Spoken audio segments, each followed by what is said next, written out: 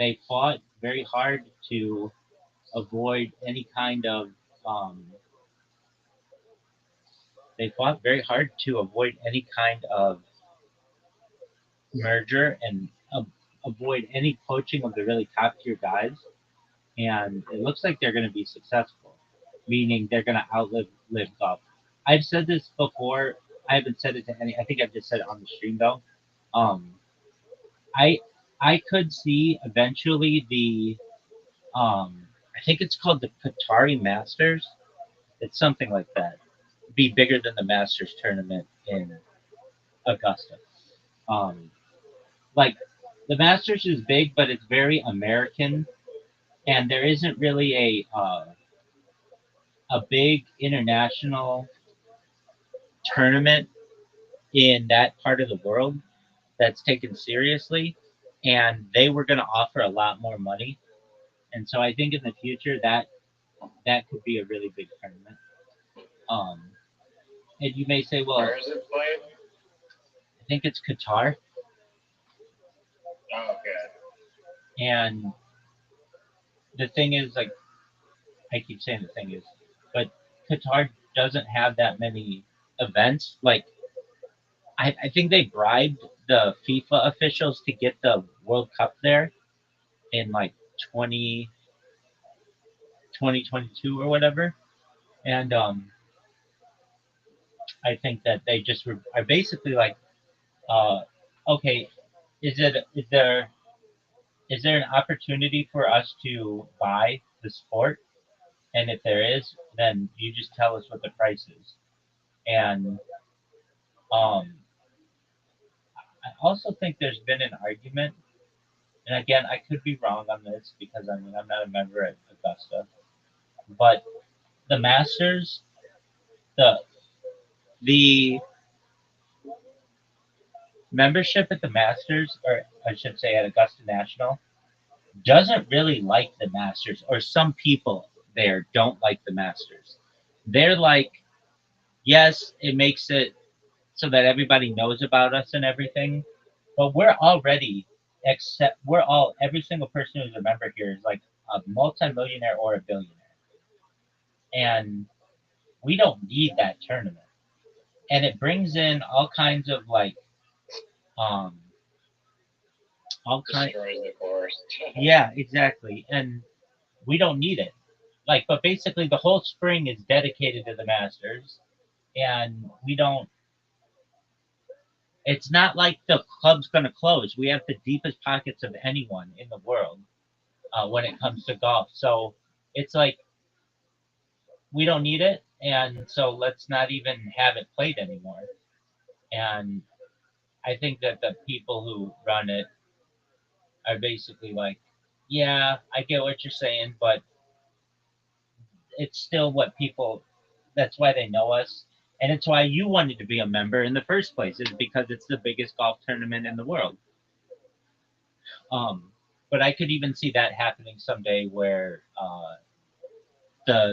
the, the people at Augusta are just like, look, it's too much of a hassle, all of this stuff, dude. They have some sweet stuff.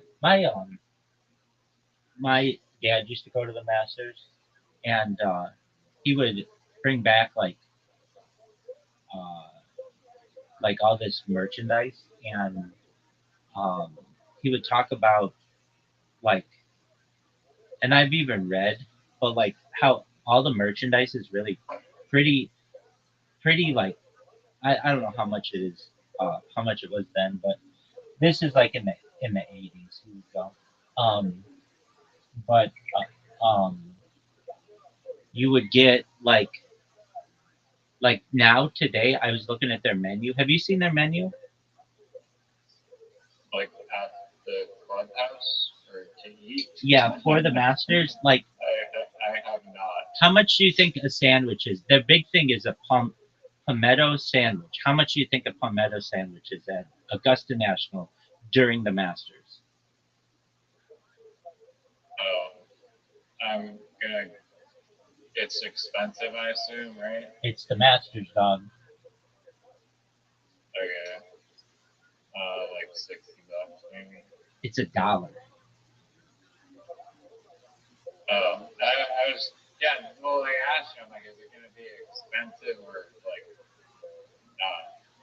know that's. But if I would have said no, it's not, then you would have guessed $1. So I played you, son. Um, but I yeah, wouldn't have. I may have not gone that low, but yeah, I knew that it was gonna be like super high or super low. right. I mean, they get all the money from the. How much are the tickets to get in though? Like $400. So that's a big thing. They used to. You don't get tickets, you get badges, which is different, and it's a wait list. Like you could be on the wait list for like 50 years. Um, the way my dad knew people who could get him in, and he knew like golf course superintendents and stuff. Um, and all the golf course superintendents of the major country club, like he knew country club superintendents and stuff. And they could every year, if you're like at one of the major country clubs, they give the superintendents a badge or and um, and so, but it's not like a normal ticket. And then I remember this one time we had this. Uh, so my cousins had a friend of theirs who um, from Newport Beach who grew up like if you know Newport Beach, it's like arguably the nicest place in Orange County. Laguna Beach, Newport Beach. There's some arguments between the two, and he started a, a, a he started a basket company. You're like a basket company, yeah, like gift baskets, corporate gift baskets for like the NFL and stuff, and it took off. And so he became a multimillionaire at like a very young age. And it's still a company in Orange County. Uh, and one time, um, this person was at our. It was like really late, and my my cousin's friend was like, "I can get tickets to the Super Bowl and to the NBA Finals and to the Major League Baseball and the Stanley Cup all in the same year." And he was telling my dad, "If you want to go, you just tell me and we'll go." And my dad didn't really want to go to any of that stuff. My dad was like, "How about the Masters?" And this guy is like, "What's the Masters?" My dad's like, "You obviously don't know anything about golf. It's the biggest. It's the biggest tournament in golf." And this guy was on the phone with American Express for like 2 hours in the middle of the night trying to get Masters badge, and eventually was able uh, to get it. But basically, it was Don't like they like? it was much. It's like a golf course. Can't they fit like thousands of people in it? Like, do you know the capacity of it? Well, I mean, yeah, you could potentially fit that many, but they don't want it to be the Super Bowl or a NASCAR event or something. It's like you have to wear when you go. You're not. It's all everything's different there. It's not the crowd. You don't call it the crowd or the audience or anything. You're called patrons, and they're very specific about that. They don't refer to them as anything but patrons.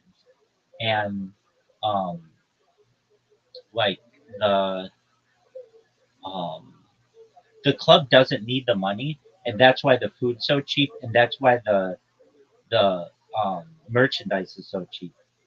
So like um, I think Not the cost of the members. They pay like 600 grand or whatever to be there.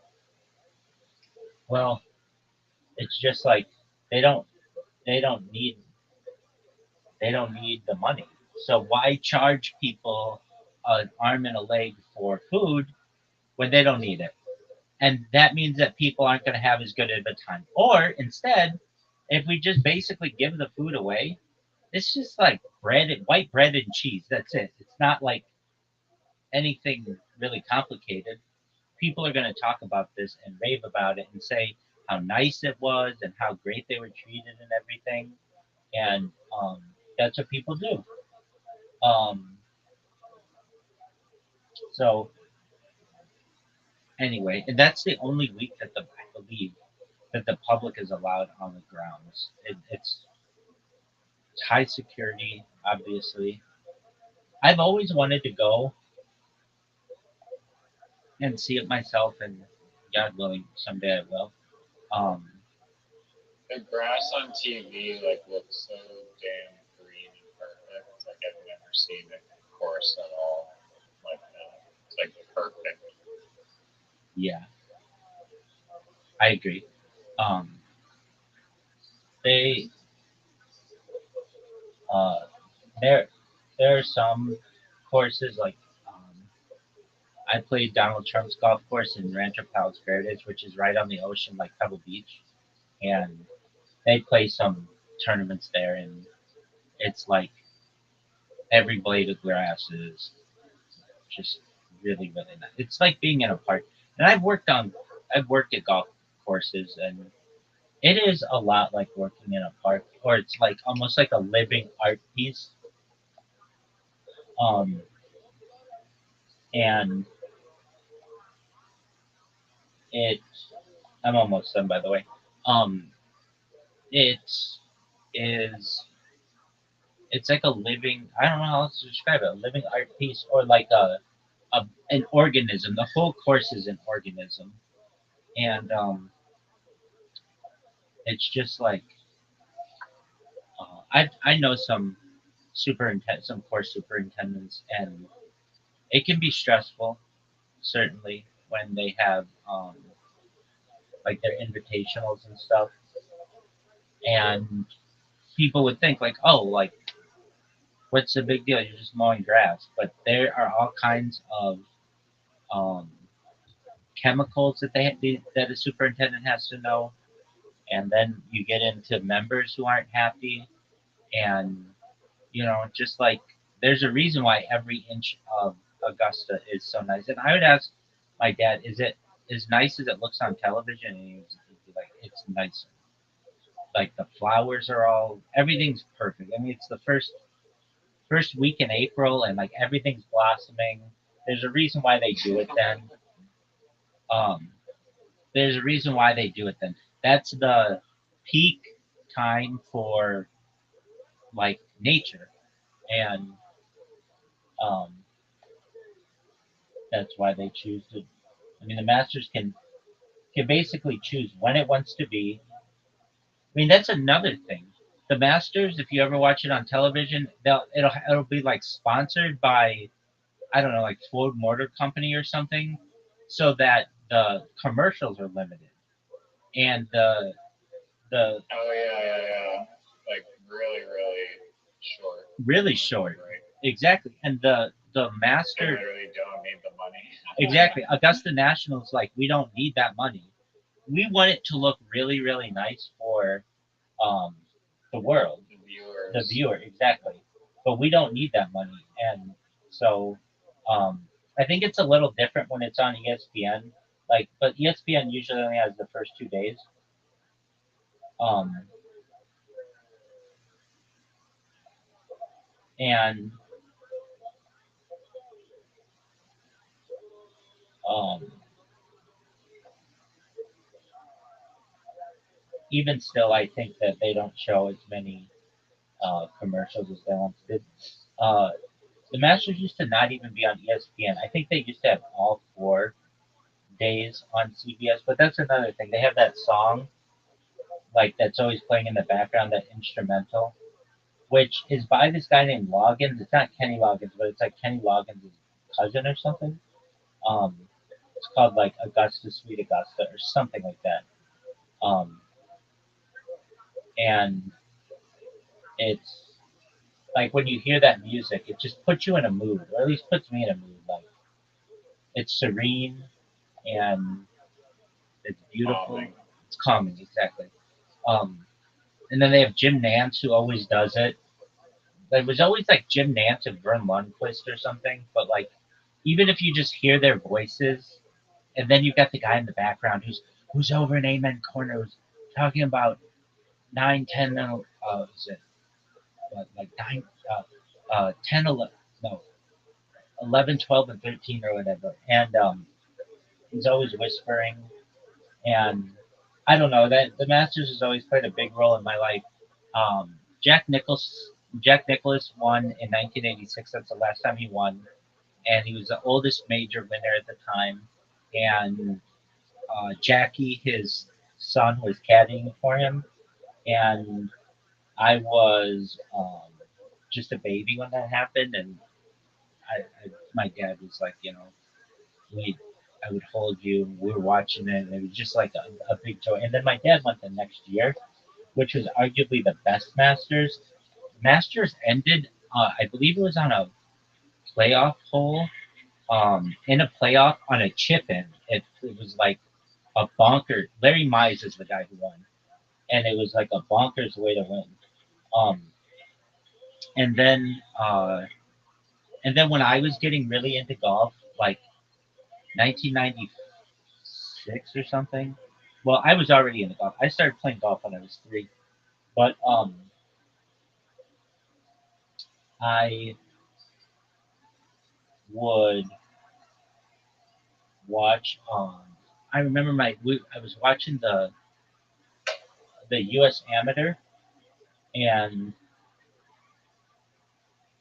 normally I wouldn't watch the U.S. Amateur, but I was at a family member's house or something, and we were watching the final round of the like 1995 U.S. Amateur, which again nobody watches the U.S. Amateur. It's not a thing. But there was this guy named Eldrick Tiger Woods who was in it, and I remember my family's like, this guy's gonna be the next thing. He grew up in Cyprus. He had set all these records in Southern California. All of our courses basically that I would um, like like many of which I'd been to or at least knew of or whatever. And Did you ever go to? Sorry, a random question. Did you ever watch like live Pebble Beach? have I been to Pebble Beach to watch it live, or have I just watched it on Yeah. TV? No, um, I have not. I've been through there. Um, I've been through there. I've been in that area, Did and your dad ever go to Pebble Beach? I want to say this. I want to say perhaps before I was born, we had all kind. He had all kinds of Pebble Beach memorabilia. So, and I know his friends went. Um, It's a public course too, right? It's like $500 you can play. word. Um, for many years, it was the most expensive public course in the United States, and um, it's beautiful. It's in Carmel. Yeah, it's on like a bucket list for like me and my dad. Yeah, I totally see that. If you do that, you got to see Donald Trump's course in Rancho Palos Verdes. I was there with my family not like a few years ago, like like what's the year? Like I think it was 2019 or something, and it's one of those courses where just absolutely everything is perfect. Everything is manicured. It is a public course, but it has like private elements to it. And when I went there, or whenever like I've been there a few times. Um, it was during the Trump administration, and there are all these people who are um, boycotting it, and so you could go there and like have the place to yourself. And I played it on camera, and it was a really sad thing, Riser. Really, really sad that I played it and I couldn't see my ball because my vision is just really bad at a distance. Even though I have glasses and stuff, it was really the first time I was like, a sport that I really love, I can no longer play because I couldn't find my ball. I would hit the ball even sometimes right down the middle, but I just could not track the ball. And um, I would play at Tiger Woods' golf course under the lights, and I could see my ball, but I can't like once it gets to like really far away, I just can't see it anymore. It is unfortunate. Isn't that like everybody Yeah, though? I think so. I think it is. I'm not saying that like. Because Go ahead. yeah, you lose it after like a while, for sure. I agree. Especially depending on the clouds or whatever. Yeah, that's another thing too. I mean, when I at least played the Donald Trump course, it was a bright blue day, blue sky day, but What's that course called? it's called Trump National. And it's not far from. Wait, it's not in California, It is in or it's California. on, It's on the or is it ocean. Rancho Palos? Yeah, it's Rancho Palos Verdes. Okay. Look at its location. It's Is like that near Pebble? Oh, that's not near Pebble Beach though. No. no, it's like in LA's backyard. Okay. Look at its location. I've described it Yeah, before.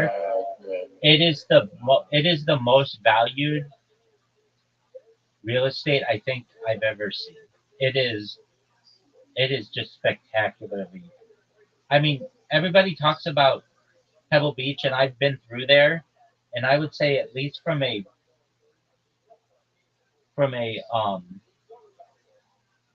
like a value of the real estate, this Trump National Golf Course is going to be tough to beat because it's surrounded by a city, yet it is far enough away that it is quiet and it's beautiful and it's serene and it's just like it's the nicest golf course I think that you could ever want to build. It's got like I don't know a bunch of holes on the ocean and um, it's just I can't say enough good things about it. Now, one thing that I wish I don't know why I was I was streaming and recording at the same time. So half the time I was like worried about my stream, so I couldn't focus on my round. And additionally, my uh, I was late. I was late for my tea time. And the reason why I was late for my tea time, I was like,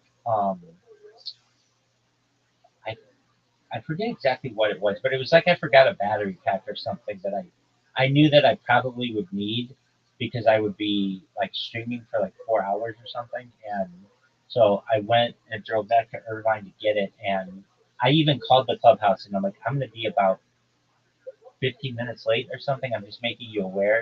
And they're like, no big deal, that's fine. Like just and then I got there, it was like maybe 20 minutes late, and there was still nobody there, and I was so nervous because it was like I was paying hundreds of dollars to play, and I just got into my cart and just started going, and I think I grabbed the wrong cart. I was just a mess. Like normally they put your name, like your name is on the cart, and I was such a mess. But then I teed off and I calmed down a little bit, um, and it's just it's. I'm sure Augusta's nicer. I'm sure it is, but Augusta doesn't have anything on the views of this place. Um, it was just absolutely spectacular.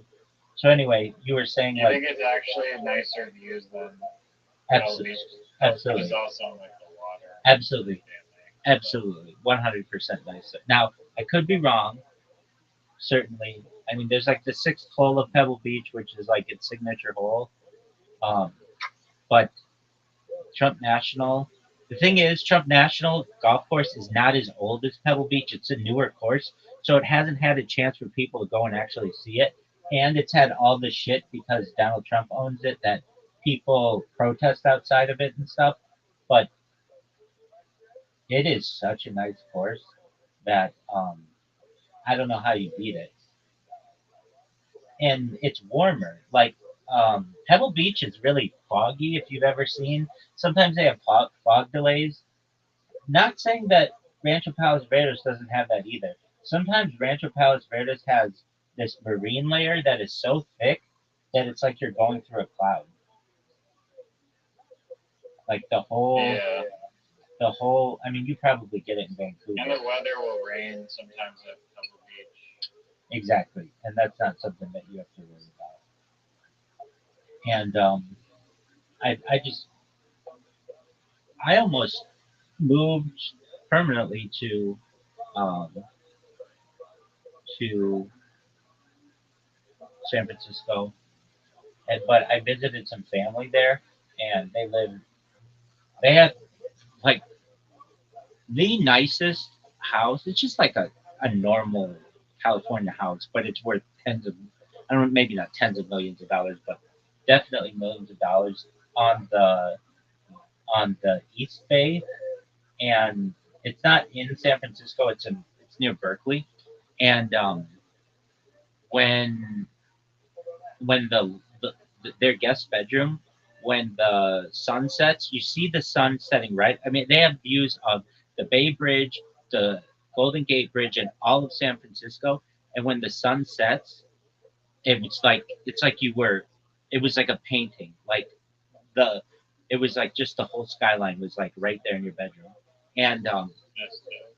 I had an uncle of mine who was the CEO of Trans Trans America Corporation. And if you've ever seen in the skyline of San Francisco, it has the world's tallest pyramid. It's like this really pointy pyramid. And it's not my uncle, my great uncle. Um, he also had a place in Key West. He had a place in San Francisco, and his office was at the very top of that pyramid.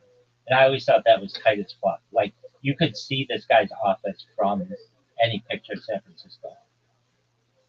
So yeah, I mean, like I had family there, and it was of interest to me. And the reason why I didn't move there was because it was cold. I was like, "F this." LA's way warmer, and yeah. But anyway, I know you're like, dude, you fucking are so full of shit about wanting to play, and all you do is just fucking yap. Yeah, I let's play and keep talking. So, I I'm getting more and more frustrated with how long these streams are taking me to do every day. I mean, I've been doing this for 4 years, so it's not like I'm gonna fucking stop. But I keep adding the streams, and I just run into issues with them. Um, so I am almost done,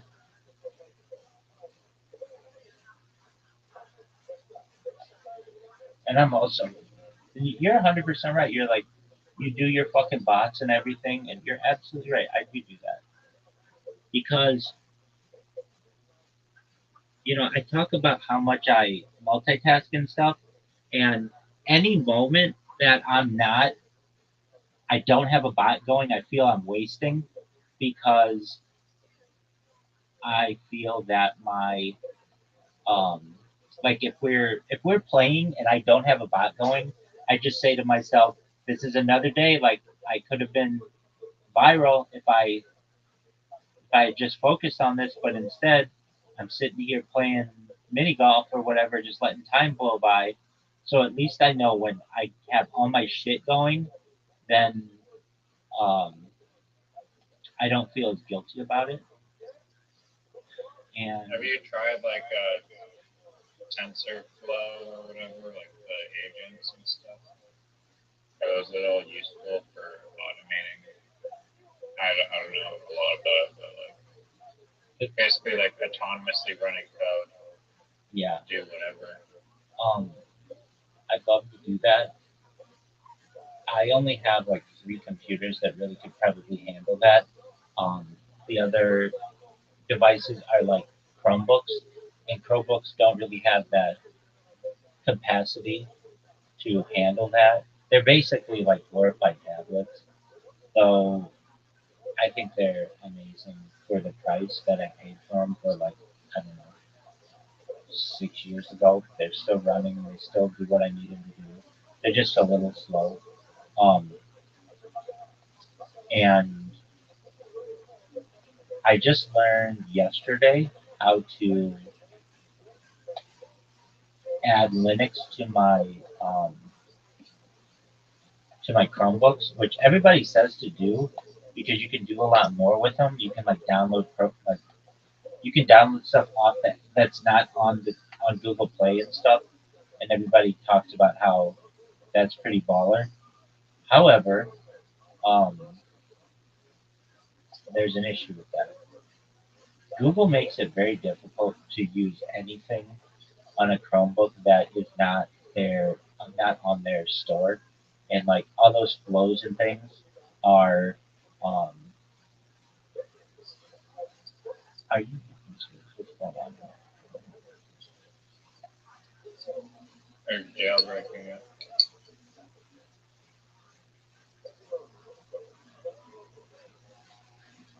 Um,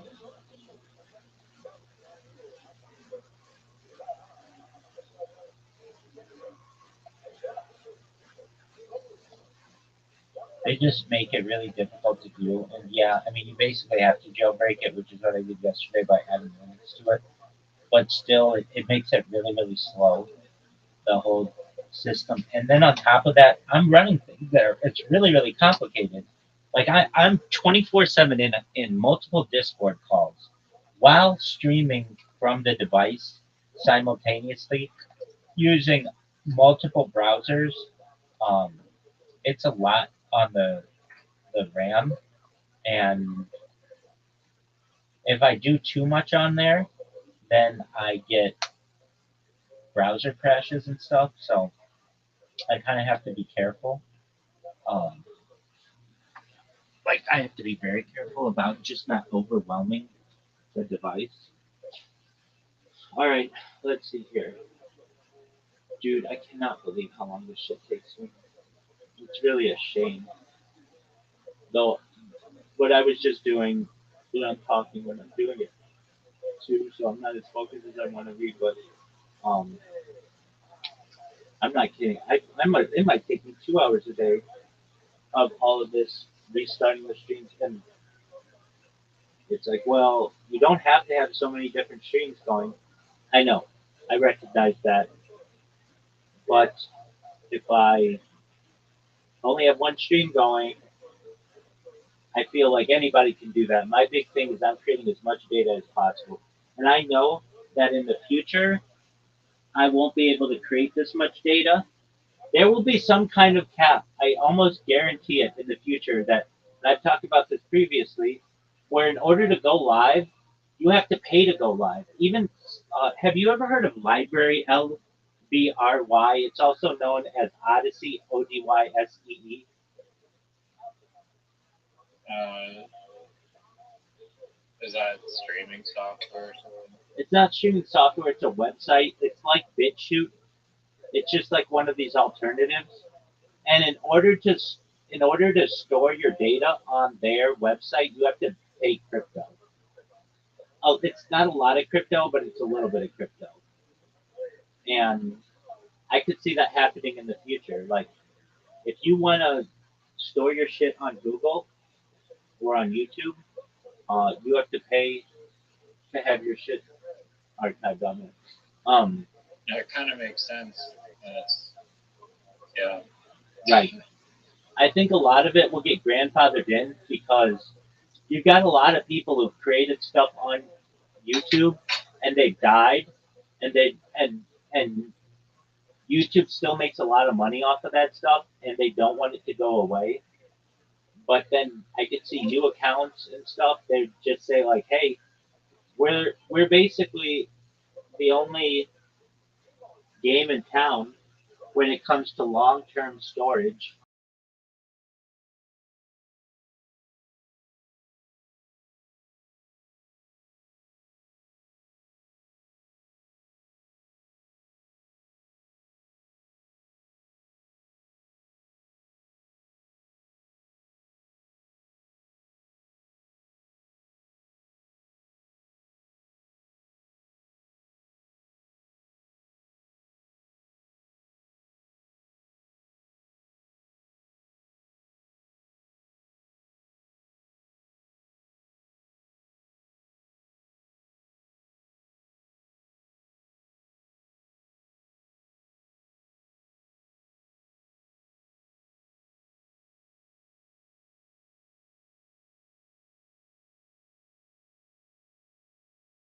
half of my streams get disconnected. So all the work that I just fucking did is like for naught. Yeah. Um, and I mean, I've written on this subject, but the importance of disconnection protection for platforms like it just should be a thing, and I don't understand why like you wouldn't make it like this. Like, okay, for any ISP out there, or just like a YouTube, you've got to recognize that ISPs are not perfect, and they're gonna have like latency, and they're gonna have sometimes like the just even for like a minute the Wi-Fi will cut out or something. And if that happens, it shouldn't just end the stream. It should just have disconnection protection where it recognizes that it's not connected right now, but it'll come back. And a lot of these don't have that built in, and they'll just be like, "Oh, okay, you didn't have 100% connectivity. All right, well, we're ending your stream." Instagram is the one that I find that is the best for this because so many people do Instagram lives, and Instagram doesn't want their platform to just cut out immediately if somebody leaves their if somebody lacks connectivity during an Instagram live. So I find that my Instagram bots, um, when I would use them, they would be very consistent in preserving data. When like YouTube is so shitty, sometimes you'll be streaming on YouTube, it'll be saying like you've been streaming for 5 hours, and then you go to check if you're online and you're not, and it's like it doesn't update, and that's just it's so enraging. Um, dude, what the dude? I'm not even fucking around. Are you fucking serious? Oh, Riser,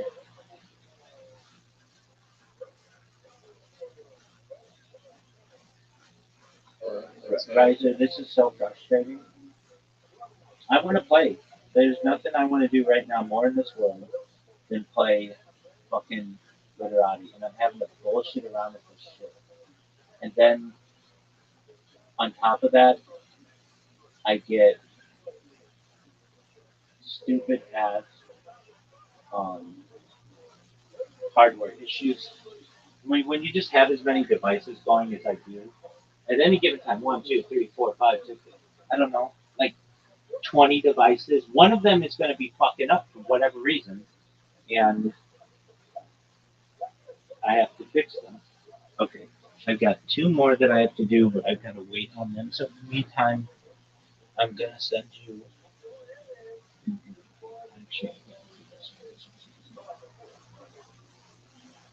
Okay. But the uptime thing, there's this thing called Speedify, and they did the video that I made you watch on the origin story of live streaming with that concert with Mick Jagger, I believe,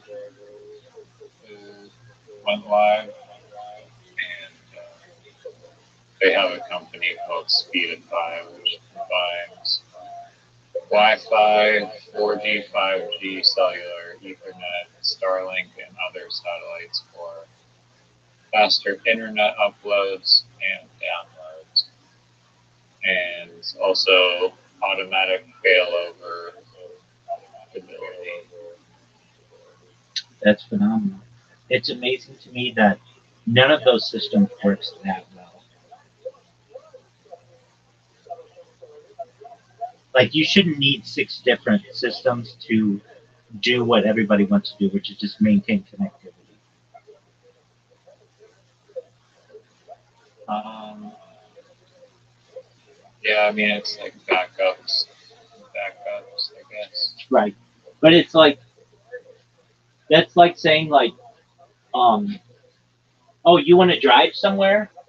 Okay, well you need six different cars because one might need tires and one might be out of gas and one's engine always blows, and another one. It's just you get it. Yeah, just build one car that Just build one works. car that works, and have a have a system within that if it fails, there's a fail safe. I was writing about this, or like had it as a topic to write about in one of my upcoming articles. That's about just everything needs a backup, but the power grid should have a backup. That when somebody does anything like with a server or like on a website or something, they should never be using live data. That's kind of a protocol, but there should just always be a backup, no matter what, in case something goes wrong. Like the fact that Down Detector, the website Down Detector, is a thing for like major websites like Twitter and Facebook should not be a thing. Facebook should say, you know, we don't really give a shit if you comment on somebody's blue hair picture or the fact that you are mad that this politician said something. Let's focus on making it so that our platform is never down, ever. We never have an outage. Because they do. X is notorious for these outages. And uh, Miss Aquarius and I were trying to use one the other day. Oh, Clapper. She went live on Clapper. And we both tried to sign up, and it was like not working. And then we go to Down Detector and see if like it's not working. It's like The Cloudflare outage was like ridiculous because like nothing worked on the internet. The internet, all of the internet's broken. that's true, and that I don't shouldn't. even understand what the hell Cloudflare does until this day. I'm too late to research about something important, I guess. Yeah, as I understand, I mean, what I always run into it, because I run into it, I don't know, 150 times a day or something. It makes it so it verifies that you are not a bot and that you are not doing it like a direct attack on the website, a DDoS attack. Um, Oh, right. and but that shouldn't be a thing either. Like in my opinion, it just should. The internet, you should not have to go to Cloudflare. Like your Facebook, like the internet. I've read this before. Like the whole internet is like patched together, and there should be a new internet or a new system that is put together correctly. Like, here's a good question: why the fuck, in order to go to an address on the internet, do you have to put in generally HTTPS colon // www dot? Like that right there is like an asshole developed this system. Real people didn't develop this system. I mean, that was like in what I don't know, like Brave browser or whatever. I feel like most browsers on my mobile phone, I haven't had that issue in like a decade. But and even on like the computer, same thing. You can just type the words and you don't have to put www and HTTPS. Okay, many times if you're like putting But in a link for something like um okay, so what's an example? Like Instagram where you put your profile and then you can put like your links like to your TikTok and all that shit. And if you just put in like TikTok.com /, it'll say address must start with HTTP colon or HTTPS colon // And I get what you're saying. Not all websites make you do that. But the fact that that's even a thing anymore, we should have gotten rid of that. I feel like Instagram could get rid of that. I agree. Like if as long as it doesn't have like the .com, then you can assume I agree. But they haven't. And when I go viral, because the browsers are already using that where you don't have to type dude, in then let www. me ask you this. When you type in Instagram.com in your browser, you're telling me that it doesn't show at the top HTTPS colon // www dot. You're telling me that it doesn't? Because I'm almost guaranteed that it does. No, it does. I was just saying that I don't have to type that in. I I get can that. just type I get Instagram that. out I loud. get that. But why is it even showing you that?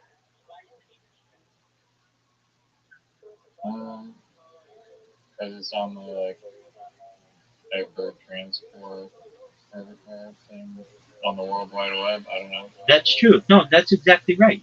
But everything's on that basically now. It should be Instagram.com. There should be no I mean, if www. it's a HTTP website, you want Name use another jet. website that's not HTTPS or HTTP. I'll wait.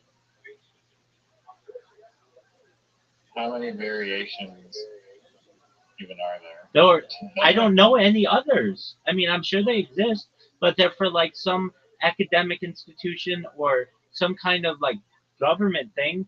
Everybody uses HTTP or HTTPS colon forward slash forward slash, and even HTTPS is newer.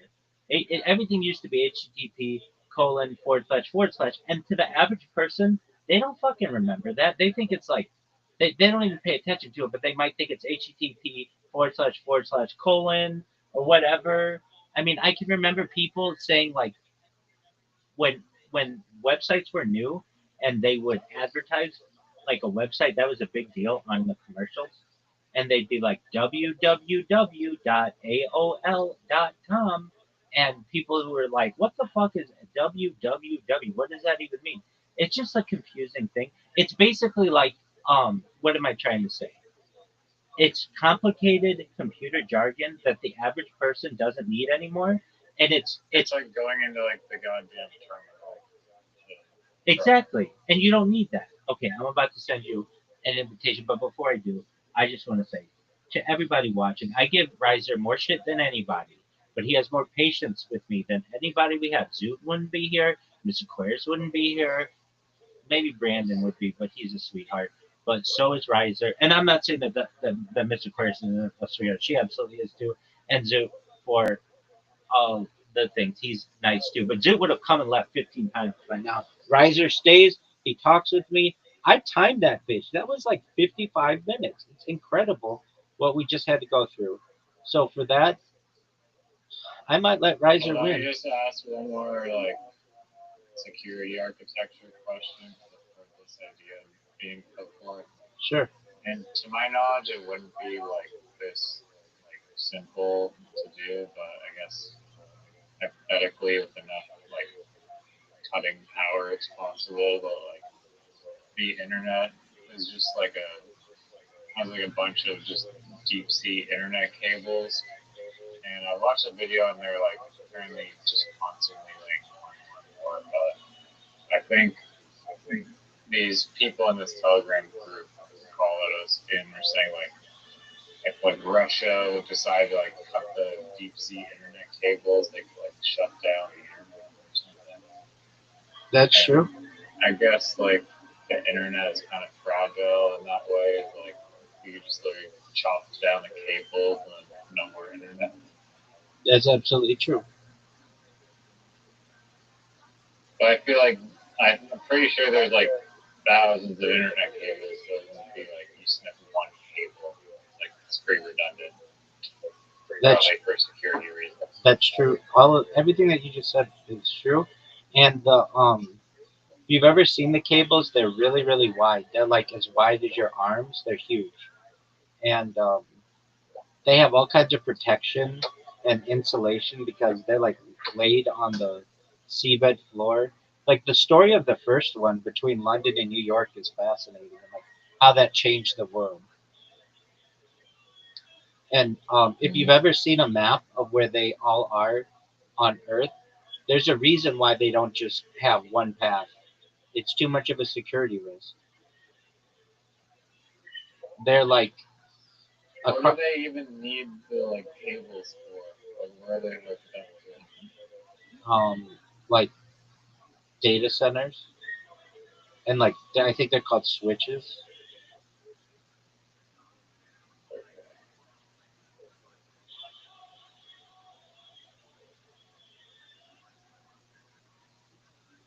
Nice.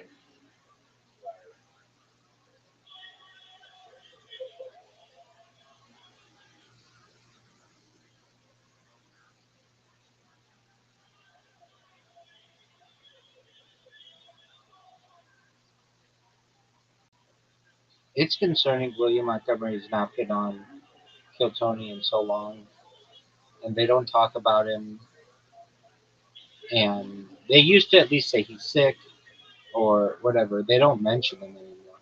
The Kill Tony subreddit has basically come to terms that he's not coming back, and they're happy about it. I think they are the of any subreddit that I've ever seen, aside from the fighter and the kid, Kill Tony. They're like 1 week you could be um, their best friend, and the next week they absolutely hate you. There is no middle ground with these people.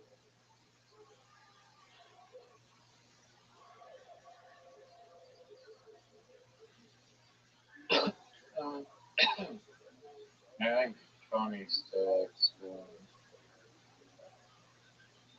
some. I think a lot of people still like doing.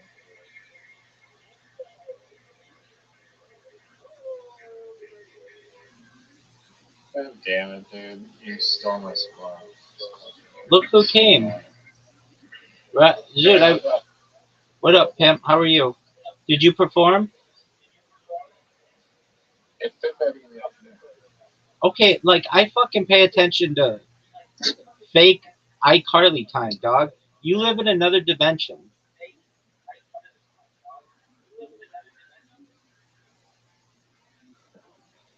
Hey, browser. Yeah.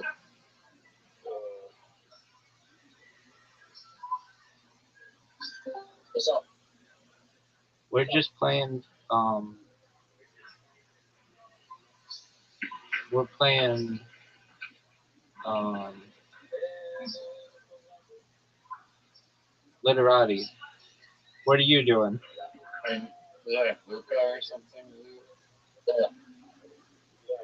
Nice. What's he got?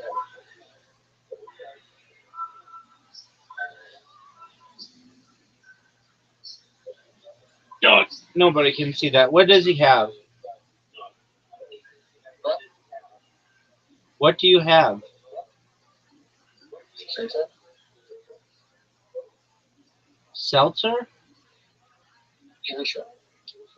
Dude, what the fuck is Shusha? Oh.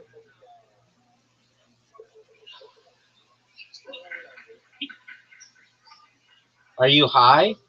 How are you? Kicking ass, taking aim.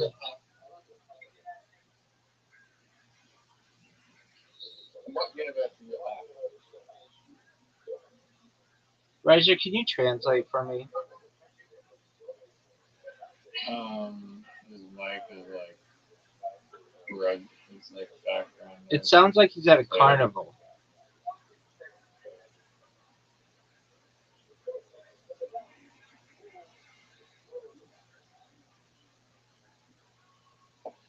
What flavor is your hookah? Orange guy. Orange grape. That's tight. What type of dress? Sex appeal and cum.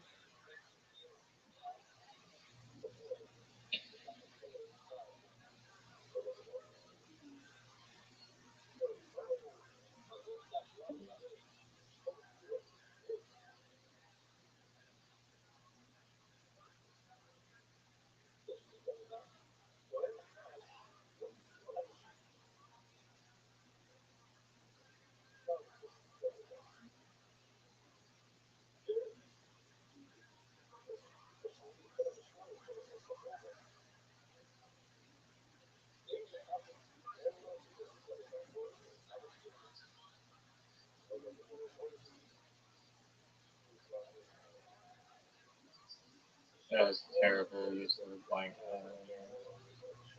whatever.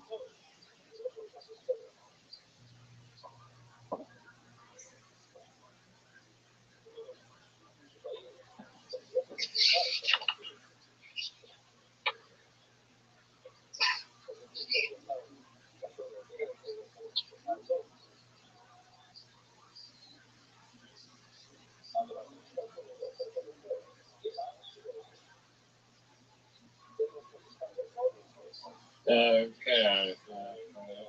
Bullshit.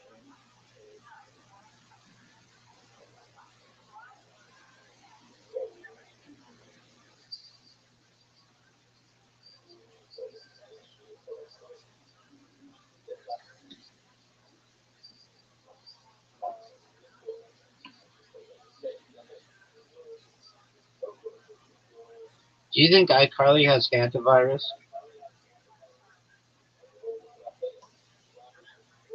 No.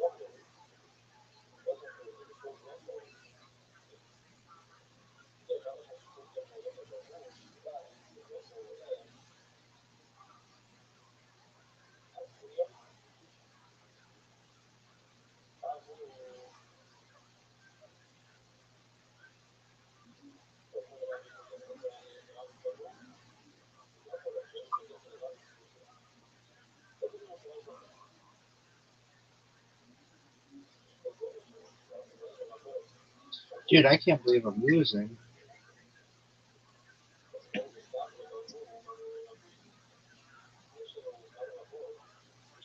Um, that's I deserve more points.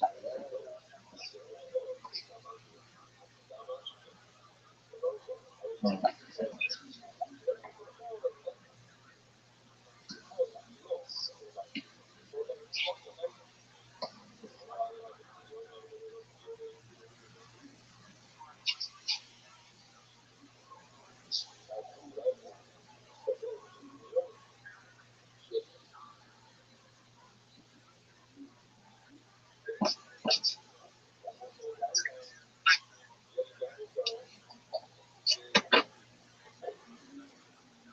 Eerie. That's good. It's the actual word. It's not even an icon. No, it's iCarly. It's not even a thing, but that's cool. I know you're being sarcastic.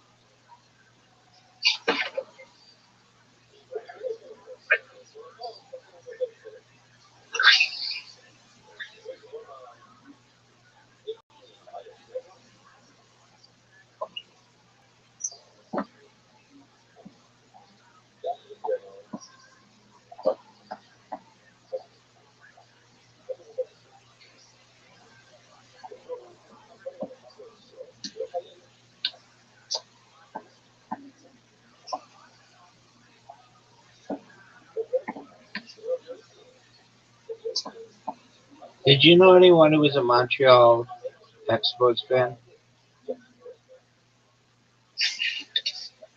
My dad grew up in Montreal.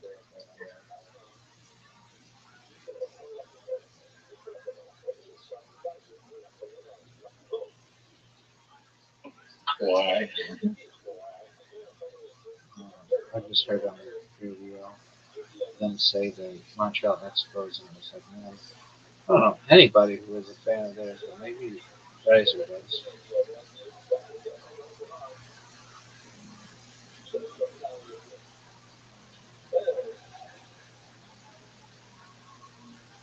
How many things are left? 30.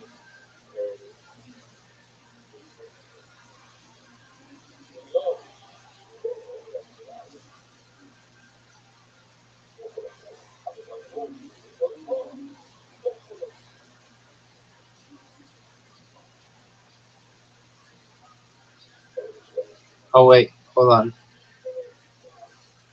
give it back. Thank you, sir. Someone's got the tea.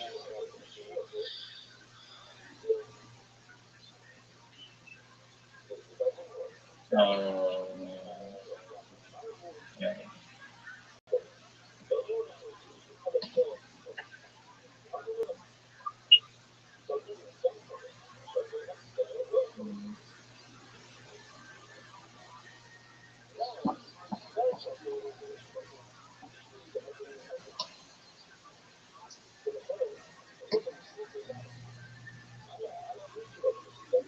Um,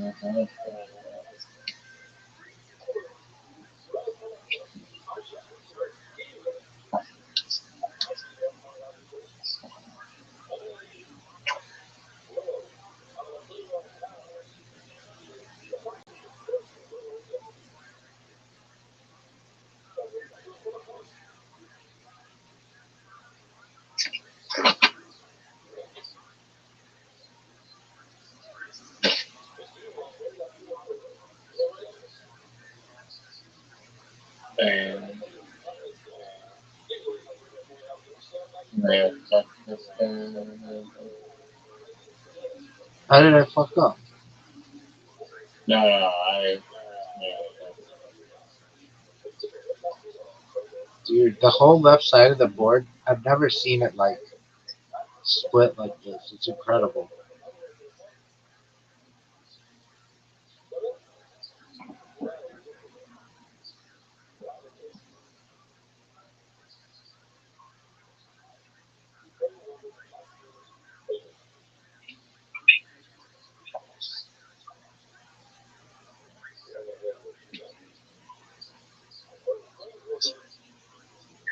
yeah, it's like possible to do anywhere.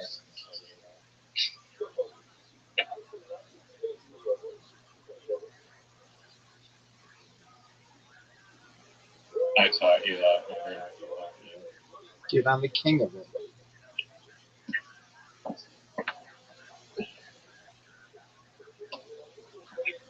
Shit, that's not a word.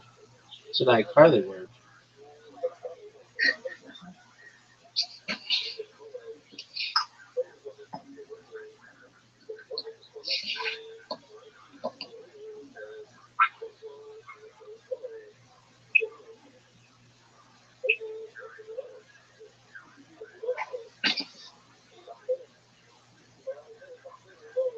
Do you think Martin Hill would be upset if someone played the past tense of tried?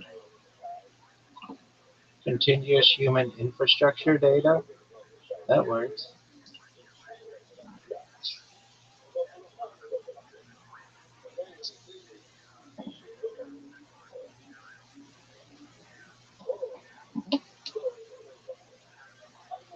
That's a verb.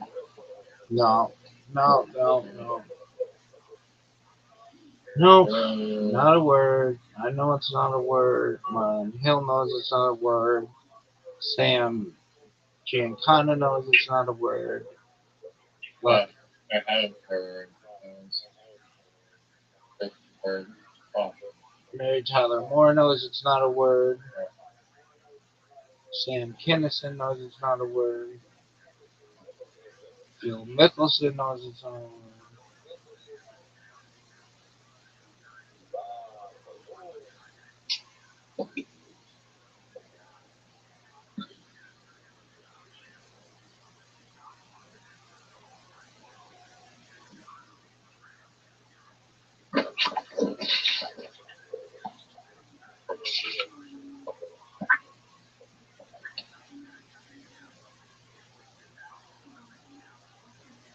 How many tiles are left?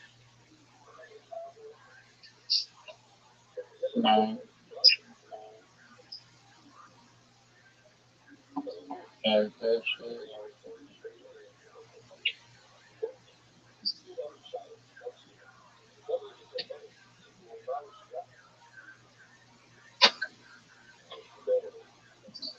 That was good.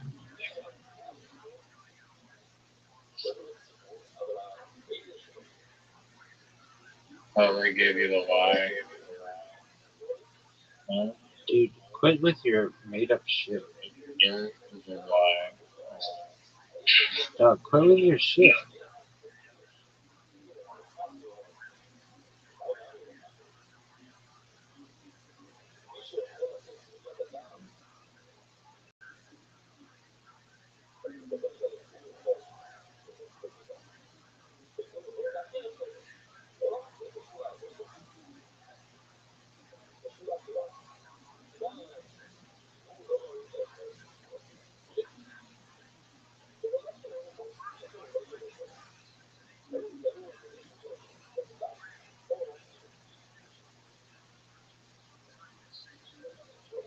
And you blocked it.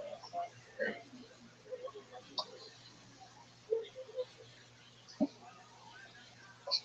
What were you gonna play there?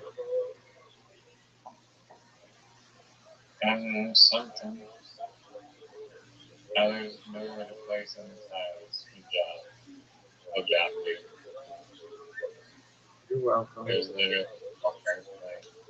I mean, is there something you want me to do about it? Yeah, I want you to not sabotage the door. That's possible. You just fucked it. You just completely fucked it. Um,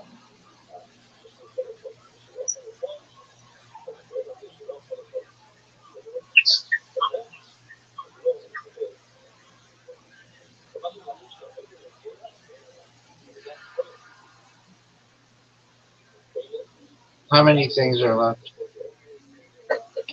two. That's some bullshit.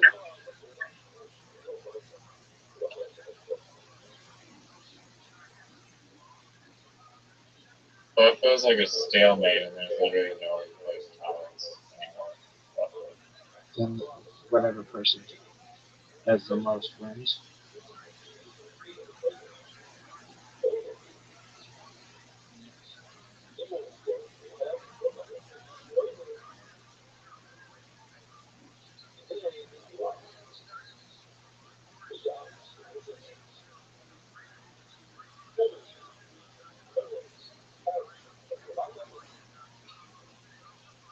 Give it back, please. What is it? Give it back charity bullshit.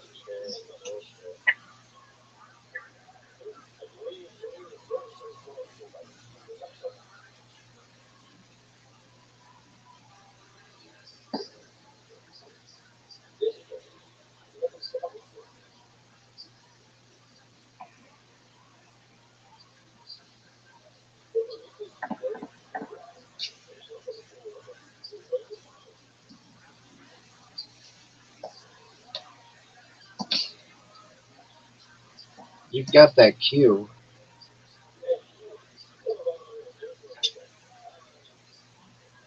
But you fucked up the entire board.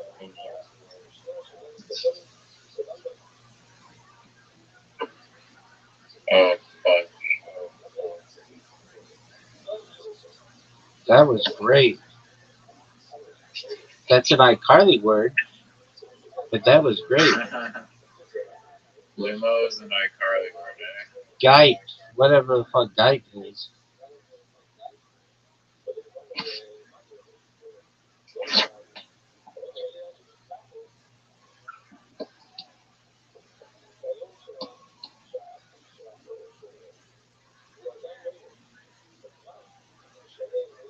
The Furnace Vacation Home in rural France. That's not a thing. That's not a thing.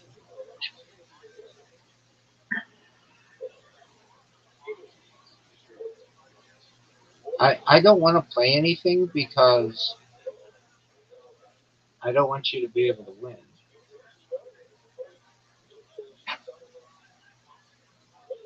So you're afraid? No. Living you're afraid. That's cool.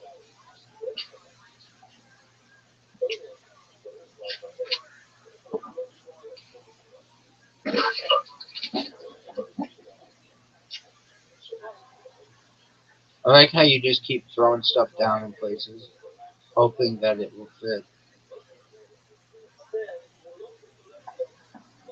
Yeah, because you literally have to. That should be illegal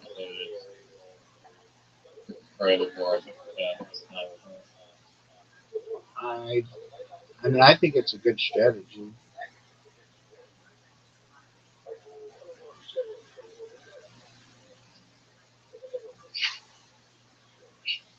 Oh no, you played Do?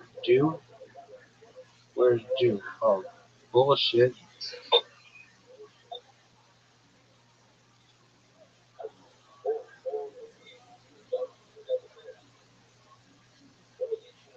Oh, you might pass 3 times before me. You can't place anything. Yeah, then I win. Right. No, not no, because I played a move. You're gonna surrender before me.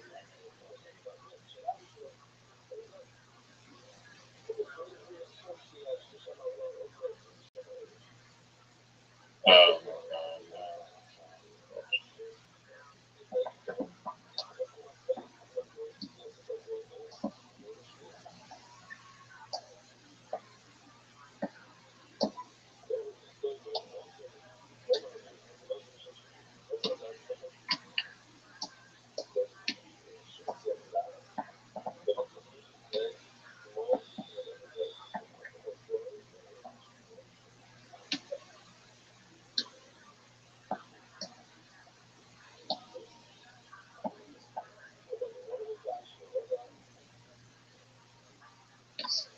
The right side is so tight, and the left side is.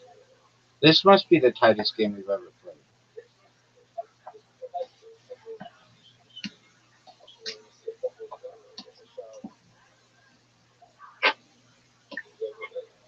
yeah. What? What the fuck is that? Yes.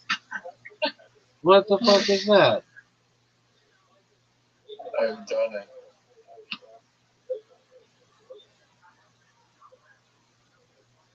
Oh, what the fuck is this? What is this? Oh, now you play that? Oh, you fucked up so hard.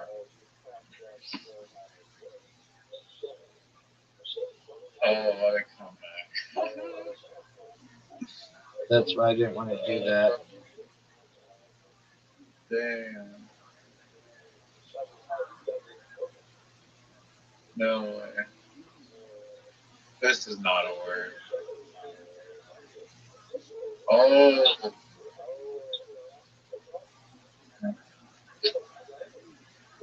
That was bullshit. yeah. That was That was bullshit. great. Anybody's watching, they know I was distracted with the iCarliness of that game. That shit sucked. Are you ready to lose at mini golf? Yes or no? I'll wait. If you didn't play anything, you were one. No, you had the lead. No, you took. One little mini go. No, you took the lead, so I wouldn't have won. Uh, yeah, I'll probably one for him.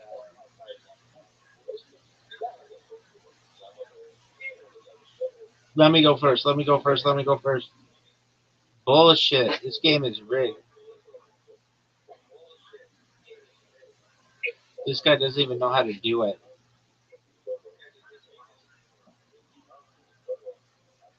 Terrible shot. Worst shot.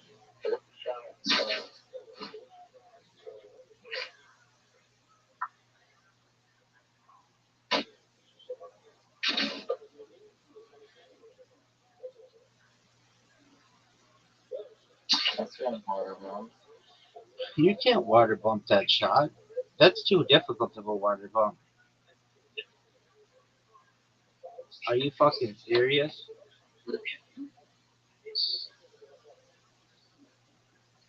String it over.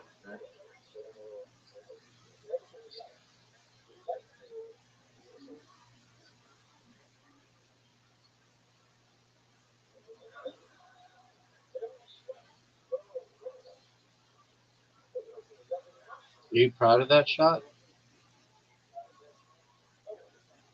There's not a lot I could have done.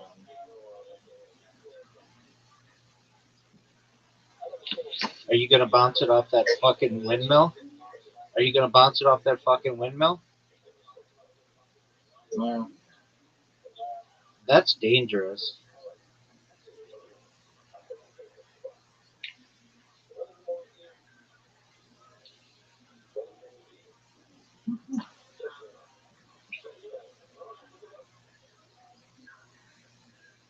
No way. You don't have enough umph on this. Not enough energy. No. Short. As long as I can block yours, I don't know. That's terrible. If you just didn't go full blast with something. No, it would not. The bullshit tenfold. Scam my card.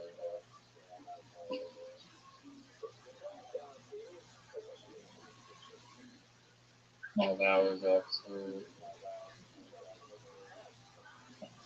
Good. You need one of the And that's greatest it. shots in the history of your career. I'm taking the lead right now. Guaranteed make. Oh, Wow. Go. No! Oh my god, I hate this. I can't believe I missed that shot.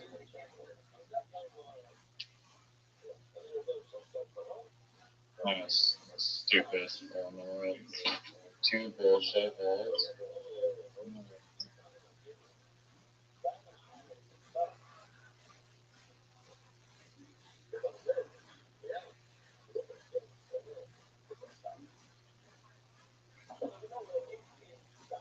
Hit my ball. Hit my ball.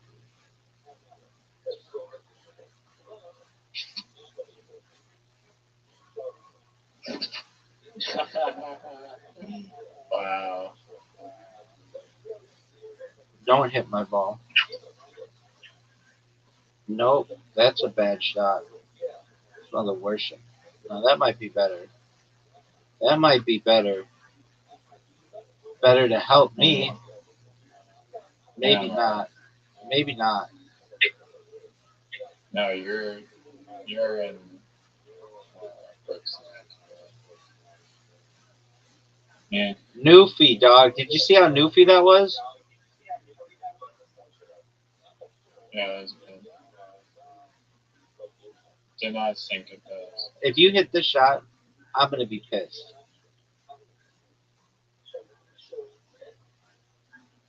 Into the hole. Right into the hole.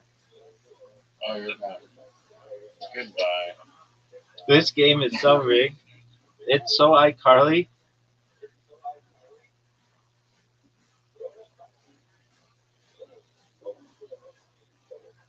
Oh, what a shot. Maybe the most perfect shot in the history of the game.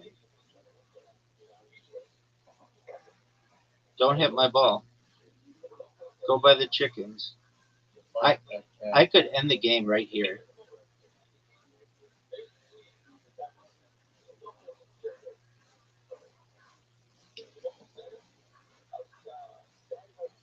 That's a terrible shot. One of the worst shots I've ever seen.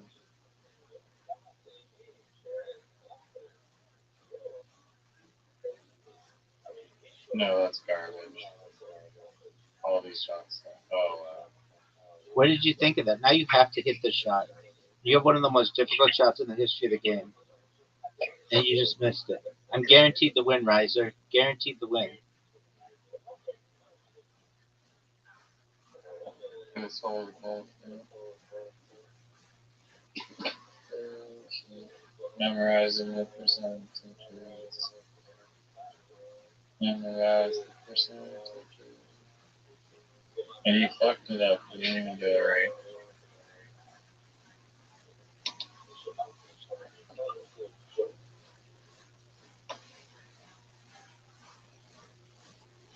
Oh, my God.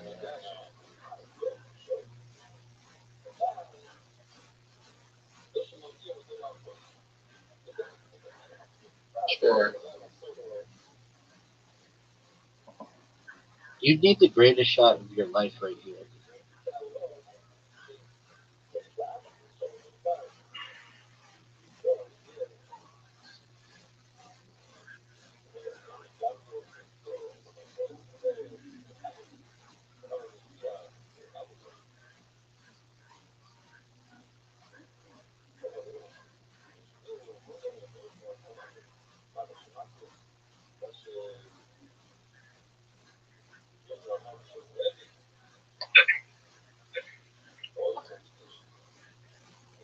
That would have Oh, been that would have been big.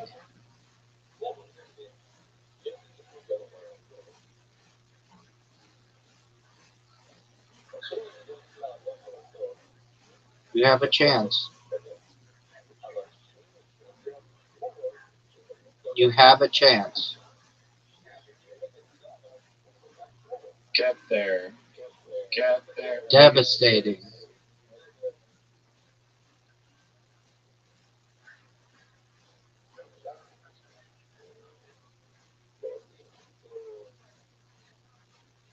Go.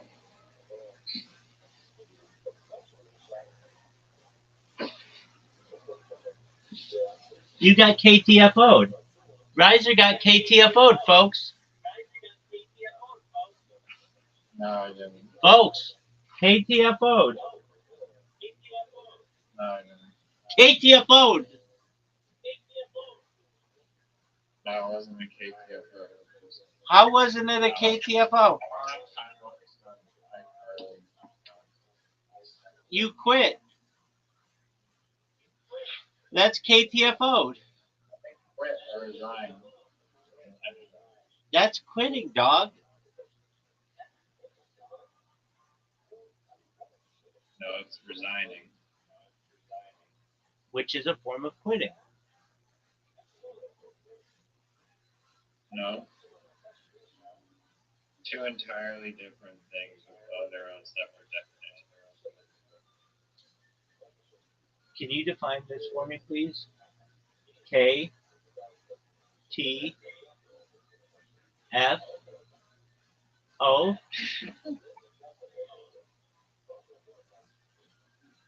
Know that F that fuck you. Dog, KTFO. Know that fuck you. Fuck off. Dog, Know that fuck off. what is know that fuck up? What is it's not even funny.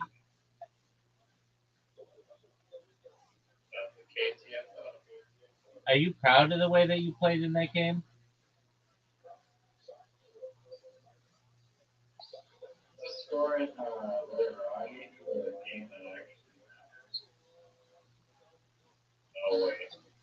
It was a warm up game, dog. Everybody knows that. So then there's a warm up game and then you go. No, big dog. You were warmed up for mini golf. That's what the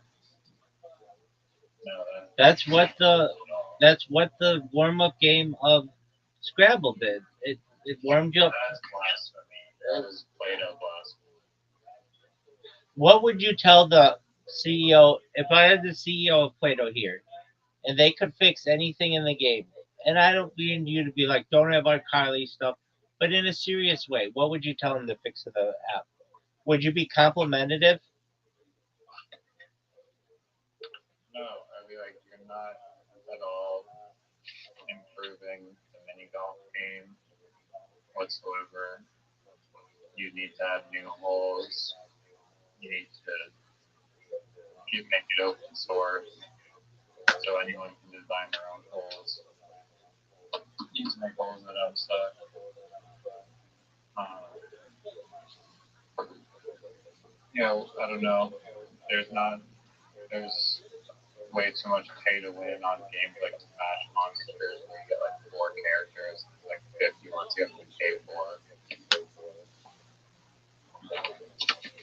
Literati, the tile select tiles I get always gives me 5 eyes every single game at once. The bullshit. Marlon Hill like that. It's entirely rigged. The entire game is rigged. Website, app, companies rigged. Are you sure about that, son?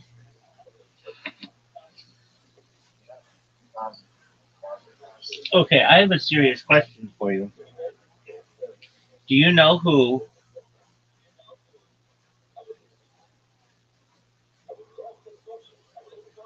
do you know who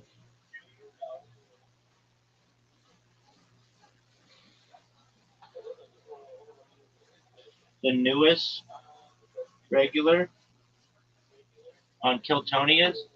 His name's Pat O'Neill.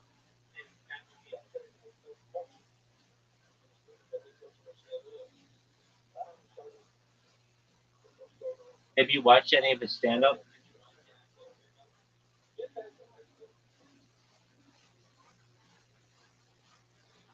Riser, you just have an open microphone. Riser.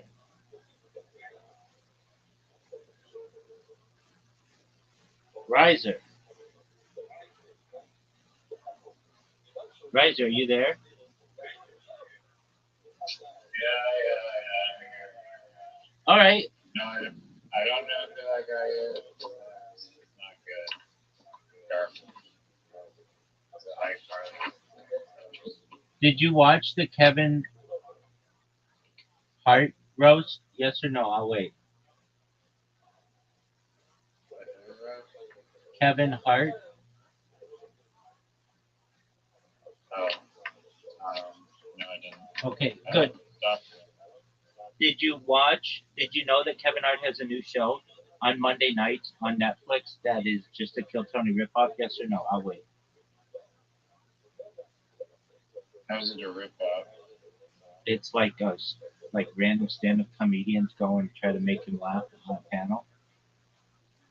And it airs Monday nights on Netflix. So is yeah, because I don't think it's a rip off. I think it'll be different. There's not going to be Red Band on the soundboard and a band, so it's a different show entirely. Okay, what if they had a soundboard? Are new comedians performing 1 minute of stand-up comedy? Yes. I don't know all the rules to it. I'll look right now. So, yeah, so it's totally, unless they're like literally judging new comedians doing 1 minute of stand-up comedy, then it's totally different. Yo, how about you just calm down? Pretty soon you're gonna say any group of people talking in the Kill Tony knockoff. It's called Funny AF, and the stand-up comedy competition series hosted by Kevin Hart. Oh, it's more like um, Last Comic Standing, aimed at discovering the next big name in comedy. The show features rigorous challenges that mirror comedians' real life journey, from open mics to big stage performances. It concluded in early May 2026 with the crowning of the first winner.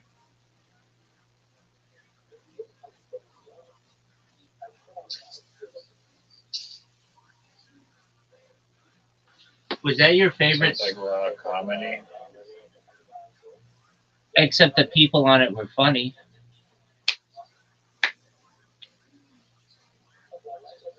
Here's my question for you, and this may be considered one of the great questions in the history of humankind.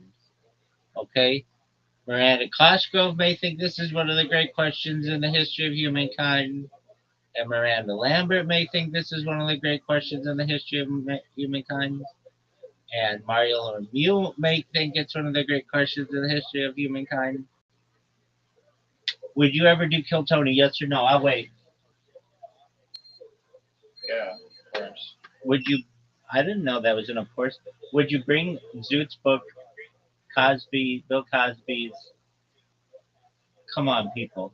Yes or no? I'll wait.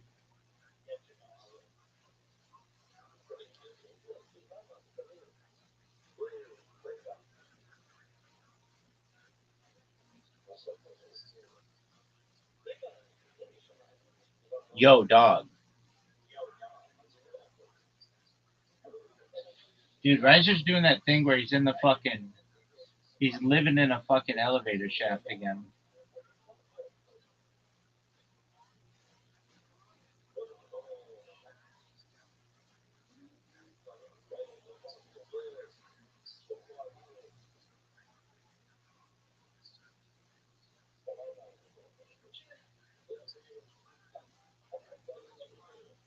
Hello?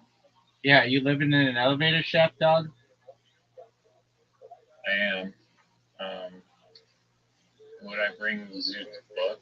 Yeah, it's Like the it's Bill Cosby the book. Come on, people. yeah, That yeah. that you thought was funny.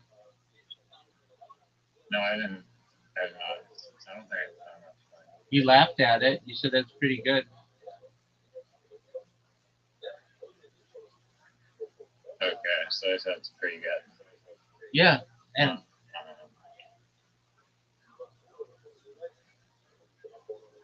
But no, I wouldn't. I wouldn't steal Zoot's amazing material. do you think Zoot is one of the top five comedians in the world right now? Yes or no? I'll wait.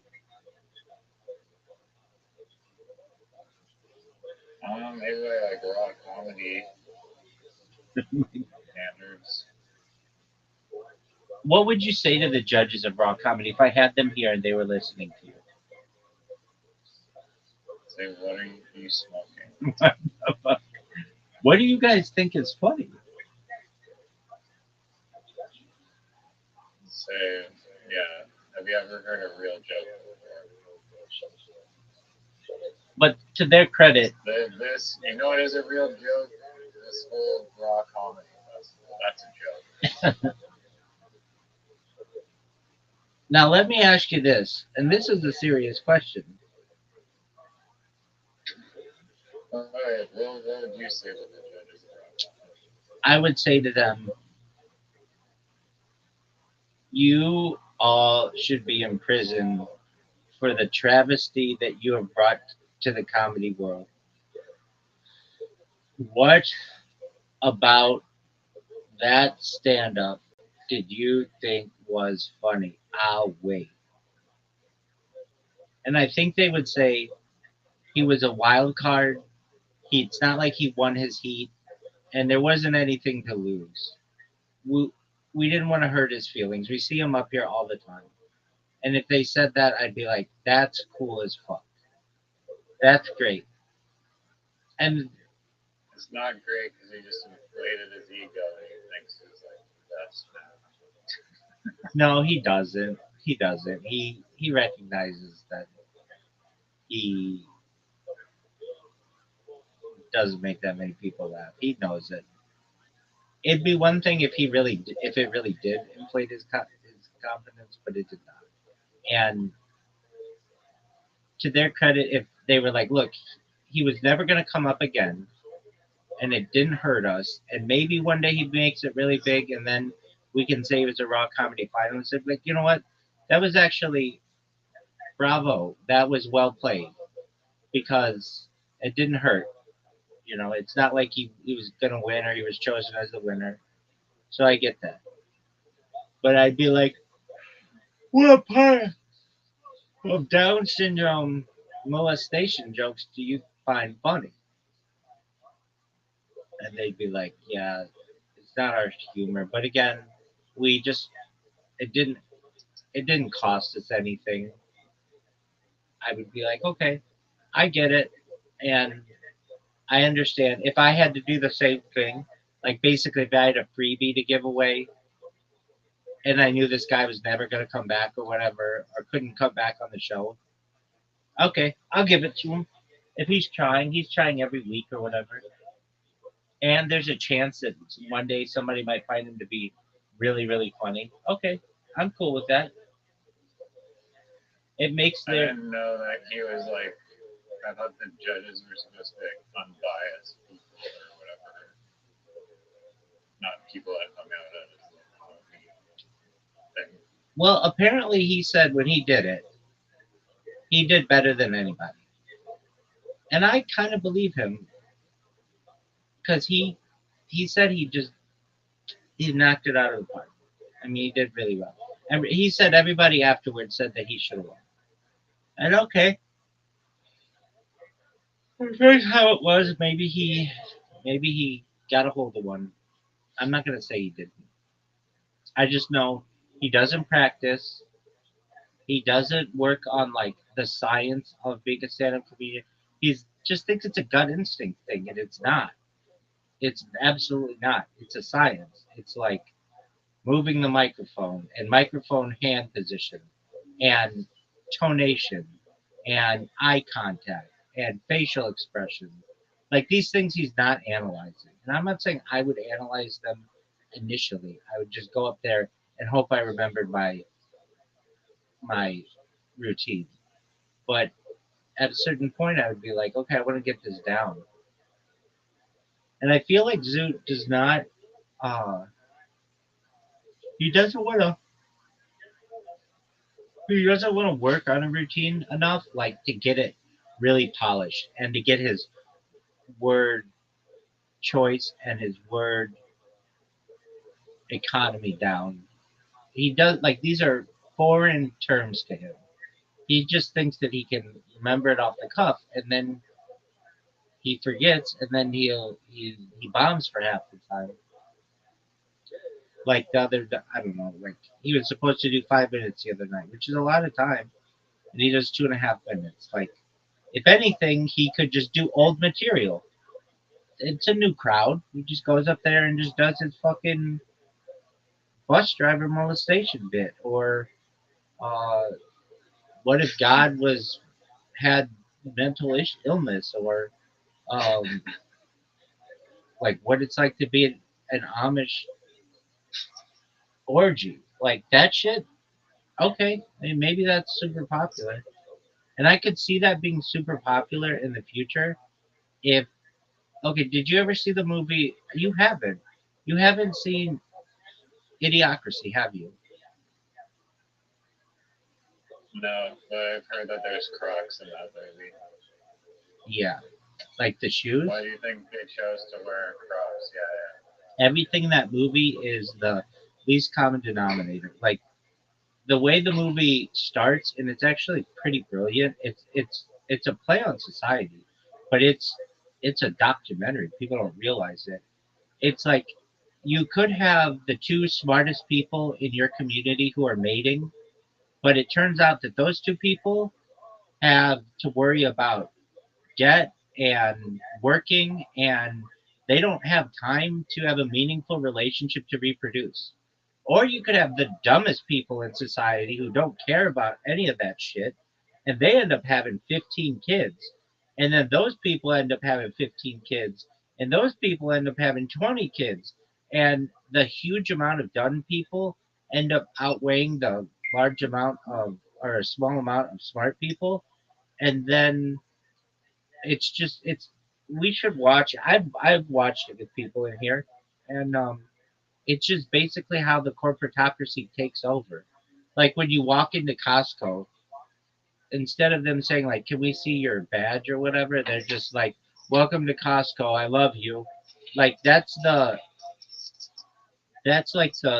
corporate it gets, where the company says they love you to someone, and like people like how like there's Magic Mind and everybody's like, oh, Magic Mind's so good and everything. Well, in this movie there's something called Brondo, which is basically like Gatorade, but everybody just stopped drinking Gatorade, or everybody stopped drinking water and starts drinking this Brondo because it has electrolytes, and nobody knows what electrolytes are, but they just assume that they're good, and they like put it in their plants and stuff. They put Brondo everywhere.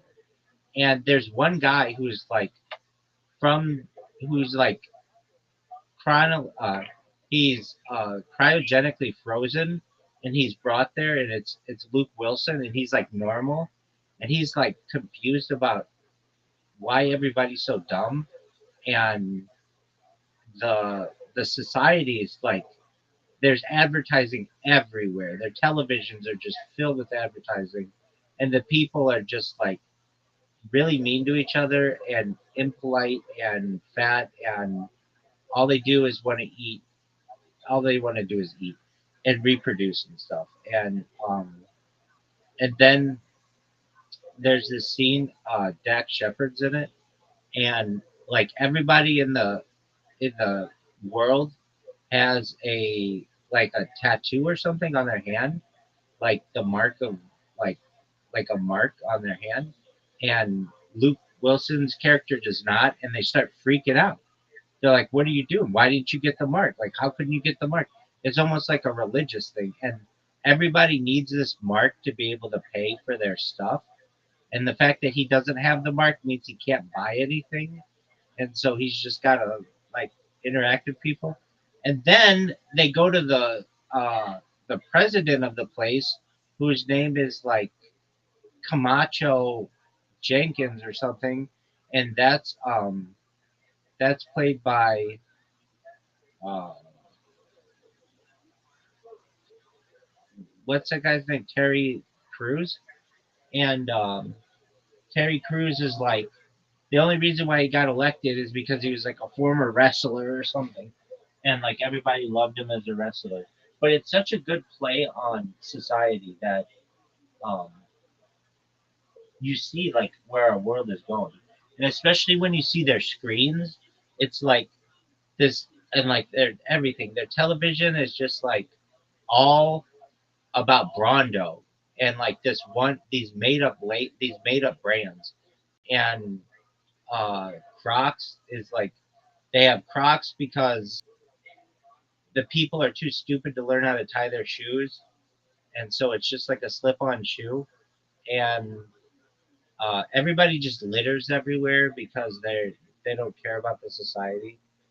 And the first like 5 minutes of this movie are like, wow, we are moving towards that where the stupid people are just reproducing, and like it's it's a good movie. I've watched it a few times, and if you ever look at that one timeline of futuristic movies, it's it's like I think like 600 years in the future or something. And there's a very good chance we're moving towards that. Was that the best story you've ever heard? Yes or no? I'll wait.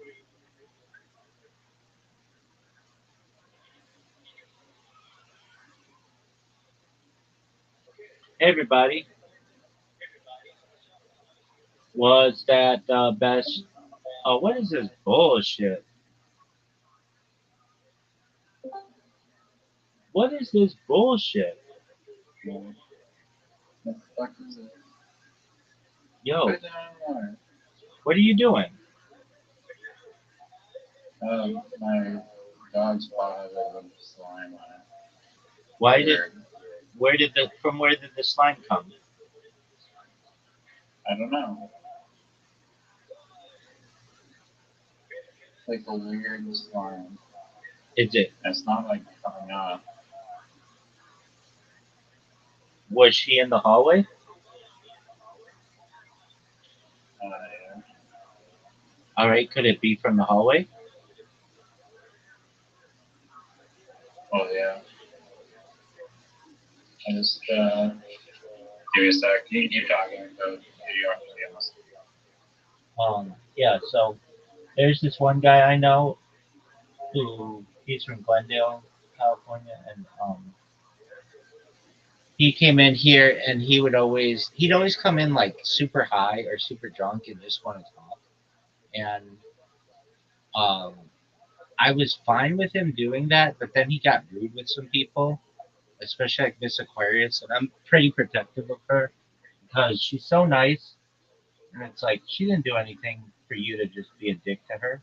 So anyway, but I told him about this, and I was like, "Do you want to watch it?" He's like, "Yeah." So I streamed it, and we watched it. I don't know, within the last year and a half or so, and it just made me recognize, like, wow, this was supposed to be like this dystopian like comedy, but it is in actuality, it looks like it's going to become a reality. It was freakish,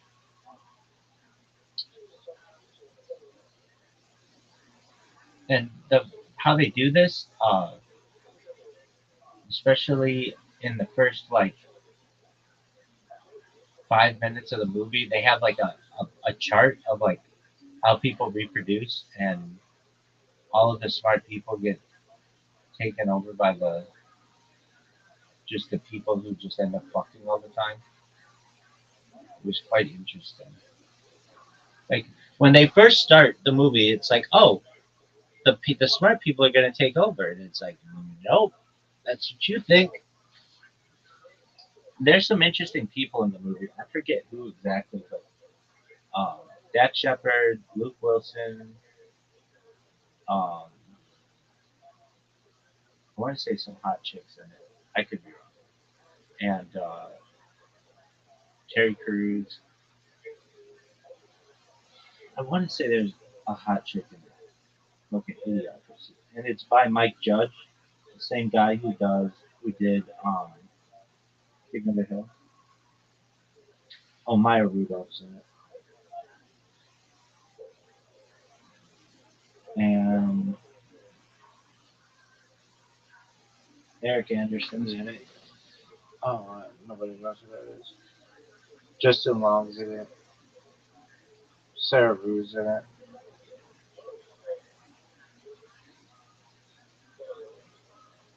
David Herman's in it. Tom Beaver's in it. Mitch Baker's in it. Britton Hill's in it. Michael McCaffrey's in it. And they consider it science fiction, but it's it doesn't seem like it's science fiction. Or it's freakish.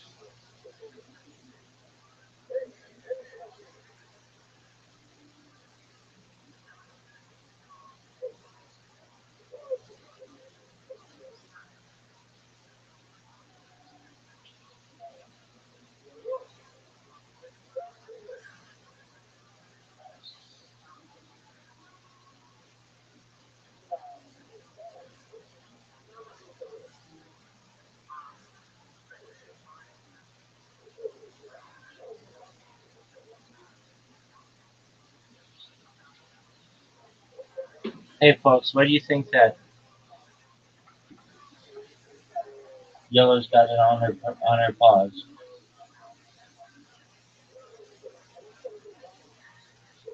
I don't know. I don't think anybody knows. It's like fucking slime, but like doesn't want to work. Does it have a color? No, Does it have a smell?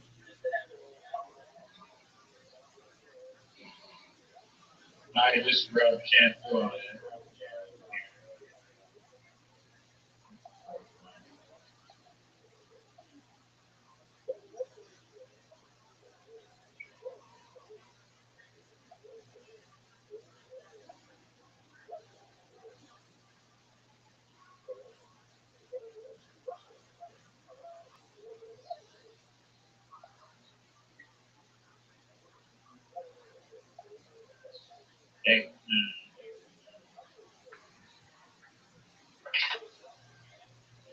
you've read Brave New World or yes? Yes. I'm familiar. Um, Are you all this Huxley thing? yeah, I think it's quite interesting.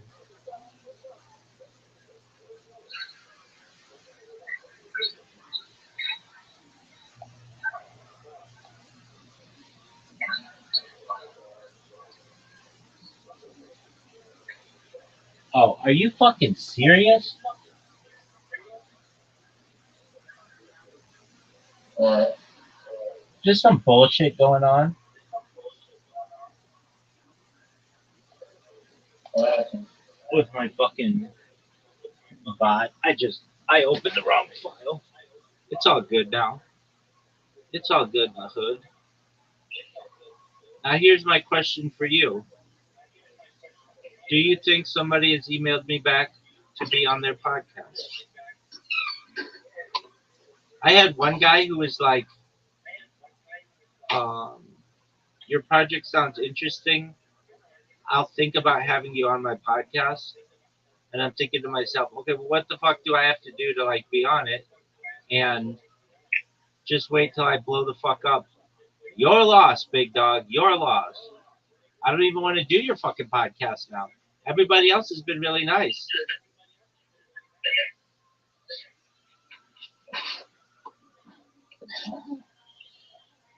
Um, I mean, these are all your. How many freaking UFO podcasts Like are at there? That's least, just like one category. at least, well, yeah. You've So, done so better than what UFOs are the I first have. one. The second one is science. Or the third is history. The fourth is AI. And I mean, I don't have to go in that order, but the fact that I even get anybody emailing me back is like an exceptionally good sign. Again, I just have to keep doing this.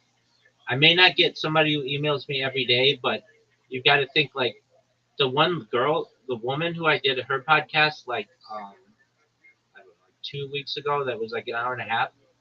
I had emailed her a month before, and she just didn't check this email. So there are going to be some people who are like that too.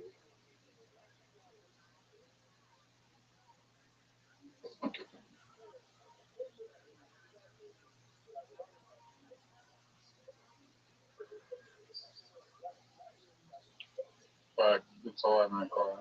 I need to go sleep. Sweet dreams, big dog. Fuck, I message. But, Okay, but before you go to bed, here's a breakdown on today's episode of The Fighter and the Kid. It started with I'm listening to this, and I'm right. like not being ironic. I'm going to sleep.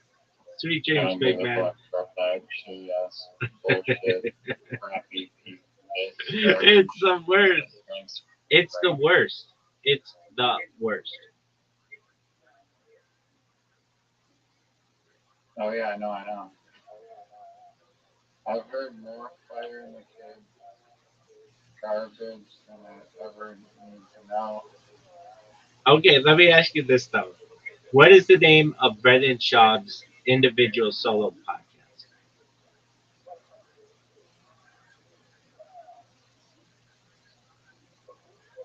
Thick Boy Production, No, that's the name of his company.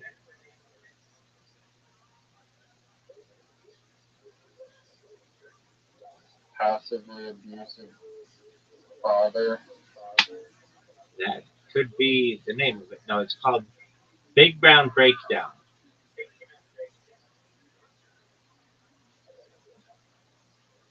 It formerly was called Schaub Show, and then before it was called Schaub Show, it was called Big Brown Breakdown. He had another show called Toontown that became Drive Fast All Gas after Disney was going to sue him. Sorry, someone's cutting up the internet. Good night, big man. Good night, big man. Good win. Well, good job letting me let you win.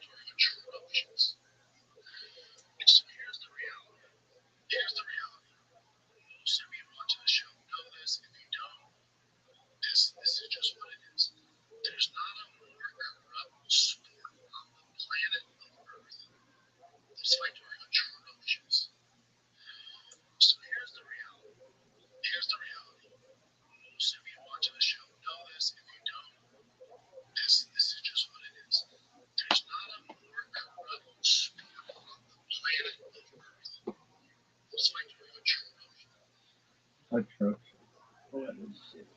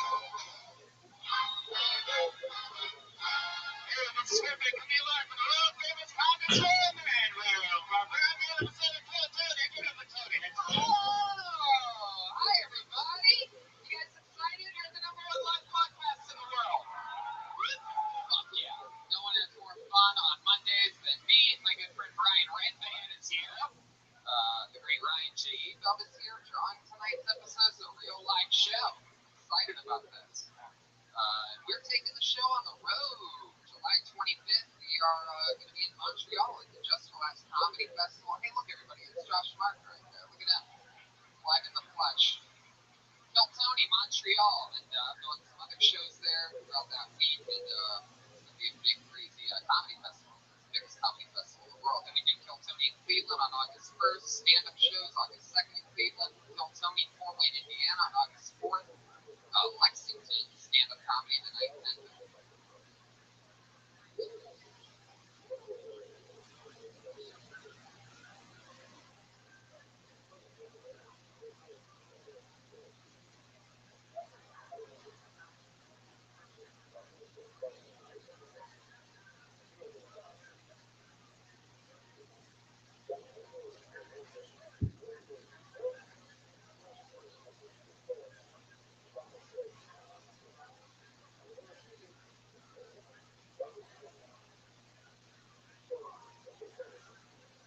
August with the Kill Tony in Nashville, Tennessee on August 12th.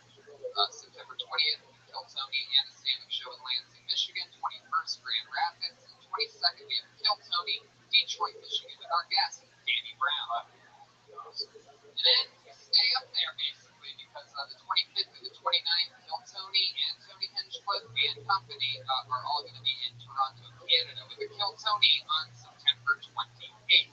That's a big deal. That's in Toronto, JFL, that's a fun one. October 36th, I do stand-up in Chicago. Our Texas dates that we had to reschedule due to Just for Laughs Comedy Festival are already being rescheduled for mid-November. Tickets on sale soon. We'll be making that announcement real soon to get us back to Texas for like the fourth or fifth time in 2 years. We love Texas. Texas loves us. We are here live in Los Angeles tonight, and I am so excited about tonight's show. Should we just jump right into it? Sure. Let's bring out tonight's guest. He is a return guest, one of our favorites here on Kill Tony. He's great. Put your hands together for one of the best comedians in the world, Tom Segura, ladies and gentlemen.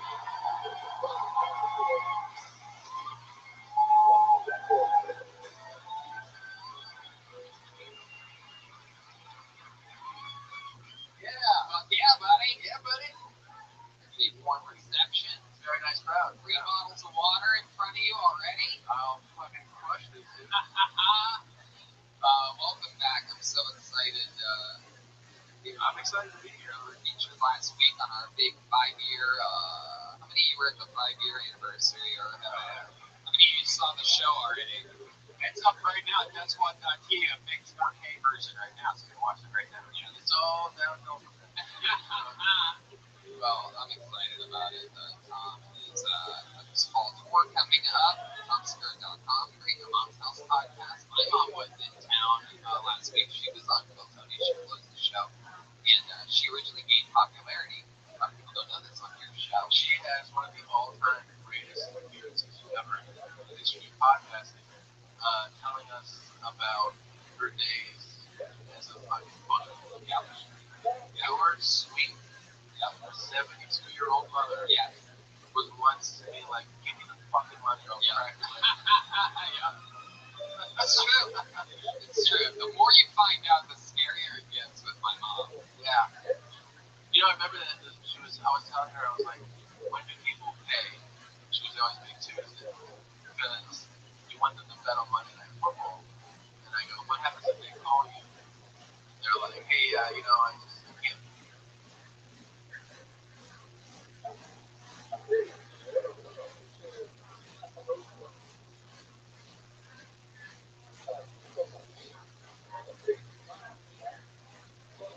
Okay.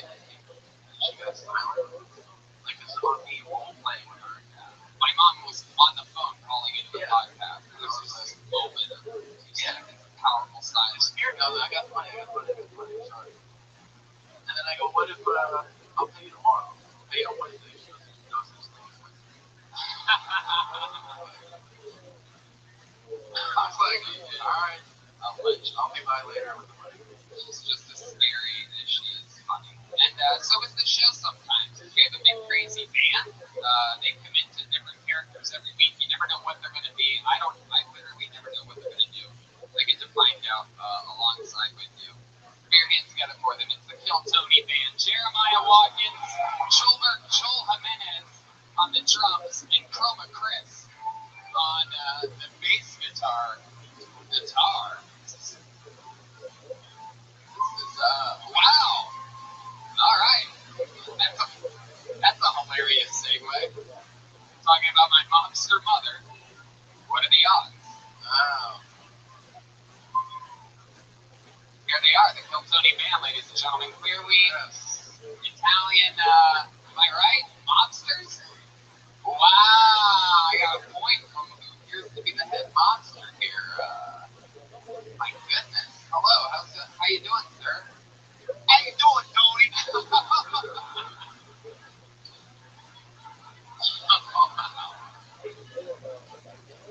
Quite the jittery one, huh? All right. Yes, we have Jeremiah, who is clearly a monster with full-blown Parkinson's. We have Chroma Chris over there. There's Joey No Shoes. Because he ain't got no shoes. Fucking, aren't you embarrassed?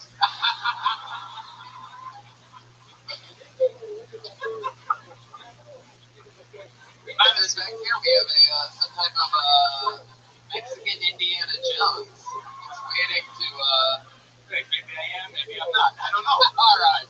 They are fully committed to being Italian gangsters for the night, it seems. Maniscalco is my mother's maiden name.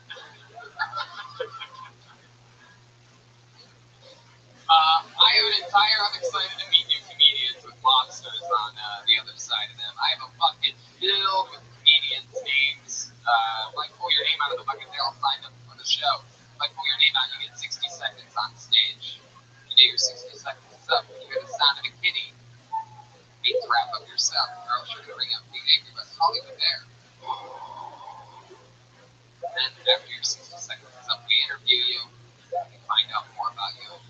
Some backstory on your life. Maybe your mom booked you at one point as well. So let's get this thing started. You ready for this? It's Kill Tony. 5 years, 1 week.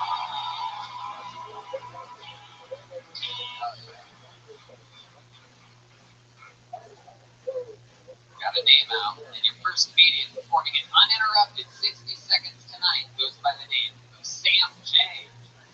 Sam J. S-A-M-J-A-E.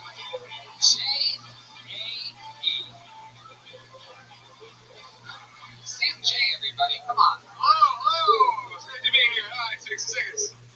I would have worn my nice gray shirt. Okay, how y'all doing? I don't understand the female orgasm. You're like, oh, I'm so shocked. Like, to me, the female orgasm is going to IKEA, and you pick up the most complicated thing, bring it home, and then you just don't look at the instructions. You know, you just start putting. They're like, why are there pieces left? And why is she crying? Thank you, that's all I got. Thanks, guys. Well, getting out early. Sam J. Getting the old mail-out switch. Getting in a little bit early. It's your first time on the show, huh? Okay, it's my first time. Okay. How's it going? That's 60 seconds right there. Wow, I had that's crazy, right?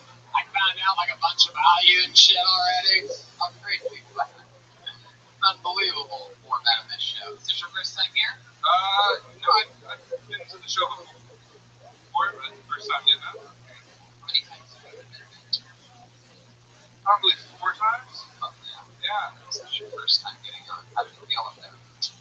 You know, 60 seconds is longer than you think. You know, that's how it. No. 60 seconds is longer than you think. Okay, alright. I think 40 seconds is longer than you think too. I think 10 seconds is longer than you think. Oh!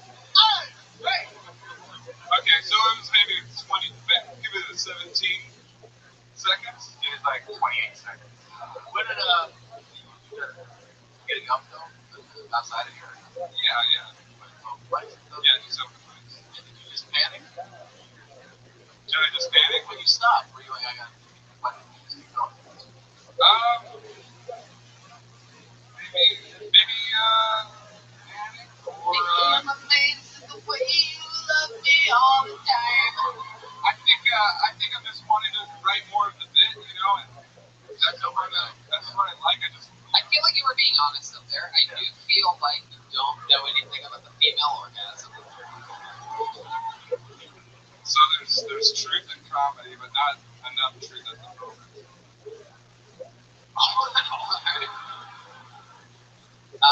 Sam, what do you do for work when you're not plumbing with your brother Luigi? Hey, you keep the Mario Brothers out of your mouth. Thank you.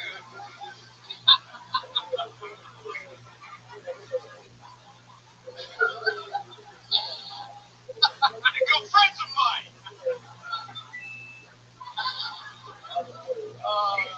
Yeah, baby. Sam,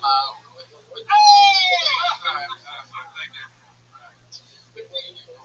For work, I work for Ty Lopez. I do his videos. I love it. Yeah. It's like the internet social media guy. Reads a book a day. Yeah. I mean, those noises you got over that sound machine over there, huh? Oh, a lot of noise. I like it. Turns out you're not a plumber, but you are down with the notes. It seems. Okay. What do you manage and stuff? Yeah, I do like his podcast.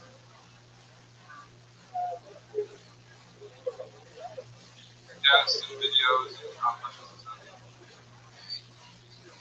Mustache removable. I don't. It's there. It's more of me than I am. I think at this point. That's the thing of beauty. How long have you been working with this Lopez here? 2 years almost. Hey, you know that dance?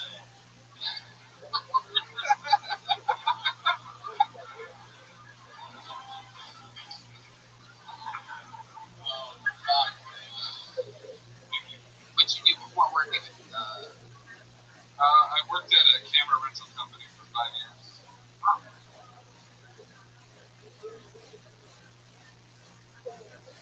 Just here in LA? yeah, here in LA. Where you from? Yeah, I'm from Long Beach, California. Your parents do. My mom's retired. She worked at Boeing for 28 years in ethics, HR and stuff. Boeing. Oh, Boeing. Your dad was a hot big one. My dad's dead, but I'm sorry. He was a big one.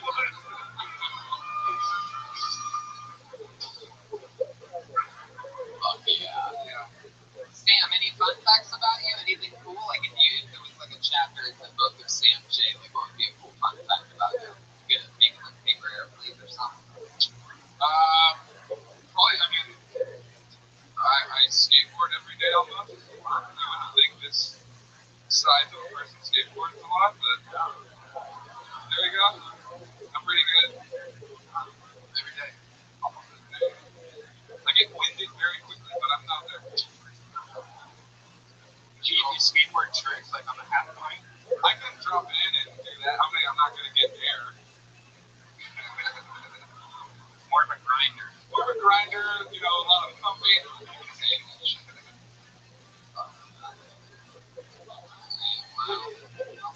Skateboarding, is that it? Yeah, pretty much. When's the last time you did it? You said you don't understand the female whatever. That's a big deal. You know, I got out of a kind of complicated relationship maybe 2 years ago. How'd that go? What was so complicated about it? She wanted to move back home to Maryland. And she didn't want me going with her. Wow.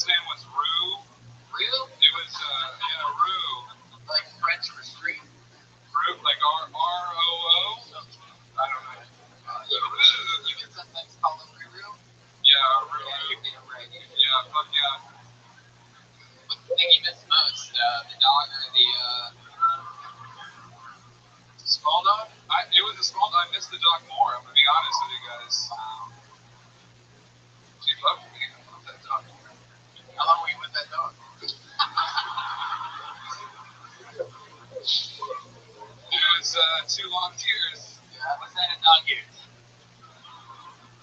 What is it, 14? 14. That's Oh, yeah. Yeah. a long time. You said 2 long years. Dog.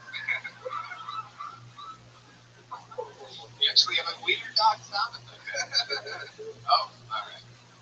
What kind of dog was it? It was half Basenji, half Chihuahua. And Basenjis don't bark, they're like quiet. Basenjis aren't welcome in my neighborhood.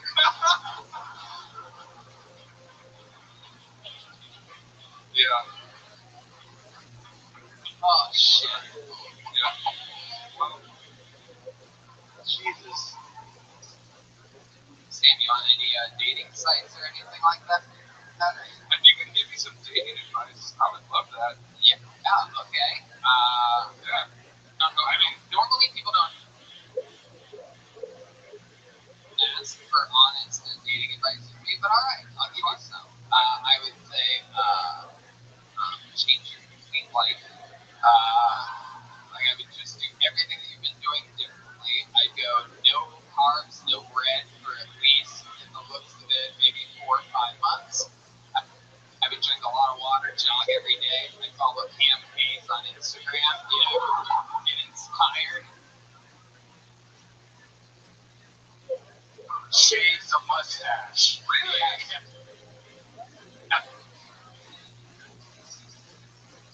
Sure, for sure. Yes, 100. This is like Anybody that ever told you they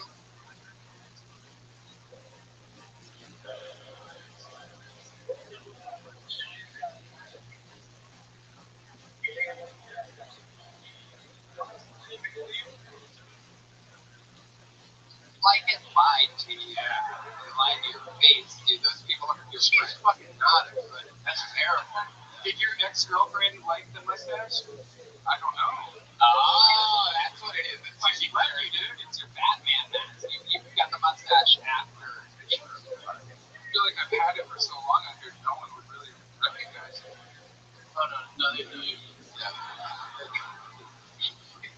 You could also just grow the rest of it out. That's what I did. Wait a second. You have a mustache? No, this is just a mustache with other stuff.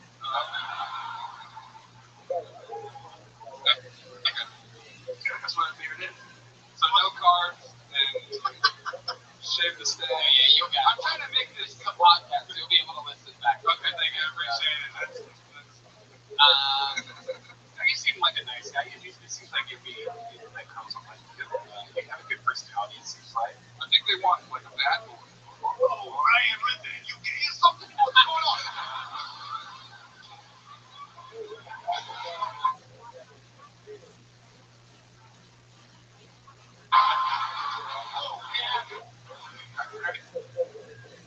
Hey, thank you for that gay like you, Danny Lucas.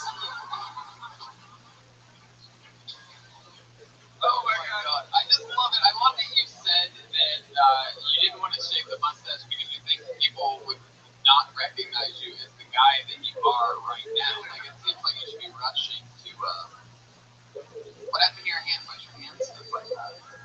Hold it. You were just resting on your belly. You didn't notice that? No. You were using this sweet arm rest there. That's another thing. These are changes. I could be your life coach, dude. Shit.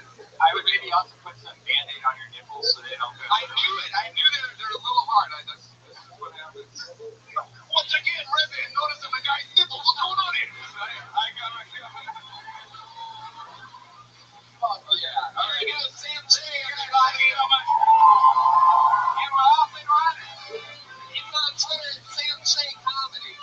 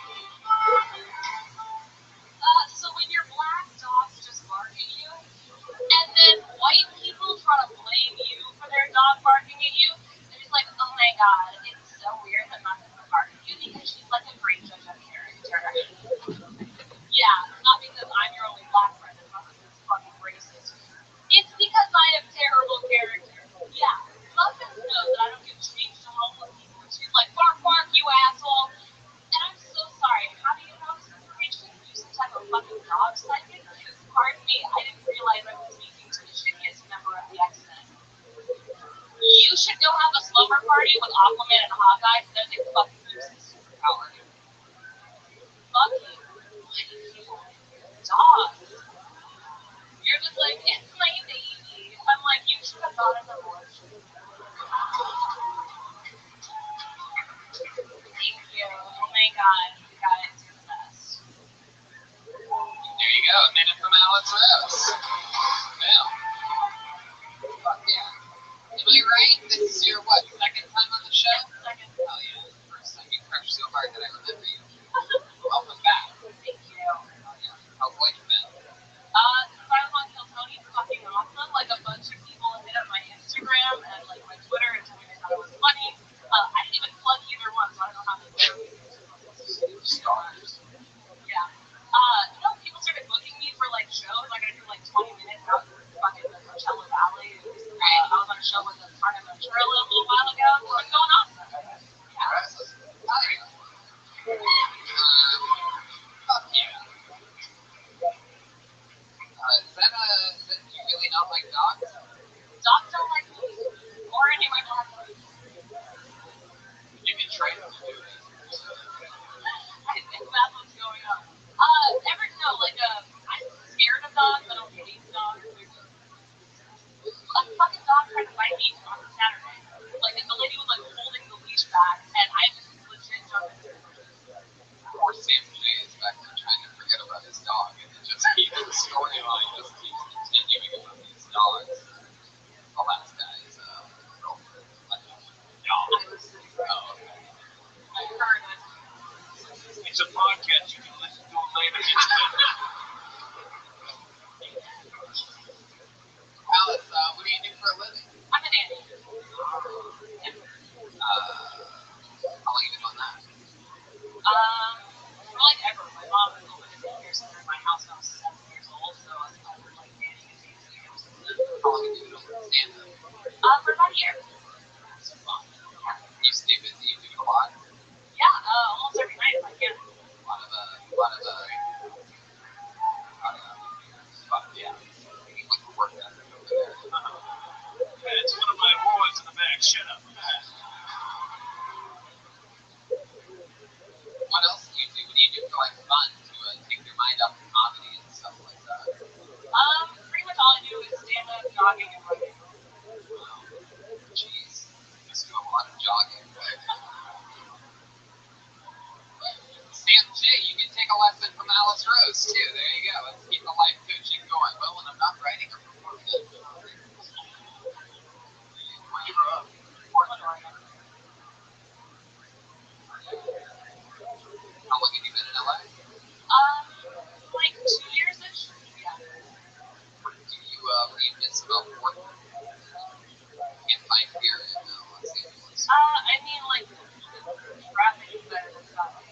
I fucking hate Portland. It's cold, it's fucking full of racist white folks. I don't care for it. I like your set. It really hit close to home to me because I just got a dog. Well, my wife and I got a dog. She basically really fucking wanted a dog. So wait a minute, we got one. You're married? What? You don't know about any of this? I'll catch up after the show. No, fuck. But we got a dog.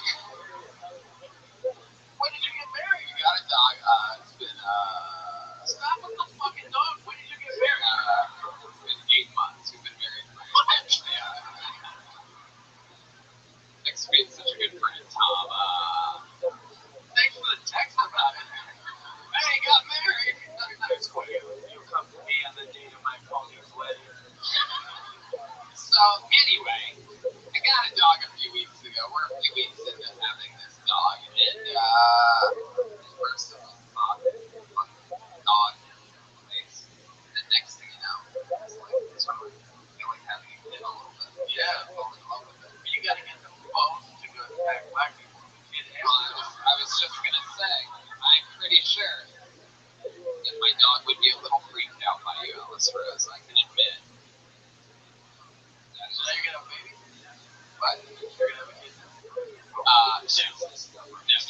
Right, but I gotta find out. No, this is the part where all my comedian friends with kids try to talk me into having a kid, and no.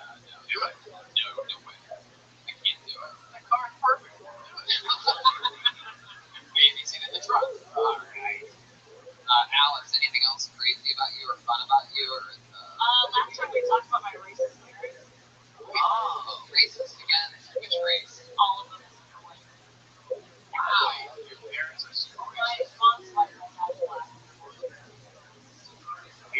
You remind me, can you tell me what Weston asked me this lesson, what's the most racist thing against black people you've ever heard your black dad say?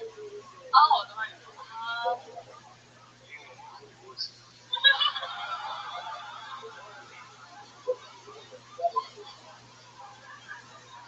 oh, okay. So on Easter one time, we were all just like having a good time, and then my dad, like out of nowhere, just goes like, by like 2049, most of this country's gonna be brown. And I looked at him and I was like, Dad, what's wrong with that? And then I saw him remember that he was black, and he said nothing. Wow. What about your mom? Did your mom say? Oh, all the time. She's like, you're alcoholic. And I'm like, that's kind of back. Yeah, by the way, it sounds like the 2049 thing you said earlier. I mean, I'm really looking for the start. Did she ever off about anything? I tried to tell her, I'm like, you're a Native American, why are you a gambling alcoholic? And she's like, well, I'm Jewish, so I'm also good with money. Wow. She told me when I was a kid that she thinks that big lips are slutty, which is fucked up. I mean, again, Alice, I might get along better with your parents than I get along with you, it seems, because I pretty much agree with everything that they're saying. Hey, Alice, anybody ever told you about one of the Unsullied from Game of Thrones? What am I the only Game of Thrones fan in here? What's going on? Nothing fun here than when a character has life and joke that doesn't make. I can't believe that the Italian monster like you is that much into Game of Thrones, Jeremiah. Wow. I want to hear so much more about your parents, and I hope you talk about them on stage eventually. I try to. It tends to make white people sad when I'm working. Yeah, but just keep doing it. I got lots of well, I have like full black cousins, and like one of them came to visit, and I saw like hid my United States Border Collector's Board because she thought my black cousin was going to steal the 1250 out of them. Oh, wow. Yeah, which she didn't, but like my white cousin stole fucking all of my boards. Ah. Yeah, but that was the Trojan one, right? Yeah, I remember you talking about Jews earlier. I'm marking taking notes over here. You have to keep an eye on what's moving into the neighborhoods these days.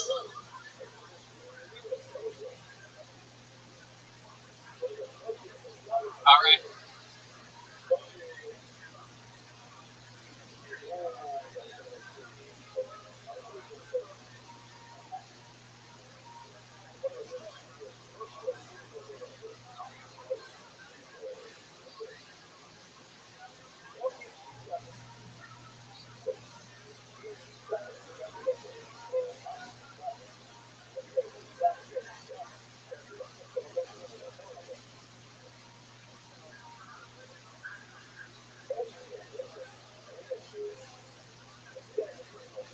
Alice, we're going to keep it moving along. That's Alice Rhodes, everybody. She's on Twitter at just Alice Rhodes.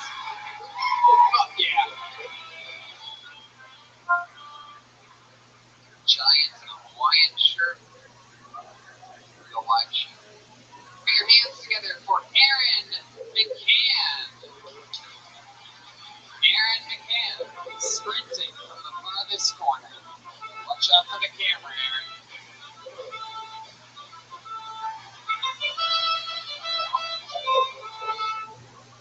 I'll address the accent on top from Ireland. Ireland's a weird place to come from to America because there's so many like surveys about us, right? Like where I'm from, we got voted as having the happiest people in the world, right? Same year, highest suicide rates in Europe. You ever get so happy you would fucking kill yourself? That's the Irish way right there. I moved here in January this year, second week in LA. I was victim of racism in a Wendy's, which is where I assume all fucking racism takes place. The guy goes to me and he's like, hey bro, I'll give you $20 if you just say they're magically delicious. Here's the thing though, this cunt was an albino. First rule of racism, don't be fucking albino. Got this fucking racist ghost wandering around Wendy's giving me shit.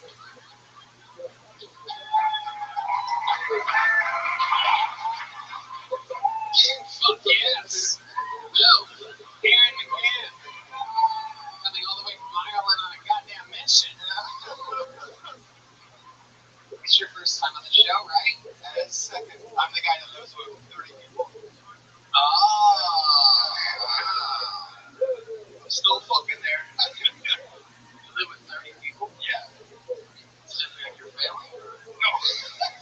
I am Catholic, but no, He ain't Mexican, though.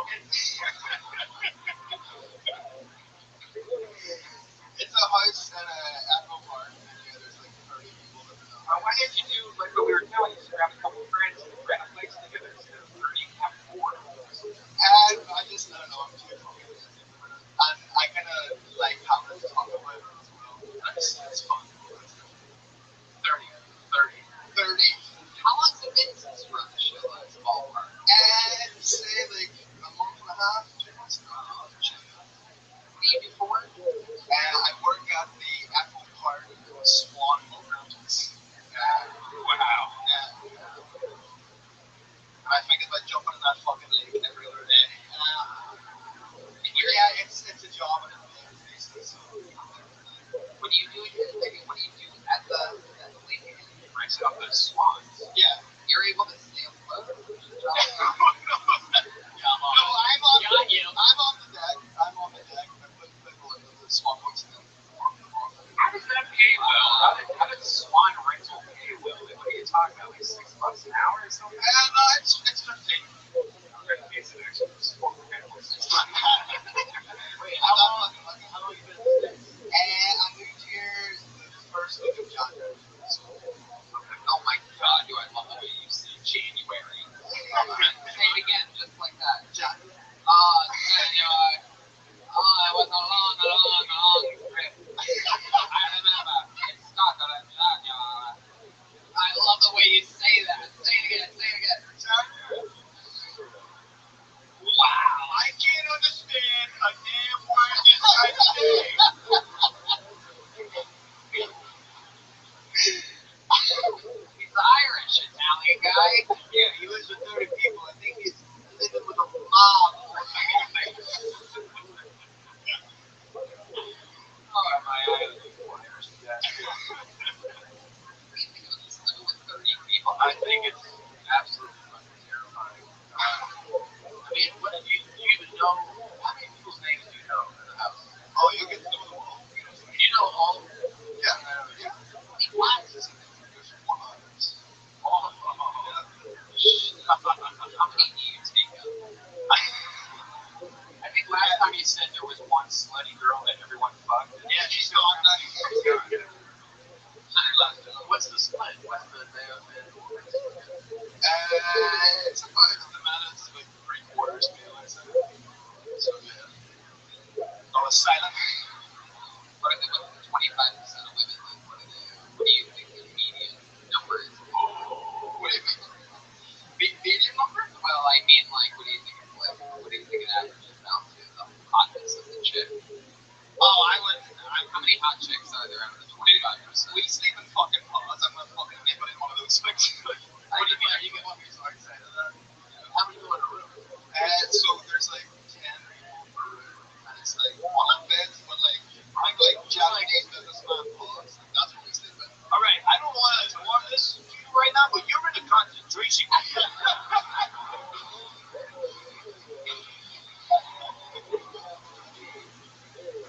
That's pretty true. You go in a pod.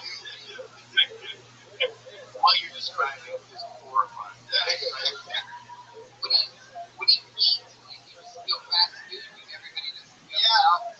well, I'm gonna try and fucking eat well, but the kitchen is just always so fucking crowded. You take your children away at the door, like when you get there.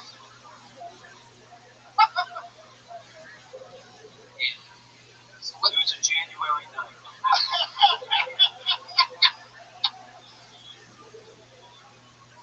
Started to cry as I looked at my pod. But then I realized Greta No Pants was just down the hall. There was no running water, but Greta was always running. Wow. Aaron McCann.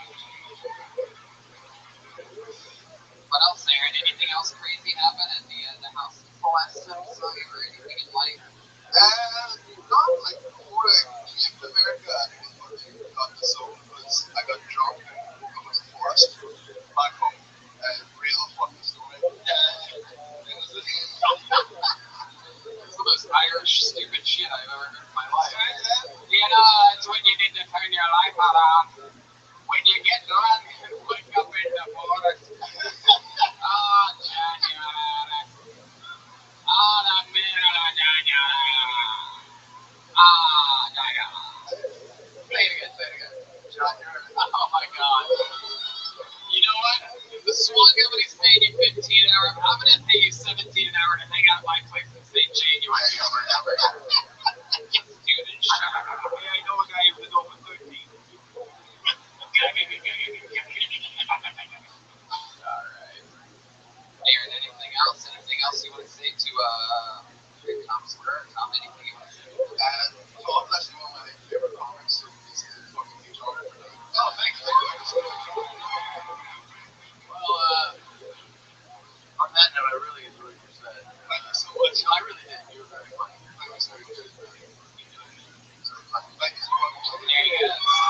From one pod to another, Aaron McCann sleeps in a pod. Yeah. Hey, go ahead. Yeah. Question. Jeff. Yeah. 30 people sleeping in pods. One could almost call that a podcast, right? Yeah. I just it's unbelievable.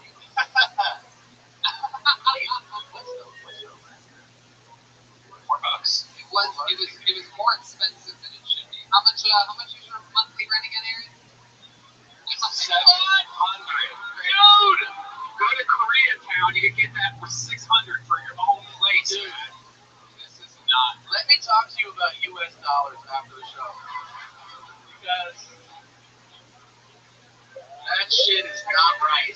What the fuck? It's unbelievable. Mental illness. They must be giving like fed something in the water to stay there and shit like that. Who owns that building? A genius. That too. The one genius company. Making fucking tens of thousands. How do you think I paid for this suit? Is that true? You're renting out pods to people? Yeah. Suck my dick.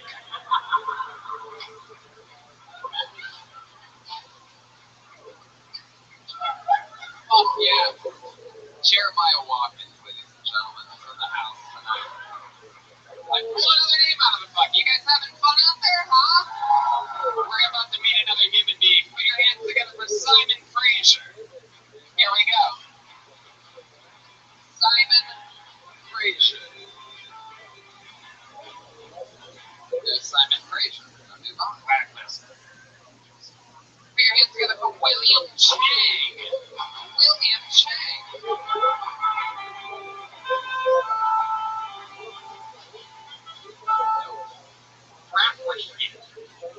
William Chang sleeps with the fishes. Put your hands together for Catherine Faith.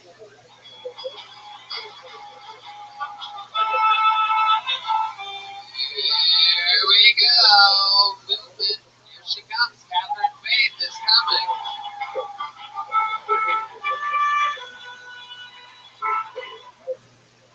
Hi everybody. I want to talk about food bucket.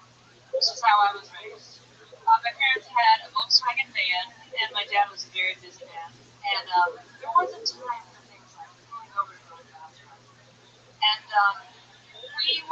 there was always police chases, and it's really hard to balance over a tiny little popcorn bucket in the back of a very old van while your mother is very Catholic and your dad is very drunk. There's usually whiskey involved, and there's many of these bourbon rums just covering the entire back.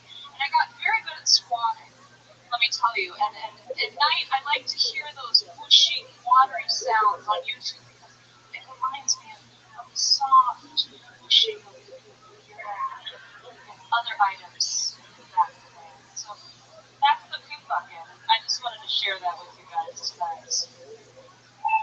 Fuck yeah. You nailed the timing part. Wow, look, you just stand straight up after that. You get right out of that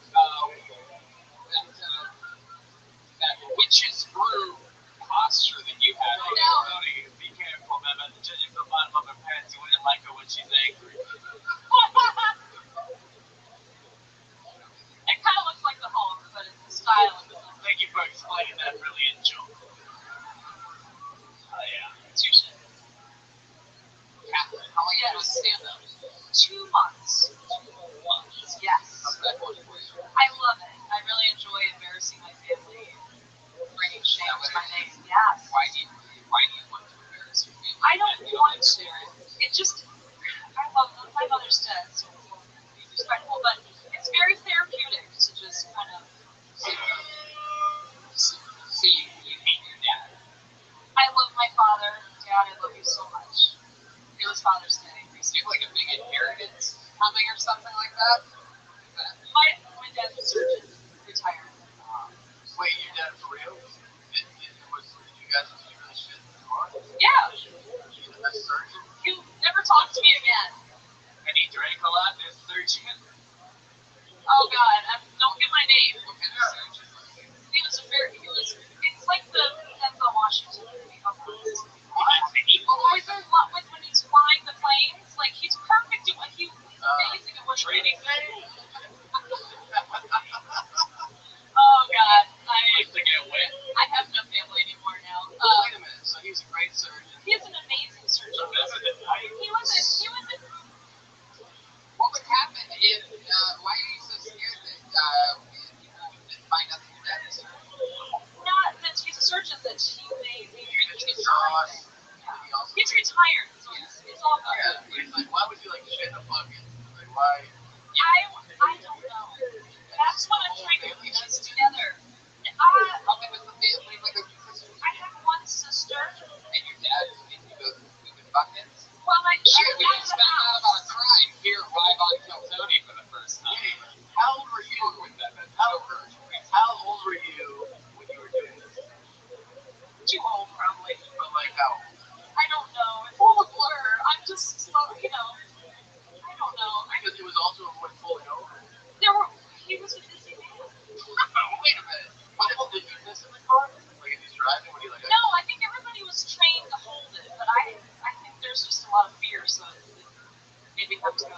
Sounds healthy. Yeah, it was great. It was good. Wait, there was a... Ryan, he's silent, which is really scaring me. I mean, There's no word. Catherine, Yes. hey, you're the one who wanted to come up here and talk about the food bucket. I know. We're just trying to really figure out what you were talking about. Why were you standing so awkwardly at the beginning, like Well- shitting yourself? I'm curious. How many times did you poop in the Wow, bucket? still no way. How often was it? All the time. And then It was mainly a pee situation, but there was occasional times where you get it was stuck. more. And Yeah, how long was it was a shameful and process. then how long would the bucket stay in the car? However long the trip was. So sometimes a few hours though? Oh, yes, definitely. You know this is crazy fucking anything I've ever heard. Are you just trying to be silly? I'm being serious, and I honestly didn't realize how crazy it was until 2 months ago when I started sharing this stuff. Privately, at open mics that no one was So doing. you're not supposed to tell anybody nothing. As an adult, have you gone to the bathroom in the car and you kind of are used to it? Like, do you like shit like an Mountain Dew can or something? I think I do. It's kind of triggering, though. Yeah, do you So I'm eating throw a popcorn. Mountain Dew can, the little thing right there, you stick a little thing up to your butthole, and you squeeze through the soda and you get it all the way in the can. Do you do that? No, I did do They call that. it a Mountain Dew deal. Give it number 2, the dew. Anyway, Yes. what do you do for work, Catherine? That's a good question. Yeah, I do stuff. My background, I was a state worker in Illinois. I did graphic design and shit. I went to art school, so that it's all pieced together. So You do graphic design shit. You do graphic design shit. Yeah. Bucket? Yeah, actually. You're fucking, Ryan, come on, it's so gross. you are fucking weird, and I've heard that once before. listen, I love it. And you just need to embrace it and keep sharing the stuff that you feel like you shouldn't share. I'm serious. Why? No, I know, but it's just, believe me, there's more there. So, but you can't be afraid. You can't, Yeah, you can't have this fear. You can't talk about crazy shit and then not explain it. exactly. You gotta go into all the details. You do stand-up comedy now. What else? What else is on your bucket list? Bucket list. Hey, I didn't do that. You tricked me.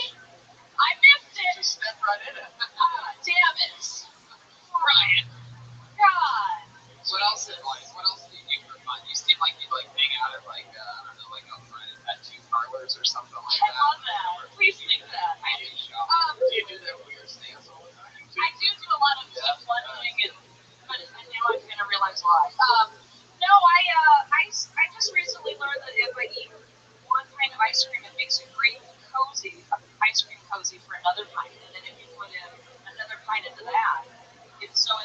So I've gotten it up to 4 now. It's like a telescoping ice cream What pint. question did I ask her to get that? I don't know. You asked about my social life, so I thought, and you said to be honest. Wow. Well, you really gave me the scoop on your ice creams, and I was expecting something a little more, broad than. And the tattoo parlor. Where'd you from again? Illinois. I'm from the corn.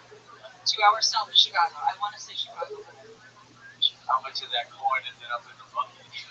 Ryan, you've been saving the Christmas part? Ooh, listen to the Joybird chain spaghetti. All right. I want to hate Brian Redband for keeping that one sound effect. That's the funniest thing he's done in a while. No. All right. Hey, everything, come over this stuff. Okay. It's a prodigy. Well, Catherine, you're 2 months in, and you've already shown you have guts. Talking about a crazy subject matter. It's gotta, explain it better. So let it understand. Yeah, exactly. Just fucking. You can hold down. Yeah, I'm gonna hide this. Yeah, it was very similar to that actually. Really? Yeah. It's like a jack-o'-lantern? It was a popcorn. Tell me this. What's really up to it? It all started. I was this height at 11, so, and I was probably, You haven't into the basketball team? What? no, I can't play basketball at all, but I was maybe up to 11. We're unlocking those memories right now. Alright, there you go. Let's leave it on a high note. I guess so. Where do we go from here? It gets better, guys. Alright. High nose, brown nose, whatever. Sorry, we'll see you again soon. Thank you. Oh, come on, Ryan.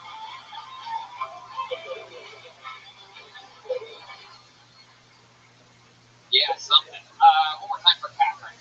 Everybody, come on. We're having fun. Oh, shit! I'm so fucking excited about this. It's been so long since this guy's been on the show.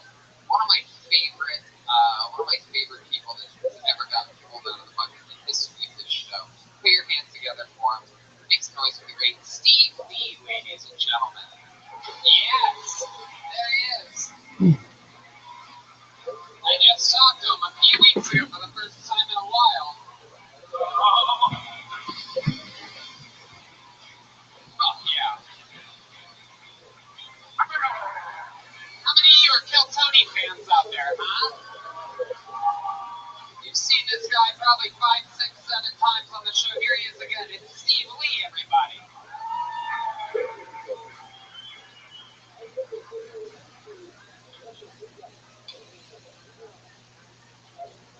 Give me 10 more minutes to roll this back, guys. Why are your equipment so heavy, man?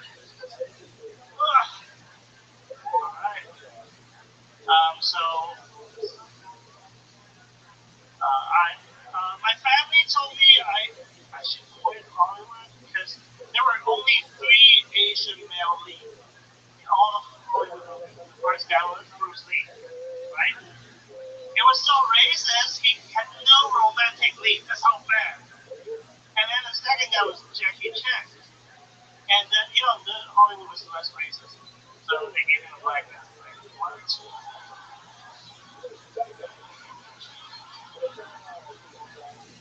And then it was Jet Li, remember? All the of us died. They gave him a black lady.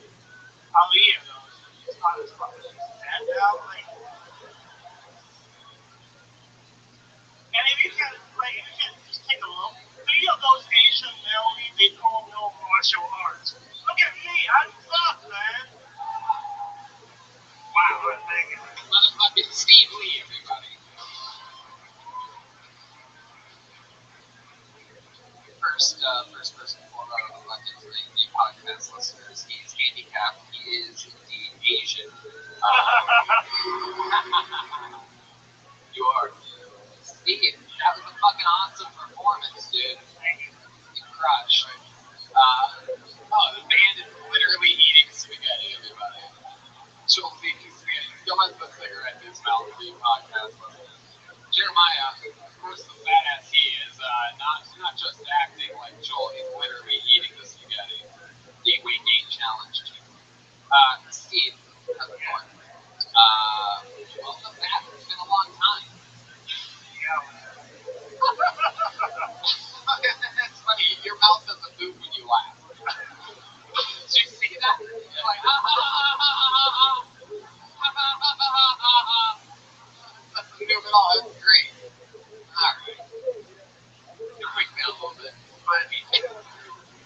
was the last time you did the show? I think last year, August. Why, have you been signing up or just take a break? Oh man, I'm being like really depressed. Science class. And Bobby, I've been doing this for 8 years. Yeah. And you know, it goes ups and downs. Right? Yes. And It's just when you fall. last year I had a big. Oh, come on. Steve's laughing. He can handle these. You groaner. I can handle this. Come on. So last year I got a big gig. It's like a corporate gig. They paid me like 4 figures. Damn. Yeah, and no, okay, hold on. So it was like a medical company trying to sell medical supply to doctors. So they hire an agent to disable them. Hell yeah. You're damn right. You know, tedious, right, the boss? So they had everything arranged. They're going to fly me there. They're going to like, I was like the closing of the whole show. They were going to have 15 speakers at the conference, right? And turned out the show was in Florida. And it was during the hurricane. Oh, well, you already have 2 games right there. Why not add a third? So yeah, my Because you what's so new when you left? Like, amazing. just trying to cancel my whole show, you know. Really? Because of the hurricane? Yeah. How long ago was that? Last year summer. And that really bugged you out. No, I mean there were so many things. I have anxiety when I talk to people. So in comedy, like you gotta talk to all the comedy. No, you don't. Fuck them. So, where was it scheduled to be this show? Last summer. Oh, yeah. Last summer. They didn't reschedule? Oh, maybe lost money. Yeah, they said they lost money. How often are you getting them? Yeah, I mean, I do shows like smaller shows. You've been doing it 8 years? Yeah. We fucking destroyed here. That was awesome. I say if you're depressed, you should be doing this more. But here's the thing. What makes me come back was 2-3 months ago, I did a film competition for people with disabilities. And you oh yeah, the Special Olympics, I've heard of it. So yeah. So I Now Blabbers. The Special Olympic comedy competition. Yeah, I was really bummed out, and it was like, oh, okay, maybe there's like a thing to do, right? So I produced the thing, I wrote the whole script, and I had a director work with me. I had like a lot of SAG actors, like really talented actors. And we only have 2 days to complete the thing, so I didn't sleep, the director didn't sleep, so we were working on this thing. And finally, like 1 hour before the submission, the computer froze. And I was like, oh, no! Wait. What were you like again? Do it again. And when was this? It was like April. So did the show not happen? And I have to call the people who run the competition. We were computer frozen and all that. And it's like, all right, we need to give you 1 more hour. So we finally rented the whole thing and submitted. Yeah. And turned out we didn't get into the final. But what I learned is, like, this is a long learning process. What the fuck is he doing? Share my going out in the crowd giving people pops. It's my grandmother's secret recipe. Steve, Turned out I learned a lot from the process. Like loving the whole thing process. So I'm taking acting classes, I'm taking writing classes, and I'm learning singing too. So. you're singing? Get the fuck out of here. What do you been?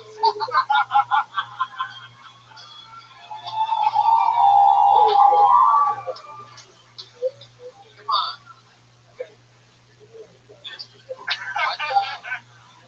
So I'm learning this song called Superstar. Can you? Not very good at it. No. Yes, you are.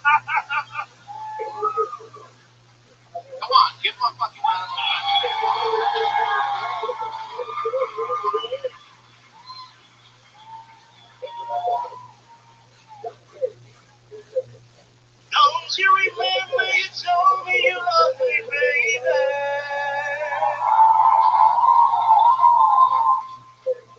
That's it, man. That's it. Holy shit. Yeah, Steve, please. Alright,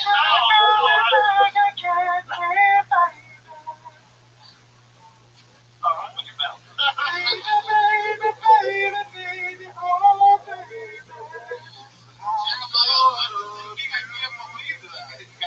know mom could sing. Get the ancient breakfast. Yeah, he just said the material. Shout out to Tam Tam. Is there any chance Jeremiah might secretly have something against Asian people? Oh, I just got a knack for communicating with them. Steve, I would love to have you back on the Ice House next week. Alright, thank you. Hey, look at that. Look at that. Thank you. I would love to. From the right side to the Ice House. Here today, gong tomorrow. Steve, what else have you been doing for fun? Anything else cool? Any new hobbies or anything? Doing my nerd thing. What's so funny about that? I don't know. I feel like we're too old for that shit. Oh, yeah. 20, 21. Don't tell them anything else or to break your legs again.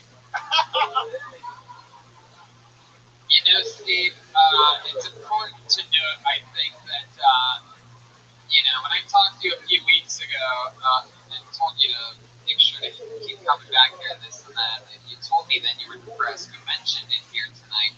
And I think it's important for people to hear it for a few months. This guy who's in LA doing stand-up for 8 years got so depressed that he stopped doing everything and chilled out for a few months. And now, with all the things that he has to go through in life already, is taking acting classes, writing classes, even fucking singing the Carpenters. So, there you go. An inspiration, Steve Lee. Anything else you want to say before taking out, Steve? Can we get a picture? Right now? God, that is the most Asian shit I've ever seen in my life. Perfect. Right fucking now? It's a live podcast. Just take a screenshot of the video when it comes out next week.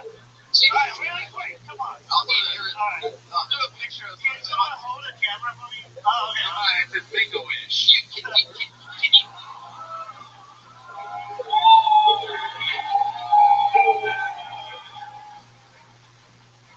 Steve, can you use one of your canes as a selfie stick? I do not want to spend 15 minutes watching you put this back. I got to go. Steve Lee, ladies and gentlemen, there he goes. Fuck yeah. Great stuff, buddy. Oh yeah, catch him next Friday at the Ice House, Pasadena. Fun place. Those pictures are going to cost you $50 a pop. Oh my god, he even got a standing O. Oh, that's just him still going back to his seat. It's Steve. Oh shit, ladies and gentlemen, it's been a while. When you see that black Sharpie, you know your ass belongs to Kill Tony Legend.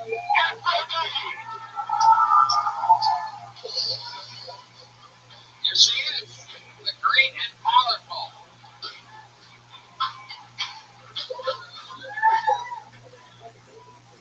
How y'all doing? I got a jealousy issue. Those new women, those new women they talk about, the trans, the gender women. The transformers.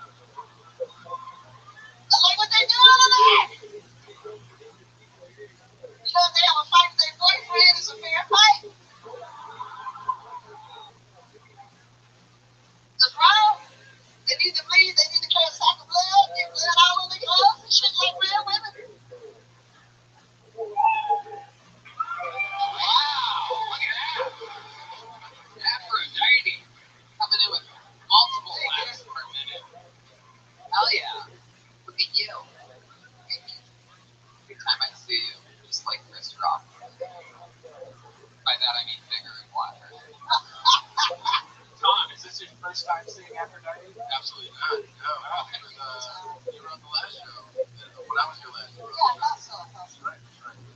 Dick. Oh yeah, I still like Dick. Yeah. I think it was your birthday, by the way. It was your birthday. Oh yeah. Yeah, that was your birthday. Thank you. I'm on the way to 63. Wow. No, you crushed again. That was nice. So fun. Transmission and everything. Exciting to Yeah, meet you trying guys. to laugh in. Last time you were on Kill Tony, other than we were in the end of the episode last week with a big picture at the end, we're in San Francisco. Yeah, I love you, San Francisco. Hell yeah, the place went fucking ballistic. Just saying, I left my heart in San Francisco, and here you are, absolutely crushing. Probably one of your best sets. What else is going on in life, Aphrodite? I'll be on the show tomorrow night with Top Shelf Brass Band. We love them. We've seen them multiple times on social media at Top Shelf Brass Band. What are you going to be doing with them? I'm singing with them. They're going to start at 9 p.m. at the Appetite, and I'm coming on at 10 to do some stuff with them. Now, an interesting thing happened this week. I lost my mind. Oh, you got it already pulled up. Aphrodite, you posted something really interesting on Instagram. Now, the whole little Phil Tony family, we all follow each other, and we sort of see what's going on. I don't follow many people at all, but you are one of my favorite people to follow, because when I see something, I know it's coming from the heart. And I saw something this week. Is it okay if I read it? Yeah. Okay. Here we go. This is from Aphrodite 6325. This was this thing a few days ago. Here we go. Guilty. My heart is full right now because I love you so much, Malcolm. At Malcolm age 12, my baby. I don't want to be saying auntie anymore. I just want to love you. Man to woman. You love me too. It's all on our faces. I love your hilarious heart and spirit. I surrender. Here I am. Destiny ain't no joke, baby. All capital letters.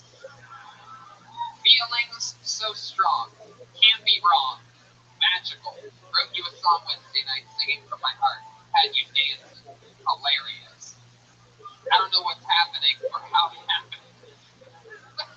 But I want to keep loving you, Malcolm. Wow. Straight from my heart to yours. Really feeling you and your request.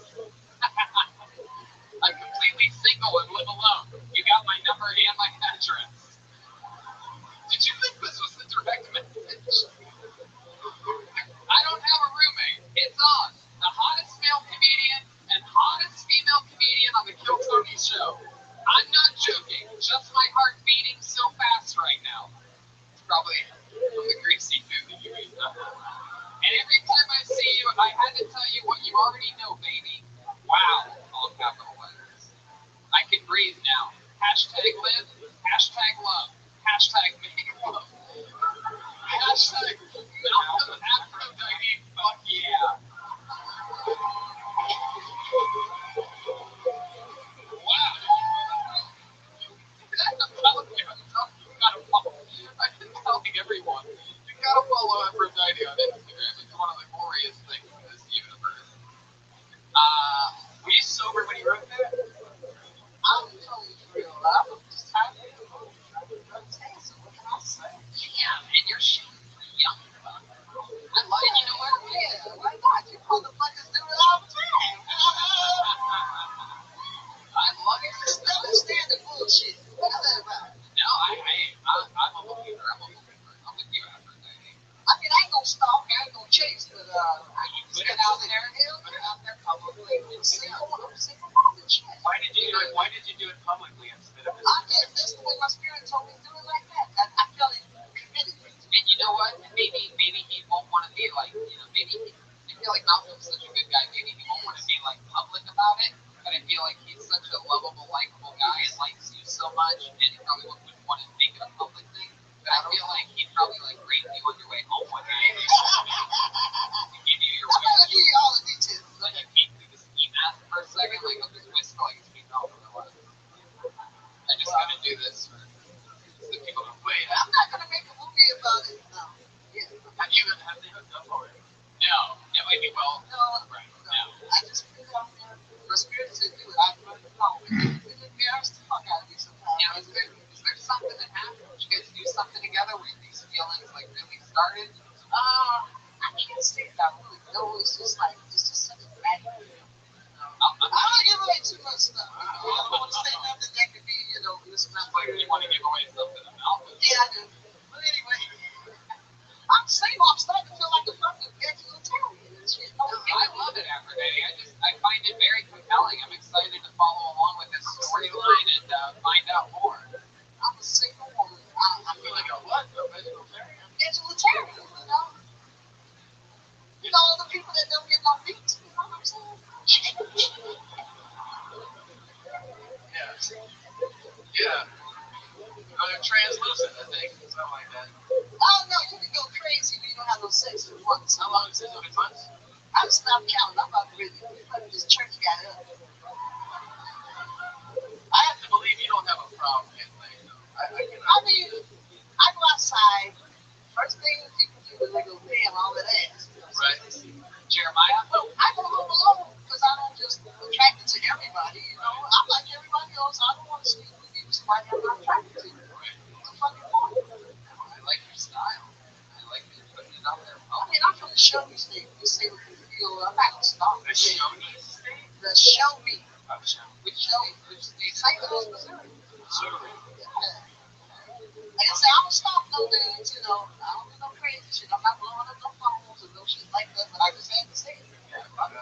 It's all good after you said it. But, have you ever, so I'm going to pay some homage to my old friend Howard Stern, or not my old friend, but one of my old favorites back in the day. Have you ever pleasured yourself? Oh my God. Have you ever pleasured yourself to the thought of Malcolm? No, not yet, but who knows? Like tonight. Oh, shit. I'm tired now! All right, Jesus. Oh my God. All right, there she goes. That's what that is, ladies and gentlemen. Another amazing set. We found out a lot. There she goes. Come on, make some noise. 62-year-old legend. Aphrodite. She started here. She gets better every time she comes on. Fucking incredible. And she's got a trunk that looks like a couple of bodies.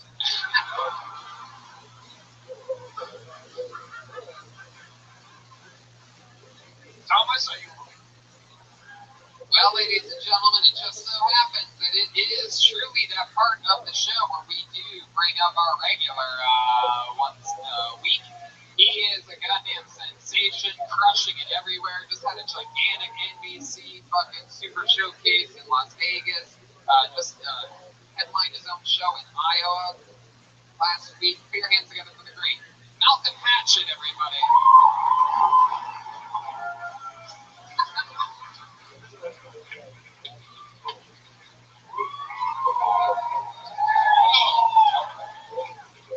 Oh, crazy.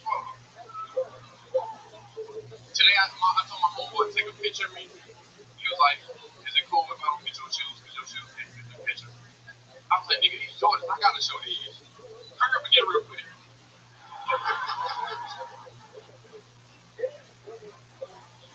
That's so stupid. I used to hate going to the grocery store with my mom when I was little. Because I couldn't look at nothing name brand. Because she'd hit me upside the head. And one time I looked at the frosted flakes and said, you better look at them flakes. And in North Carolina, flakes is a nigga version of frosted flakes. Because frosted flakes is the tiger with a bowl of cereal in the bowl. But flakes is the nigga with tiger paint in it. And the empty bowl of cereal because he ate the cereal during a photo shoot. Yeah. Hell yeah. Malcolm Hatchet coming out every week with a new 60 seconds. Turn that shit off. I heard y'all.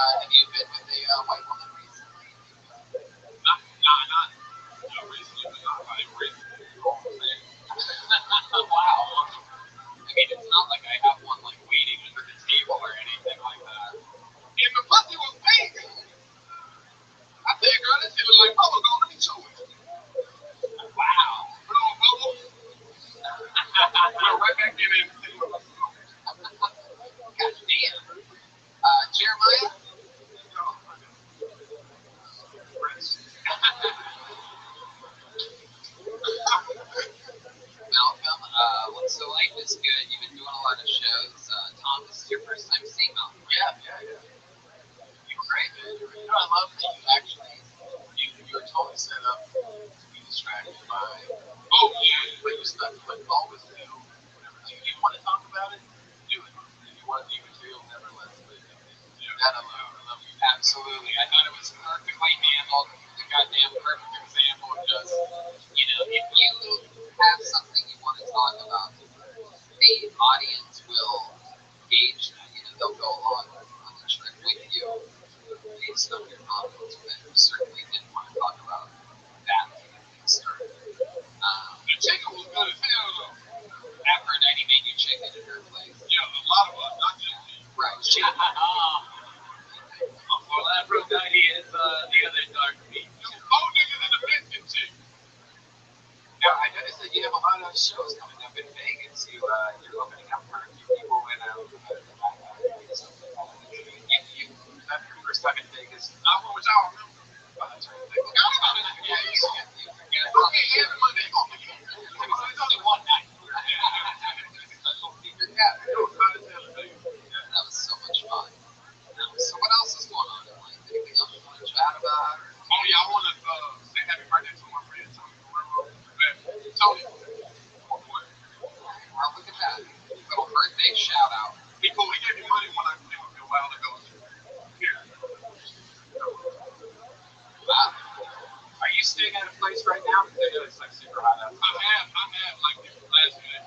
Yesterday I was, but I was looking at the car. I like the car. You crashed Quite a lot. You crashed the car? Yeah, I've been in the car since I came out.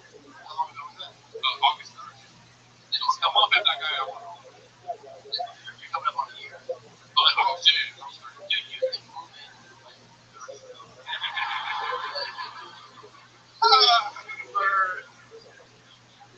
Six potatoes and $700 fucking dollars. That's really cool. That's gonna be a bad Wi-Fi connection right here. Hey, 20-year-old, get up and go real quick. Wow. You gotta go to Instagram. That's wild, dude. So you still sleep in the car a lot? Yeah. And his car, his original car that he came out in, broke a few months ago, and a couple months ago, and with money raised by a bunch of folks, everything was able to exceed his limit on his GoFundMe thing. Wow. Got himself a nice little white Volvo. Very nice. Oh, yeah, you'll definitely be able to fuck white girls if you have a Volvo. Upgrade. Whoa, Jesus. Holy shit. Oh yeah, I'm gonna have blood merchandise. Hey, hold on. What did I say about earlier, huh?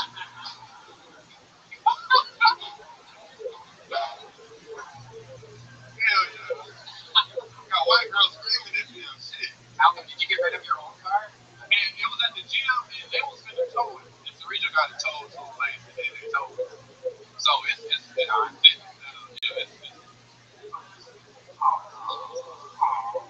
I feel like Aphrodite is gonna buy it and hang it up like in little pieces on her walls and things like that. She's gonna be licking the seat. she gonna put it on the butt. I'm excited about this. Another fun set from you, sir, Malcolm Hatchet. You did it again. Absolute killer. Big announcements coming up. I think you're gonna see a lot of Malcolm on the road. A couple more gigs coming up. Yeah, this looks like an interesting name. Your hand's got a Billy Y. Billy Y. Here he comes. From right there. I believe it's his first time on the show. Anything can happen. Billy Y.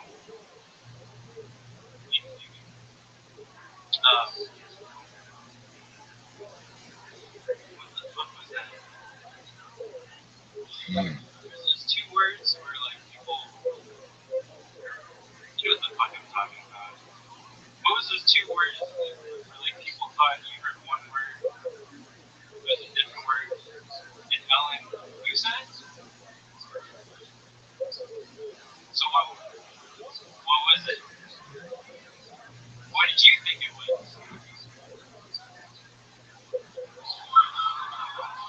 This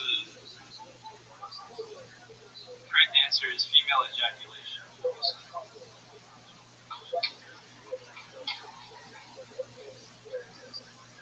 Mr. T, he opened up a Mediterranean cuisine franchise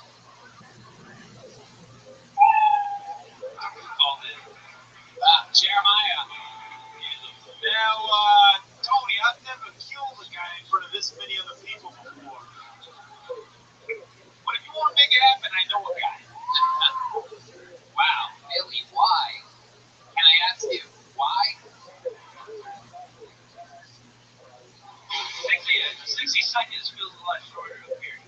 God, what happened? Not for me. Billy, what's your story? You look like you were born recently and also 45 at the same time. Like, I can't quite get a read on your exact look. This guy looks like he teaches yoga to Al Qaeda.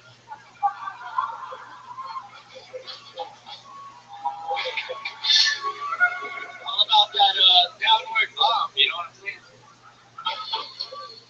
He looks like Queer Eye for the construction guy.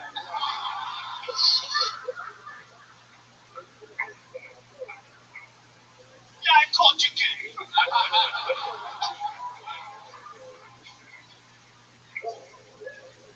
Coming from the guy smoking cigarettes like, Don't try.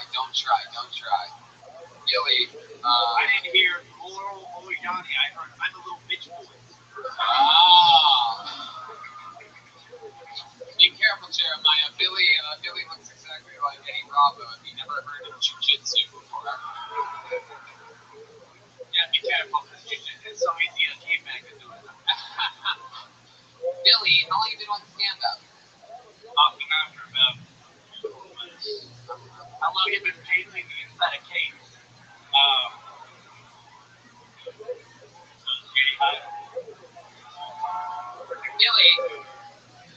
Billy, where are you from? So lazy as Dover. Usually from Long Island. Originally from Long Island. And how long have you been in Los Angeles? I don't live in Los Angeles. Just visiting. Yeah. How'd you get here? Just my T-Rex. What's that? Oh, no. They floated a basket down the Nile. Tell the truth. How'd you get here? My buddy's a cop. Okay, so you're both comedians. How long's your buddy been doing it? He's been doing it longer than me, more consistent than me, so, How long you in town for? just a night. You went to Long Island tomorrow? No, this one we've been out here after like, Axel's just good. So you lied about that. I'm with New York. Billy, what do you do for a living? Farm. Where do you farm? 909. Live hard? You're hot. I grow strawberries inside here. Strawberries? You're the strawberry guy? I don't believe anything you're saying anymore. Billy Y, everybody, there he goes. Billy Y. Every once in a while, there's a catch with having a completely improvised show. Yo, I play saber-tooth tigers.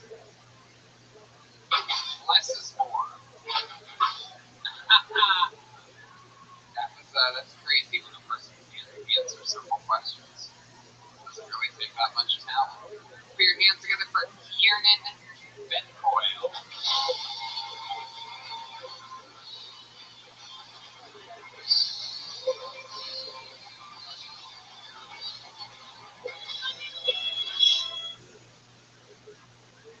My roommates only clean if they think they're gonna get laid. This doesn't happen a lot. I don't have Tom Segura money, and I can't afford a cleaning lady. So I started catfishing my roommates. Yeah, it's just me and my roommates there in one room, and I'm in the other. We're having sexy conversations about stuff I want to do. Like, let's have sex in the shower. In a nice, clean shower. And I know you guys are thinking this guy's fucking brilliant. But it's gotta end. We've all seen this TV show, right? We've seen Catfish. But here's the thing. If you're a girl on the internet, you just don't text back. That's it. It's par for the course. And you guys, I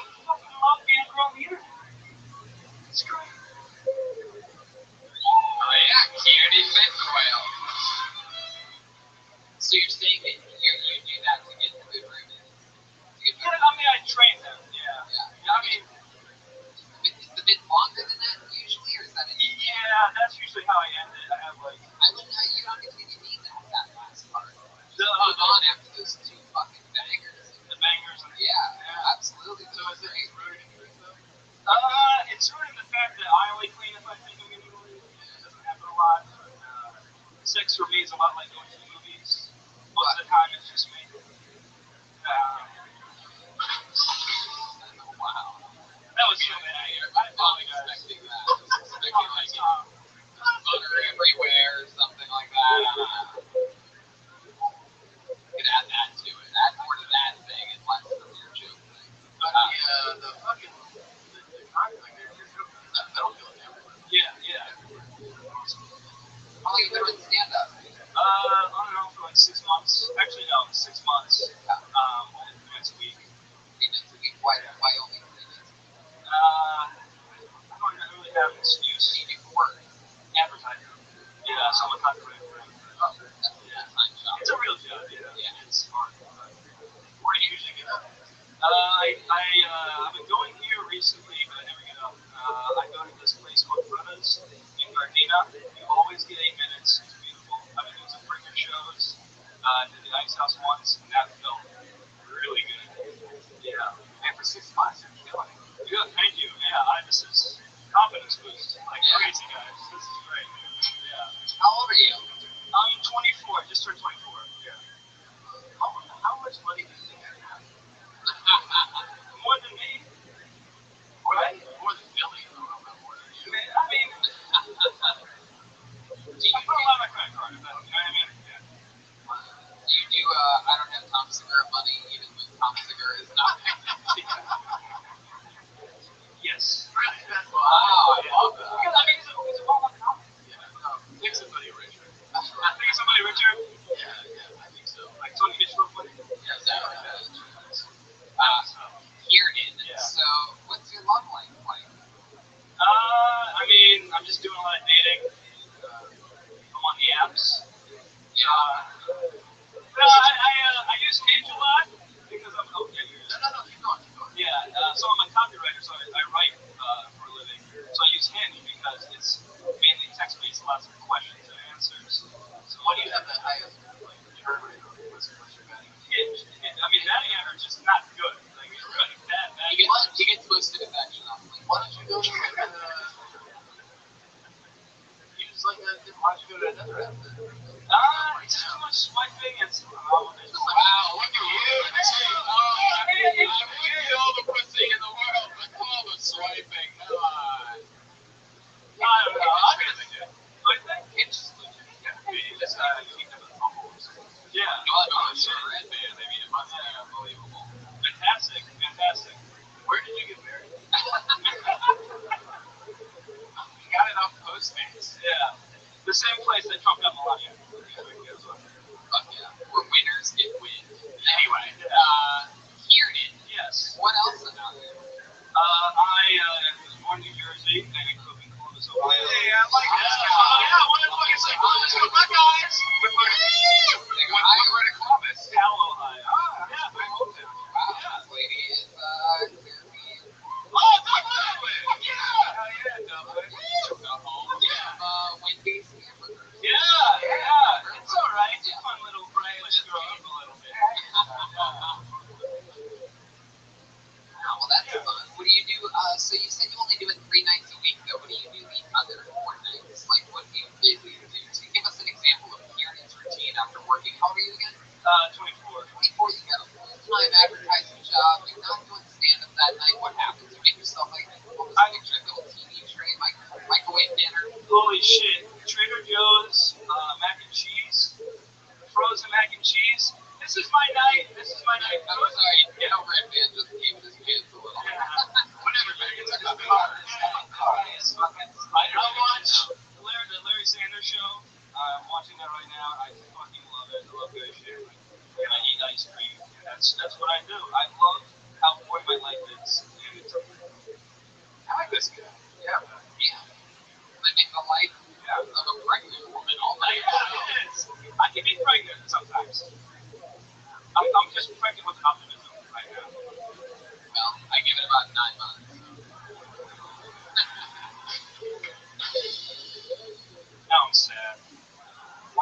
Columbus, Ohio. What was the main reason to get out of it? I originally really wanted to be like the advertising guy, so I was like, I gotta leave Ohio. I went to New York.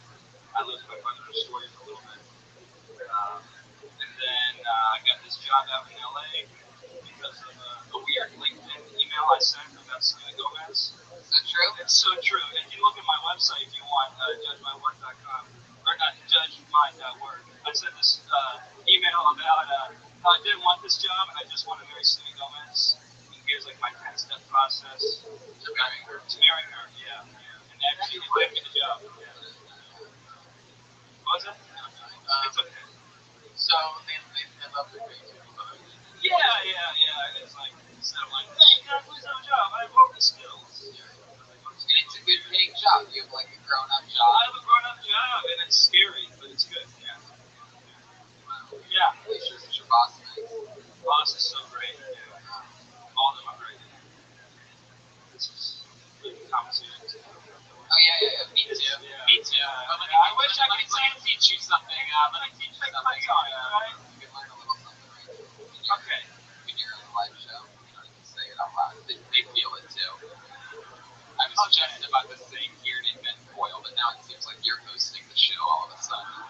So now I can keep you here longer. So I'm sorry. How long have you been Tony's stunt double for? oh, hey, how dare you back there? Why would you do that to me? Alright, so I'm gonna go. You can't just say that about every skinny white guy, Joel. Yeah. Alright. There he goes. Kieran and Boyle, ladies and gentlemen. Get me on Twitter at Ben Boyle. K-Ben Boyle. B-N-K-O-I-L. I am a little biased towards Ohio people. Everyone else wants to hate Ohio. We just it's crazy. You're a Florida guy, right? Wait, no. You're from Ohio. Wow. Shit, that's incredible. I don't know. Right back in your face, Hinchcliffe. I pulled another name out of the bucket. You guys want to go to the bucket one more time? Let's do it. One last one. Let's see what happens. We're going to get together for Robert Thompson. Wow, look who it is. Hawaiian shirt. Robert Thompson, everybody. How y'all doing? So we all have vices in life, whether it be gambling or finishing golf or drugs, whatever. My father just happens to be playing online games and getting his ass into a fight, on Canada. And he'll let you know when he's losing too. It sounds like he's on the board. Motherfucker! God damn it! Just like the chips over, the comedian over, and he just lets it rip, and he gets very creative with his background on like the games. Like he's kind of a wordsmith, really. That's what I heard him say. Jesus, tap dancing cross. And it paints a very nice visual. You just imagine Jesus tap dancing. That's my tap dancing. But a little verbal and painful abuse as a child. There's a lot of things I'm gonna miss. Like that announcer for the Dodgers, Vin Scully. I grew up here in California. That guy is also a wordsmith. I'm not gonna do that impression. Thank you guys. Yeah, go ahead. Finish it. Stop. Finish it. So I'm gonna miss that guy, and he's a very classy dude, but I'd love to hear him just finish a baseball game, like Tommy Lasorda is here today, stuffing his fat pig-like face of Dodger dogs. There's one thing Tommy wants, it's another fucking heart attack, topped with mustard and ketchup. Thank you. Fuck yeah. I'll tell you this. That might be, and I'm not kidding, I'm not joking at all, that literally might be one of the best impressions ever done by anybody in real time in the bucket. Jeremiah, would you second that, right? A good Vin Scully. Yeah, you almost never hear it. That's incredible. That is Laura Palmer. Oh, What? Who is that? I get that everywhere, man. It looks like some shirt that be like in the hood, like. Oh, you're going off the t-shirt wax. First level EVD. Fuck you. Roberts, you just did 60 seconds up here. What made you pick Vin Scully? How did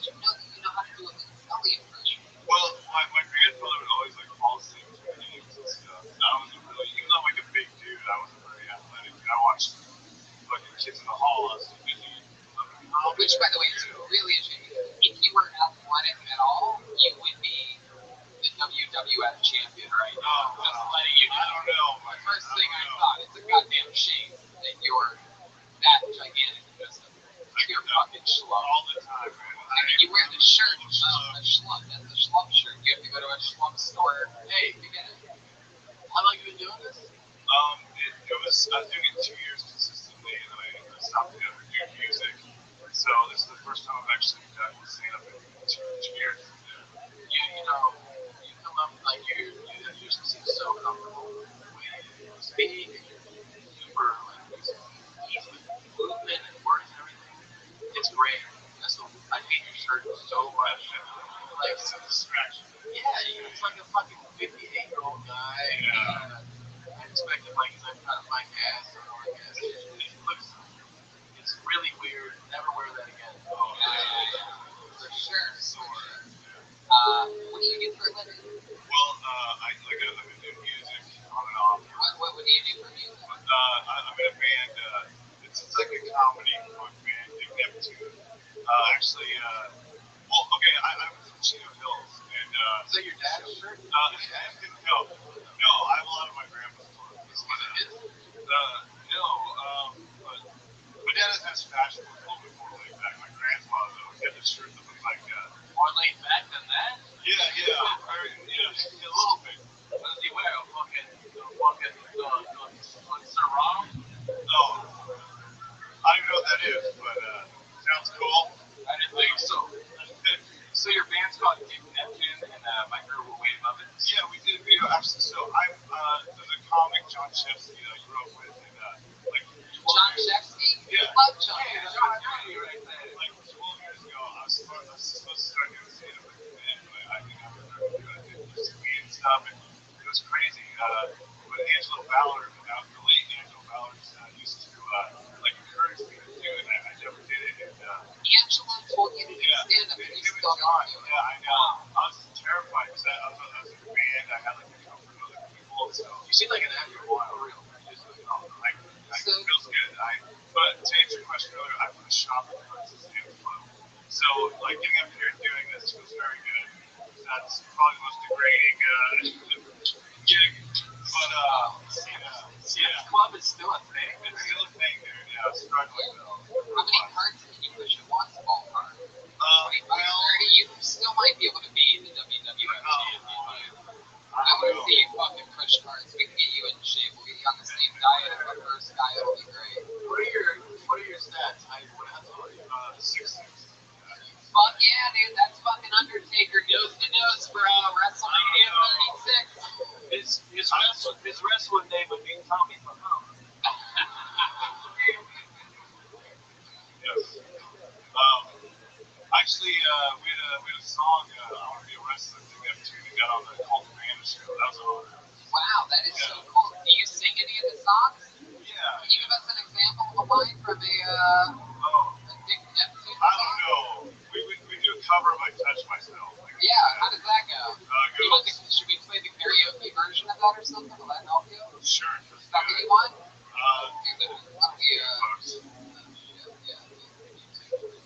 I mean, not YouTube. Why would I say that? That's so silly. That doesn't make any sense. YouTube now. We have actually, there's some Jamar neighbors in that video, Sandra Toronto, and I haven't Say you want to pick up those things? Yeah, I know, Mr. Joe. Okay. Go.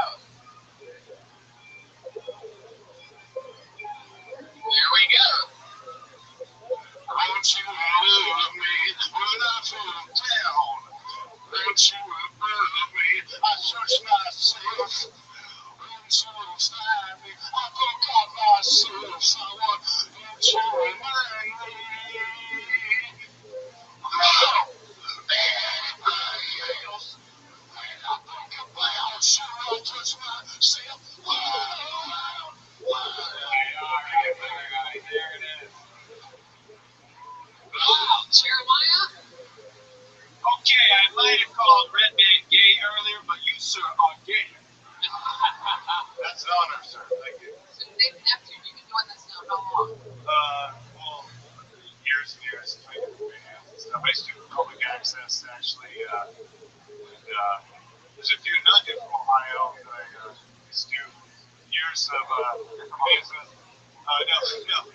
I'm out of breath right now, so I lost my train of thought. I'm just shaking my thing right there. It's 4 or 5 cards at a time. Yeah. He was the answer that I wanted from earlier. Yeah.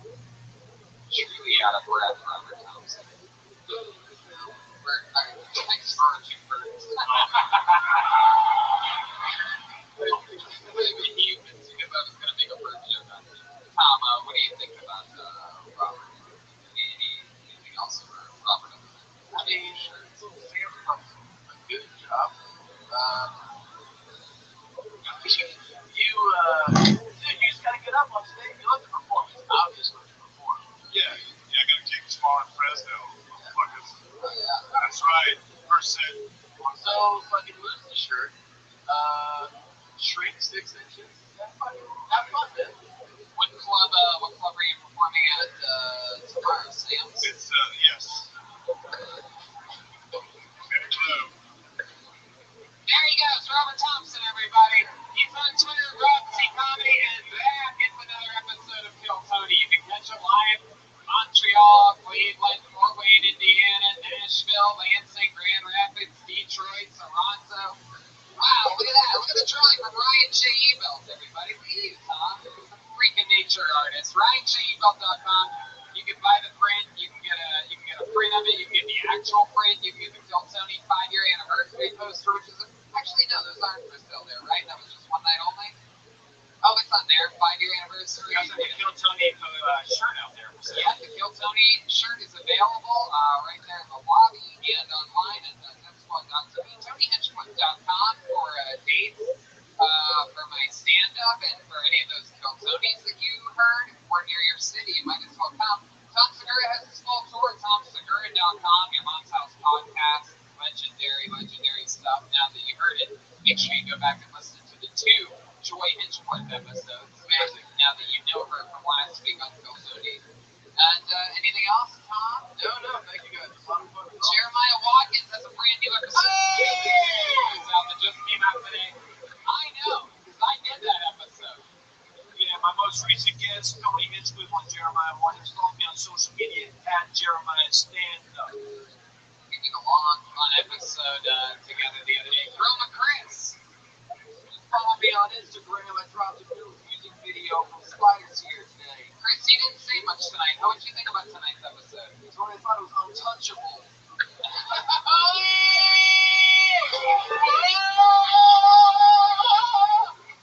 He never says anything.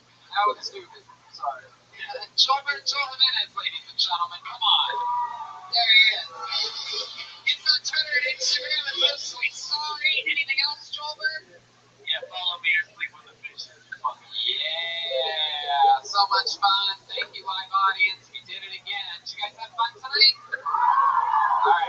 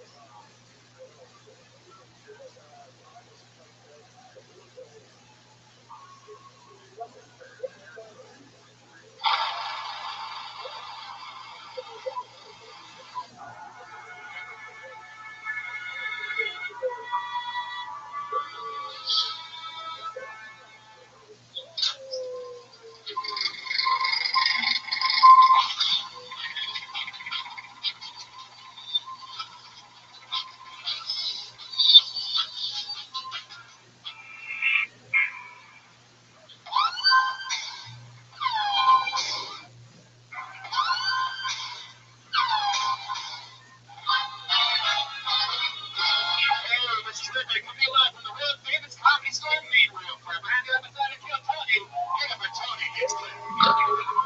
Hey everybody, welcome. You guys excited or what? It's the number one goddamn live podcast in the world. Ryan Reddan is here, everybody. Josh Martin. Come on, guys, make some more noise than that. This fucking party's out of control. Hey, Ryan J. Ebelt is here. I know I have my new Kill Tony 5-year anniversary poster being framed right now. Yeah, you can get it out in the box office right now, maybe. Yes, no. You can get it at ryanjebelt.com. That's right. And we are having so much fun with this show. Next week, we do it again here at the Comedy Store with our guest, Jeff Garland from Curb Your Enthusiasm, everybody. Jeff Garland. And with him will be a secret special guest. But before that, we head to New York City. Well, actually, no, that's next weekend. After that, we go to New York City where we hang out all weekend and we do a Kill Tony in New York City. Sold out already July 15th. And then we go to Montreal, Canada on July 24th through the 28th for the Kill Tony on July 25th. That's a big, crazy show at a big, crazy theater. So if you're near Montreal, get tickets for that. And if you're a comedian, have a pass for that show, and you can sign up anytime starting an hour and a half before. August 1st, we're at Hilarities, taking Kill Tony to Cleveland, and then we do stand-up the next night at Hilarities. And then the day after that, the next day, August 4th, we're in Fort Wayne doing a Kill Tony. And then I do stand-up August 9th through 11th in Lexington. I think you're going to be there for some of those dates in Jeremiah. And then August 12th, we do a Kill Tony in Nashville, Tennessee. 920 Lansing, Michigan, 921 Grand Rapids, Michigan, 922 Detroit, Michigan, Detroit with our guest Danny Brown. Jesus. September 25th to the 29th, Toronto, September 28th, Toronto, Kill Tony. Damn. We do Chicago, I do Chicago, I just do stand-up October 3rd through the 6th. After that, in Texas, run is being rescheduled for mid-November. God, for TSA pre. Yeah. With the live audience, you guys think it's weird that we're saying dates where we're at other cities, but hundreds of thousands of people listen to this podcast around the world, and you're lucky enough to be here at the live show. Isn't that exciting?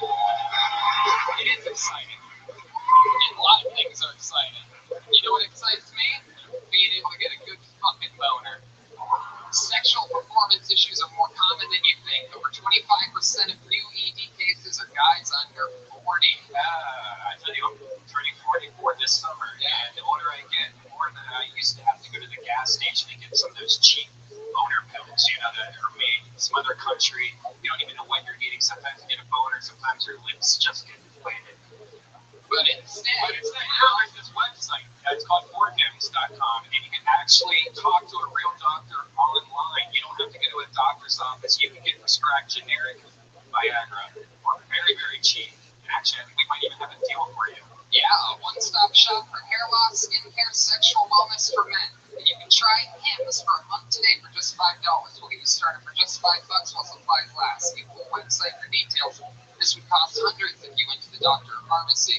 Instead, you can go to forhims.com/kill. That's forhims.com/kill. forhims.com/kill. And it's so much better. The fact that you don't have to go to a doctor's office is the big key to me. You just do it all online, answer some questions. It's an exciting time. Use it to your advantage. You guys ready to start this thing or what? This is Kill Tony live from the Comedy Store. Every single week, I bring you as my guests two of the funniest comedians in the world, two of the greats, and this week is absolutely no different. Returning guests, both of them, and they've done the show together before. Make some noise for the great Doug Benson and Mark Maron. Yeah. Look at this, everybody. It's Doug Benson and Mark Maron. What a motherfucking Monday. Hell yeah.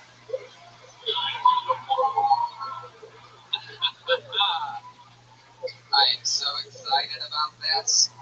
Kill Tony's been a lot of fun lately. I'm pumped. Here we are.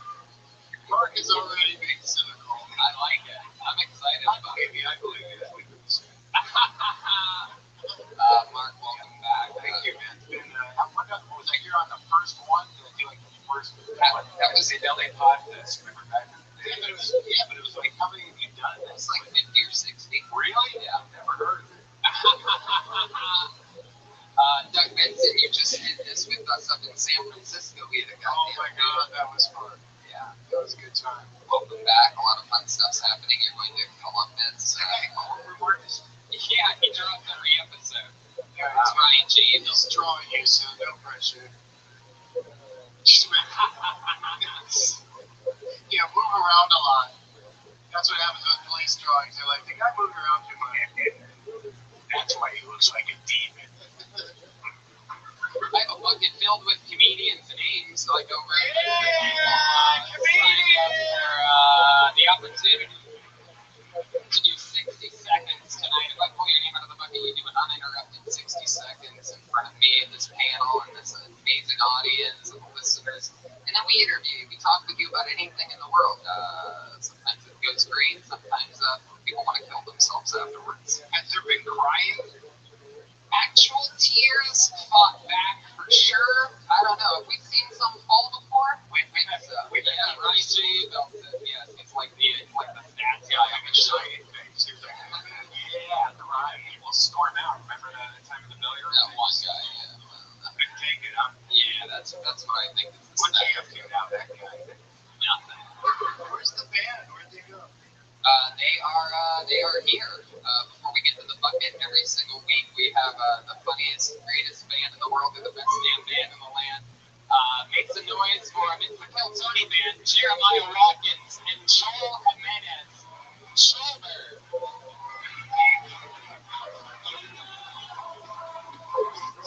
Oh, wait a second. I think I know what this is. Coming out with a magic wand. They are definitely magicians.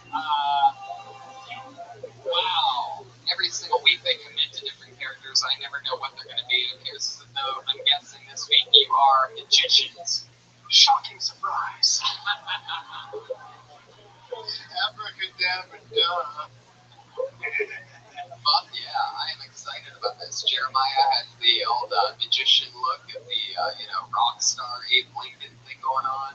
And clearly we have a magician version of Pocahontas back here, always killing it, fresh off the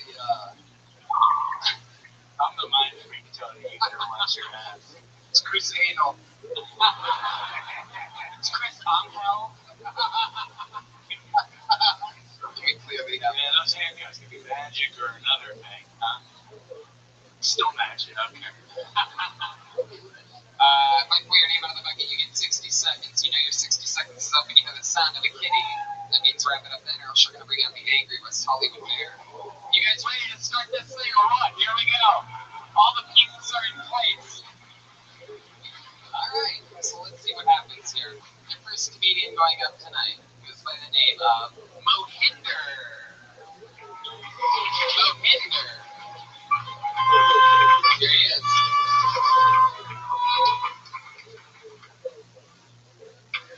Good evening, ladies and gentlemen. So last week I got into a car accident with this Chinese guy, but since we're both Asian, we just ended up sharing the blame. Any Rihanna fans in the house? I love Rihanna. I must say, but I've been noticing that she has a really big forehead.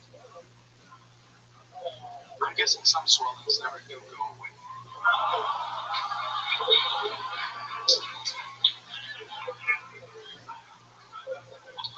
God is overrated. Here's why. So last night I had $7 in my bank account. And today I had $100 in my bank account. See, I didn't look up in the sky and thank God. That's stupid. I think my mother. Mohinder, ladies and gentlemen. Mohinder, you seem upset. What's wrong? I'm not talking to the microphone. I had another joke. I wasn't finished, but Oh, you weren't? he had one more joke. You want to finish it? Don't you fall in the trap?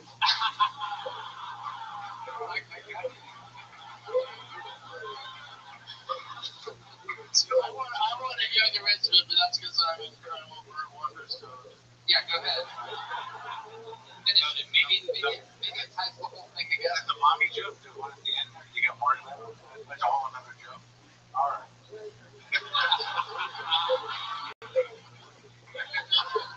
It's interesting. So I actually saw you post today or yesterday your notes that you wrote out for tonight. And so you had all those jokes. I remember saw him post on like what social media. Yeah, Twitter. He posted it. So I didn't laugh out loud for that long.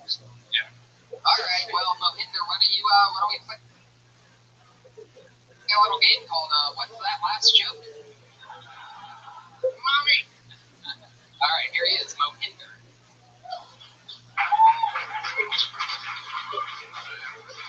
So, a few weeks back, I read a news article about this girl that had acid thrown at her by a bunch of assholes.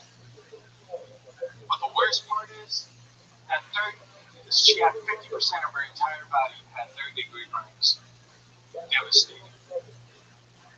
But at the end of the day, the girl should be thankful that she was half Jewish. Wow, doesn't get much worse than that. You silly bitch, you fell for the trick.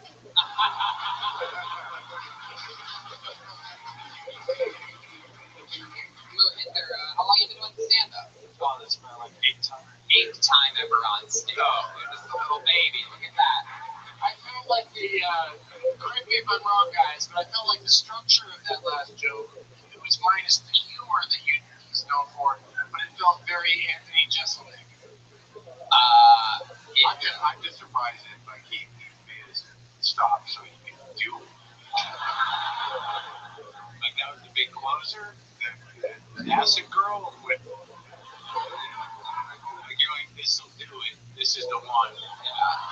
That's gonna turn it all around for me. The one that kind of makes sense and knocks women and Jews. Jeremiah the Magician? You just made Father Mary go, what the fuck?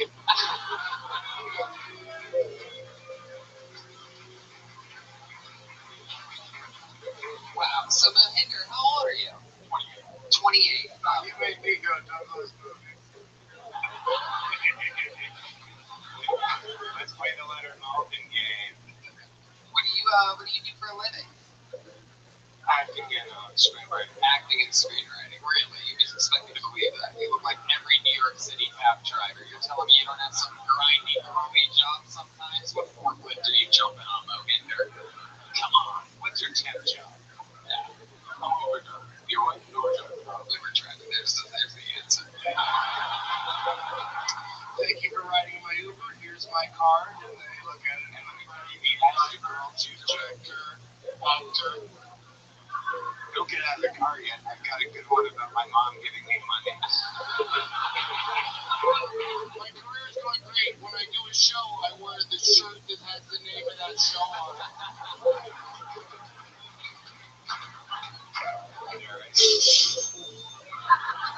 Mohinder's got some bling around his neck, though. What is that? You got some big gold. What are those necklaces? I think it's a nail. Just, Is that an Italian horn? No. If he's not familiar with what it is, you can't. It's underneath his chair. Mohinder, you don't know what's around your neck? All right. He's like, what am I doing? We're losing him. What do you got? Tell me what I put on his head. are we supposed to help him or just beat him up? So you got some ideas? You got some help for him? I was going to try to say something. I don't Okay, try it. It's only his 8th time on stage. Right, that's okay. Yeah. It seemed like the couple of the jokes were almost there. It almost felt like you were just, it was like, oh, it's almost got it. You know what I mean? Like you're working on the structure a little bit. The mommy money joke, I didn't see it coming. And it almost had. There's something weird about your timing. Like it doesn't quite work yet. Yeah, it takes forever for you to get no punchline. In fact, we're still waiting for one. But Wait, he's got one more joke. You guys are well hindering his process. Mohinder, what ethnicity are you? What is it? Indian. Indian. That's why the Asian joke didn't quite work. Because I don't know if people assume that you're Asian. Indian.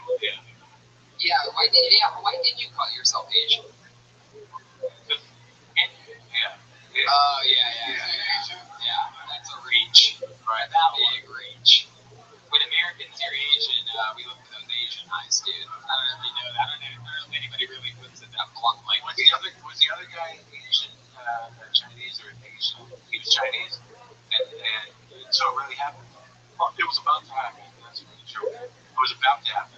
Oh, so it didn't happen. And no, I was on the left lane, and then he's pulling out, and then instead of being on the right lane, he just comes right into. Do you think we're your insurance company right now or something? Yeah, this is all a prank to get you up here. Like, let's find out what really happened that afternoon. Well, maybe you should add to that joke that you were both like driving shitty. Right? Maybe some charges would help. Yeah. Say that your car minutes in the Full shop. area effect. Okay, there anything crazy ever happened in your Uber? No. Not really. Nothing at all. Nothing No wild. one's punched you, and you haven't punched anyone. In your Uber. You're not an Uber driver. Yeah. Again, just saying no, like we're the police or something like that. Have you ever said, like, I'm not fucking taking you there? No. I'll take you. Oh, you think no matter what? You're supposed to work, Mark. They don't find out where you're going. This guy said, like, regular Travis Bickle in the fucking Uber world. You born and raised in LA? I don't know. I just moved here in January. Okay, born and raised in New York, lived in Mississippi, and so now we're supposed to go like Mississippi. Yeah, exactly. Oh, you did sound like Mississippi joke. Yeah, that sounds like a good joke setup right there. Where's that material? Somewhere down there. Yeah, you should be like, I think I'm Asian, and I'm from Mississippi, and you're good to go. Well, that seems interesting to me because why were you in Mississippi? 12 of them, so oh, they were drinking. How long did you spend there? About 12, 13 years. It's a long time. So yeah, you were from 12 to 24-ish. Mississippi. 12 to 13 years is how somebody describes a prison stay. At some point, you had a choice. You gotta know how many years it was. What were you doing down there? Like, you know, it was not that. How'd you end up in Mississippi? Yeah, like I said, I was 12. I know, like, my parents, they owned a business. What business? It was a hotel. Hotel? Oh, yeah? Yeah, they had the New York hotel, then they opened the Mississippi hotel. All right. Nice hotel. Yeah. Did you work there? Yeah, about 8 years. Oh, where's that material? Wait, what year was this? Was this after 9/11 that your parents moved you from New York to Mississippi? It really was? When did you guys move? Yeah, in 2004. I think we just solved a fucking crime up here. One of the original guys that was supposed to be a hijacker. That's why you've been afraid to answer these questions, huh? Mohinder, if that really is your name. All right, we're gonna let you go. I'm afraid that we're being part of a federal offense. Mohinder is on Twitter at Mohinder Singh 89. Yes. You can get that shirt that he's wearing at the box office. Yeah, it's a great shirt. Big hands got a first shirt, everybody. Come on. What is it? It only comes in one size. All right, pulled another name out of the bucket. Put your hands together for Jeff Harris. Here we go. Here comes movement from the far side.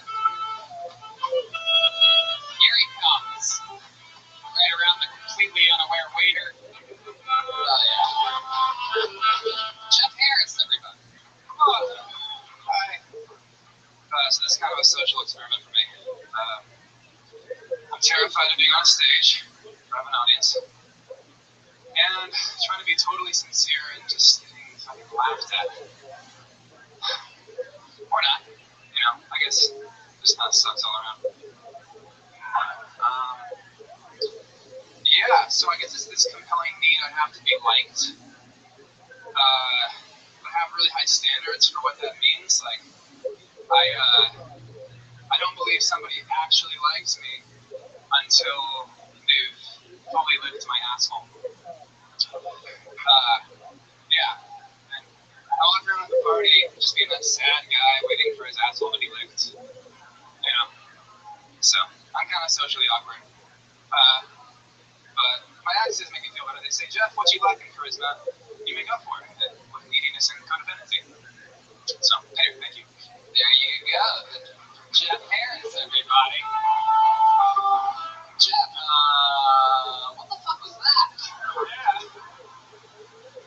Fuck the gates. I didn't love it, but I fully licked it. Have you ever done stand-up before? So you signed up for this show. Yeah. Is this something you've been planning to do for a while? You know, I have this roommate. I told him about it, and I didn't think I was gonna do it because I was mortified. Was it a dare? Kind of. I mean, I wanted to do it because I saw people on stage just getting ripped apart. I was like, I would die if I did that. I was like, I should do it because that's how you improve yourself. So you wrote the one joke, the asshole licking joke. You're like, this is what I'm going after with. Yeah. You're like, I gotta have something. I gotta have something about that. Do it. This will do it. Yeah. Asshole licking. Can I have a trees call that the confession? I just hope you get it licked because it sounds like you really want it. Yeah. Thank you. Does that happen for you a lot? Do you have a girlfriend or a boyfriend? What are you between? No. I broke up with a girl. I had a girlfriend. Straight. Why'd you break up with her? Just because she tried to make her lick his asshole.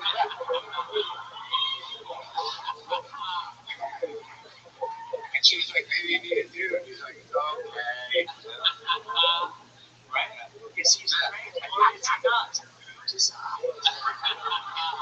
it sounds like you got some stuff to work out. This was a fine place to start it. Yeah.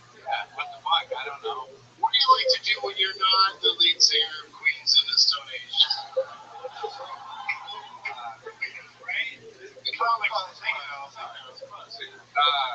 produce music. What is it? Top 40 music. Really? But it's a genre?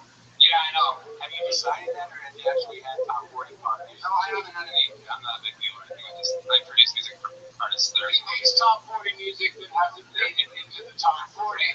That's just a technicality, Mark. I get it. He's top 40 style music, he's just not, hasn't got there yet. It's like he's making top 41 shit day and night. Yeah. The world is not caught up yet. We haven't heard any of the hits that you produce. Unless, there's this old couple in Colorado. How do you know these aren't bottom 40 hits, by the way? How dare you even call it top? There's an old couple in Colorado. Oh, Where it's would this. that go? Yeah. I got hired to do a Christmas record for this group of old ladies. Top 40 pop style. Can we find it somewhere? Is it on the internet? No, you can't even find it. They didn't market it, but they They paid. didn't market it, they didn't put it out at all. It's like It's like physical copies that you can't find if you Google it. so they're rare. Yeah. Can you give us a little example of, do you ever sing? Jesus. No, that's why I produce. I produce people who sing. Just produce, which basically means that you sit at a computer and you sort of tell them what to do and mix it together. Basically, yeah. If you don't have any experience, then how do you have experience? Oh, I just didn't want to say that I sing because I don't want to fucking sing right now. That'd be worse than what I did a second ago. So you do sing. No, Jesus. A little bit ago, you said that you came. Let me explain something that happened here, Jeff Harris. I'm here every week on this show. This is what I learned, bro. This is it. Sing like you're being fully licked. You came up here and you said that you're doing this as a social experiment, and you have a craving need to be liked, and you made everyone basically not like you. Yeah. You basically turned into Rob Gronkowski's spoiled nephew, and Is that true? I think what happened with most people like, and then this is uncomfortable. Yeah. And like, he shouldn't be doing this. yeah. I don't know. What he should be doing is singing. I think if you want to be liked, you just gave them one powerful line, they lose their minds. Tony. Wait. Hold on, let's see what Shoulder got. I was going to say, why do I feel like he's going to sing the German national anthem? That would be impressive. Yeah, why don't you sing us a little diddly? Is this now the voice? Jesus. Yeah, what? I'm like at a loss right now. It's just. Oh, wait, we have no. Jeremiah only knows how to play 4 songs on time. Can you sing Manhunter? No, I don't know that. Sing, if you do this, are you going to kill yourself? I mean, probably at some point. Yeah, alright. Why don't you sing the national anthem? I bet a lot of guys in this room will get down on those knees. Come on, here he is. Make that producer. Small town girl. Wow. Living in a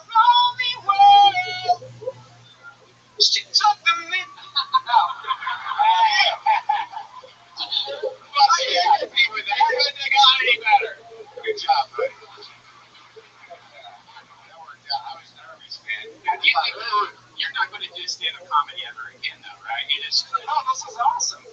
Yeah, you can't get worse than this. Let me tell you this: you've already done more stand-up comedy than you have produced music, so you're basically farther along in this. Karaoke should just be they play the song and then they give somebody a mic that's not turned on and they just pretend to sing along.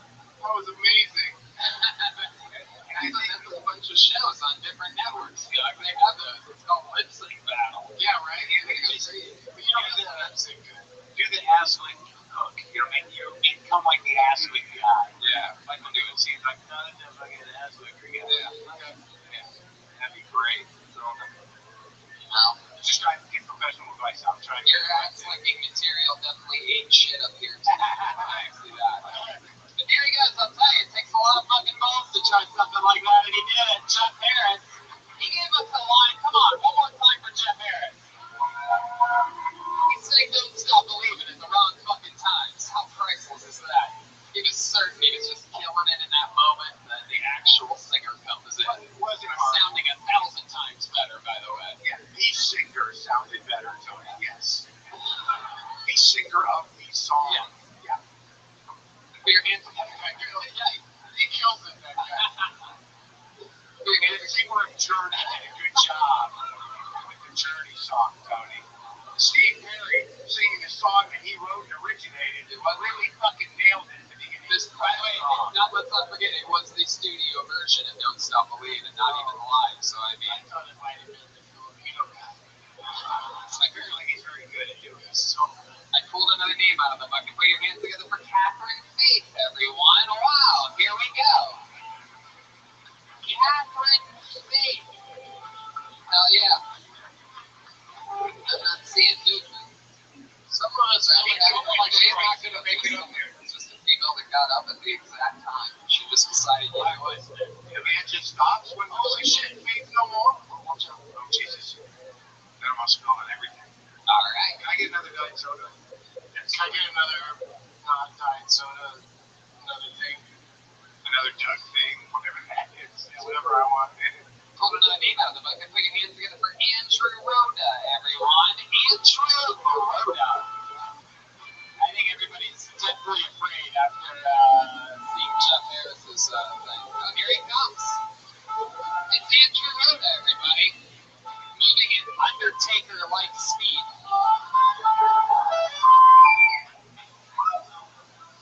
you guys are going to think I'm really funny after those two guys, so. Hello. Sorry.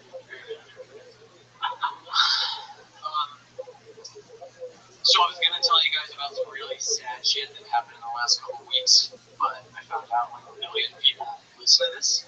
So I'm doing a real quick pivot. I'm going to tell you a story of revenge. So I used to live on Hollywood Boulevard for about 9 years, and I was walking home with my carry-out Chinese food. And a gentleman that was trying to turn across traffic was displeased, I guess, with my cadence in the crosswalk. And so he yells out his window, "Move faster, you fucking asshole." So I give him the double barrel of hit and say, "Go fuck yourself." He throws his car into the park, and wow, that's quick shit. Yeah, you started the story 30 seconds. I know Years. How much longer do you think this thing is? I'll button this up in 20 seconds. We gotta hear the end of this fucking Yeah, thing. so, Okay, it's so much better. That's This was a trick. He knew what was happening. Okay, so you gave him double guns. So he puts his car in park, and he opens his door, and then he comes running up the street at me. And I'm like, this escalated really quickly. And so I'm running a couple blocks with my Chinese food, and then I dropped my pan-fried dumplings and my lo mein. And he keeps chasing me. But we get about 2 blocks away from his car. We ran in a circle. So this is an important detail that you guys don't know and that he didn't know. And then it's on really fucking fast. And so I go running back to his car. I take the keys out of the Euro in that situation, man. I'm not getting to the end of this story. I run back and you love this car. I take the keys out of his ignition, Just to clarify, this has been more than 20 seconds. Yes, for sure. I'm just trying to get it out. I hope this ends. Did he kill the guy? I ran over to the storm drain. Do you replace him in his grunge band? In the other storm drain. Alright. And that is how the Foo Fighters were born. For you listening, he's got a flannel shirt tied around his ass. Yeah, so he took the keys, he threw them in the storm drain. I took the keys, I threw them in the storm drain, and I fucking ran. And you what? I ran. Oh shit, you ran from a punchline, and we happen to have that guy right here. The man who sees you took. Where is he? This is going to be a great reunion, you fuck. Yes, hold on, this guy smells like middle-aged spirit.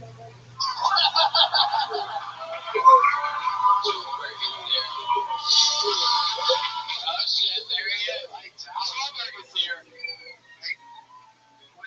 This is your first time on stage, right? Oh yeah. And you're an actor, aren't you? No. What do you do? Do you manage a building?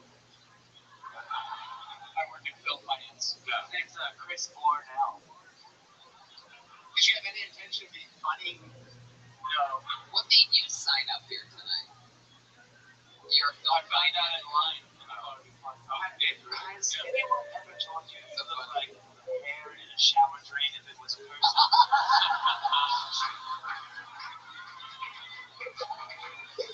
How long have you been working in film finance?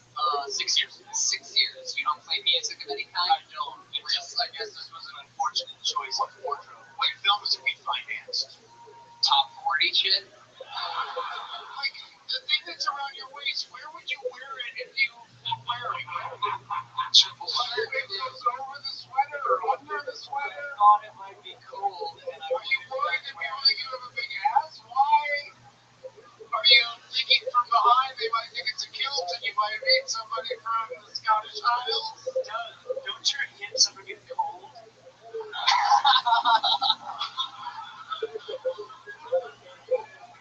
You are an interestingly stylish guy. What about the films? No films? No, we just did one with Morgan Freeman, Talia Jones that got 5% on Rotten Tomatoes last year, which I think sets a record. Oh god, It was $25 million. what was the name of the movie? Just getting started. Just Get Started? Alright. Do you know that movie? Wow. I can't call someone who looks like Jesus fuckface. I'm sorry, you're just beating around the bush. You throw up in all these stats, and it's sort of like, wait, Beating around the burning bush? yeah. How'd you start working in film finance? What took you to that field? I worked in investment banking, and then I came out here to paint. I get it. So you're like this bad boy nerd. That's why you look like that and everything. You're just sort of like letting it rip, like rock and roll fucking numbers guy. He just said he came out here to paint, didn't he? Yeah, they did mention that. I am a painter. Oh, okay. Well, no, if you're asking, I didn't like painting 12 hours a day in an art studio, so I went back in the numbers. So how was that art? Real fucking. I know, I dated theater. I was where the paintings available for looking at. You want to tell these people? Whoa, what the fuck is that? I'm assuming you're gonna keep your art guys hear that? What do you guys think about that? Because I'm gonna tell you where his art can be found. Jesus Christ, these people look at me. AIDXloaded.com. Classify him.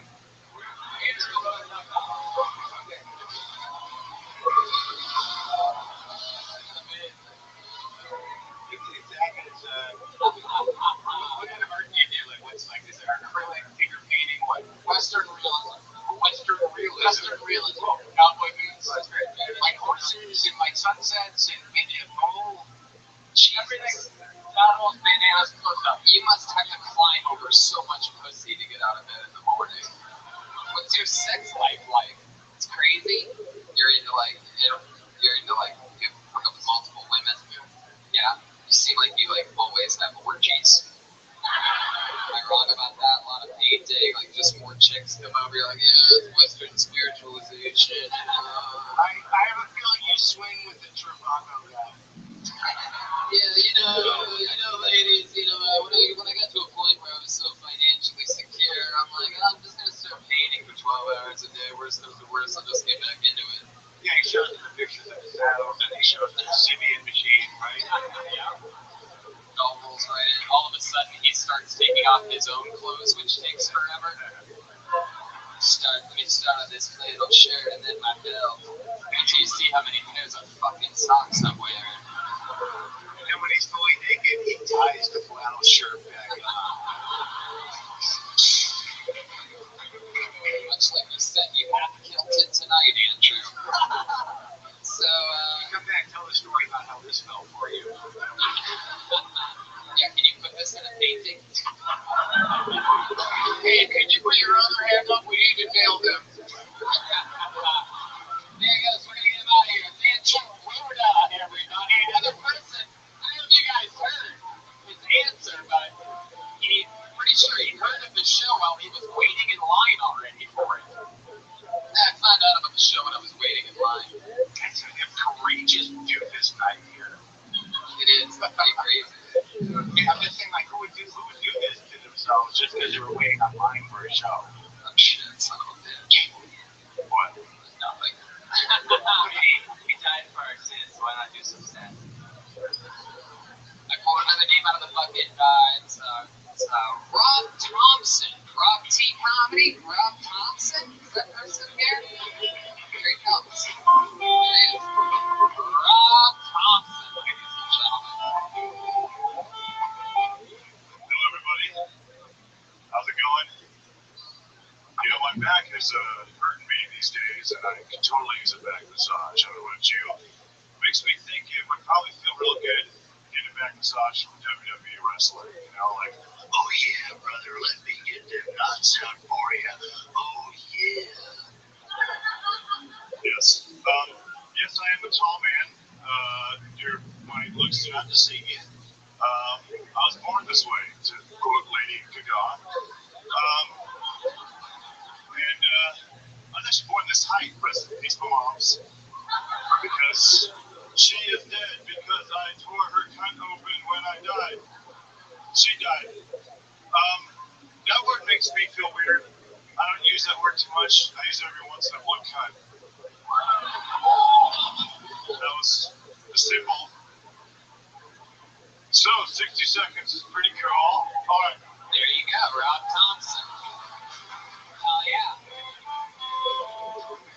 Out of all the dates in the bucket, you got on, I believe it was what, last week? Yeah, last week. And that was your first time ever on the show. Yeah. This is your second time on the show. That's right. Have you been doing it well?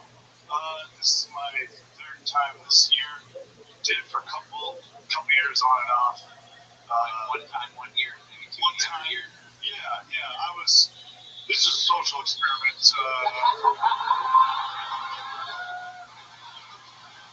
funny. I was literally just going to say, before you said that, you are so naturally funny, Rob. You said this is fun gestures. You got a lot of fun gestures. When I'm not producing Aryan Brotherhood music, we're top 40. I don't know. Do you like a rip monster? He's a rip monster. Oh, fuck, I wish I thought. I don't know. I'm the funniest guy in the Sam's Club lot, so. That's what you do. You retrieve cards at Sam's Club. I push shopping carts, yes. You're the collector of the cards? Yeah. There was like a dozen diapers in the cart today. They must have took that kid to a baby buffet. I don't know what the fuck that was. Stop. He's still getting more big. It's smart. It's raking it in. Who would have thought that I'll let the people out of the bucket be funny if they choose to take the opportunity? That's pretty easy. I know that might have. When you're on to be funny. You can't. I've never really felt the need to say I know we're 5 years and 3 weeks in. Sure, be funny if you want. Get rid of it. Whatever you opened with, that was not in concert with everything else you did. So get rid of whatever that was. I had it was some catering, Tony likes wrestling. So, yeah, it was a little nasty. It wasn't that much of it. That was like a wrestler that doesn't exist. But then once you got into the bits and you were kicking for no reason and gesturing and you got it. I don't think you need all the cut drops. You know what I mean? Oh yeah, you didn't need any cut drops. All right. Like when they went to your hand.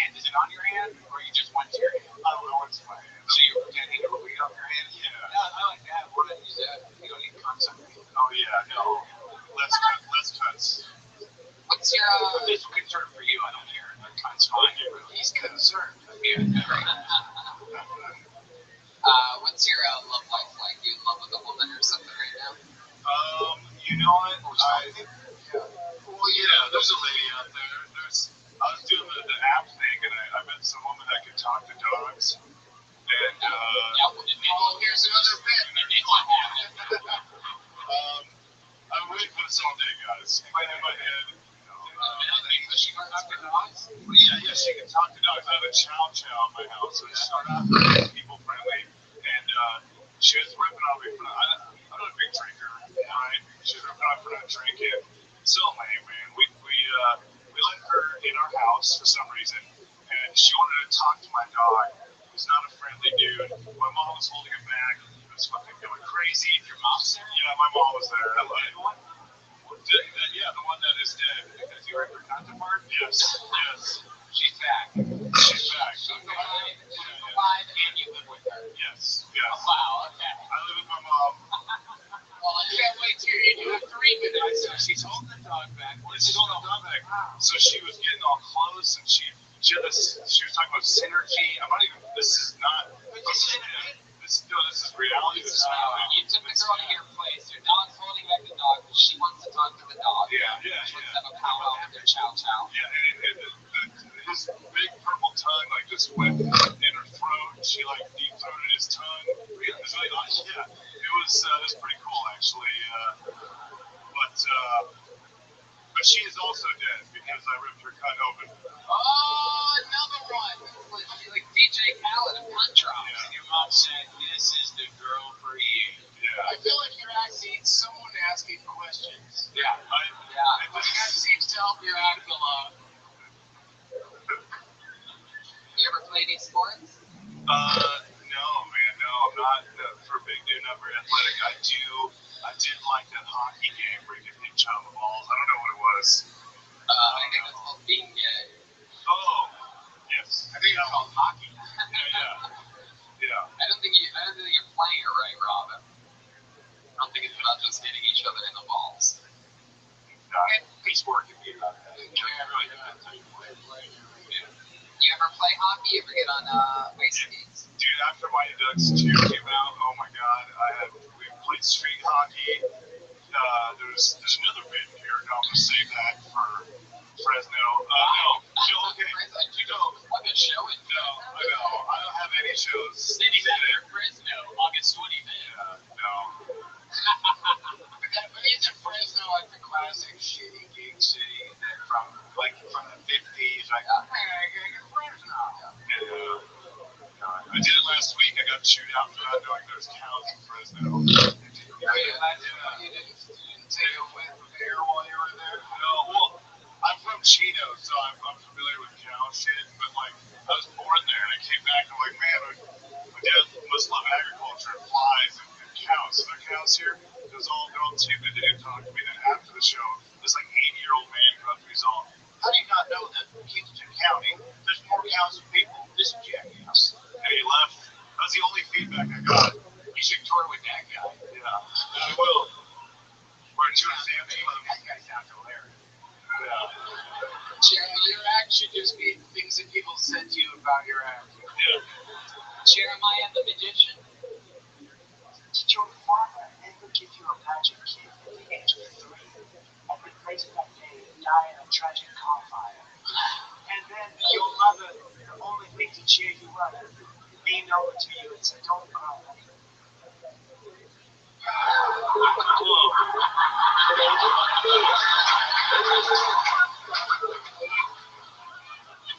Oh my god, cloth out of his sleeve. There it is.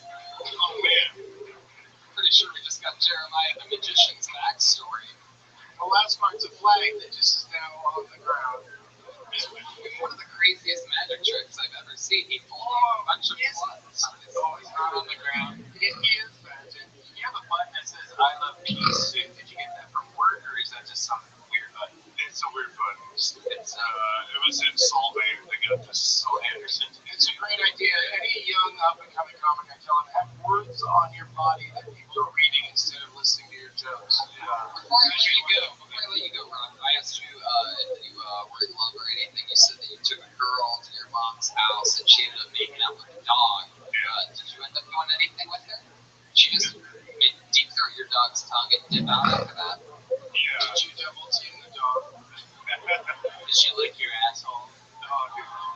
Yeah, that's what I'm here on stage right She now. folded it like that? No, we didn't. She went through there with your mom? Yeah. Give you a chance to maybe rip her conto. Yeah. You know what I mean? Hello. Wow. Put your hands together for Rob Thompson. Thank you. There he goes.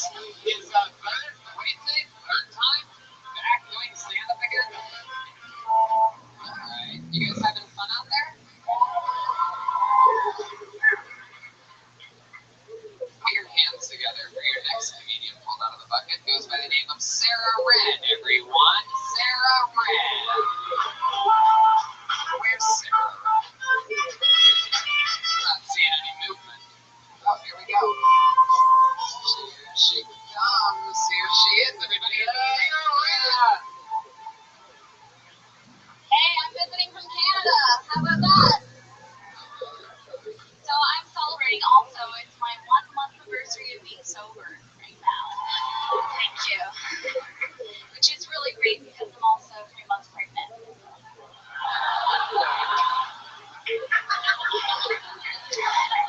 Don't worry, I'm not really pregnant, guys, anymore. Healthcare is free in Canada. I always think it's really fun to do this at shows because I'm mixed and on like a daily basis people ask me, what are you? So sometimes I like to mix someone else. Maybe ask them. Maybe you sir in the front with a hat. What do I look like to you? I'm on the clock, so come on. Say something, you fool. Latina? No, what I look like to you is up your league. Wow, damn. Just a hot diss at the end.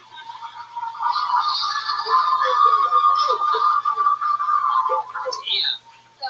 You podcast listeners must think Sarah Wren is a 10. What she gets talked about in the swagger, but that was very funny. You are a slutty little Canadian girl, huh? Thank you. She did pick a really ugly guy in the audience, though. In her defense. Some solid jokes, though. Solid jokes. Solid jokes all the way through. Good job. How about one more time for Sarah Wren? How long you been on stand-up? I've been doing it for 8 months now. 8 months. And it seems like you actually know what needs to be done. That's good. That hasn't happened yet this evening. What do you do for a living? I run a marketing business, a firm. Like, what do you market? Like Ralph's? Like basically any company that doesn't have like an in-house team, I just like provide the services remotely. How long you been doing that for? 4 years. What'd you do before that? Same sort of field, like marketing, but I was just in like a corporate office. Do you have a card on you? This is your card. Oh, I knew that was coming. This is your card?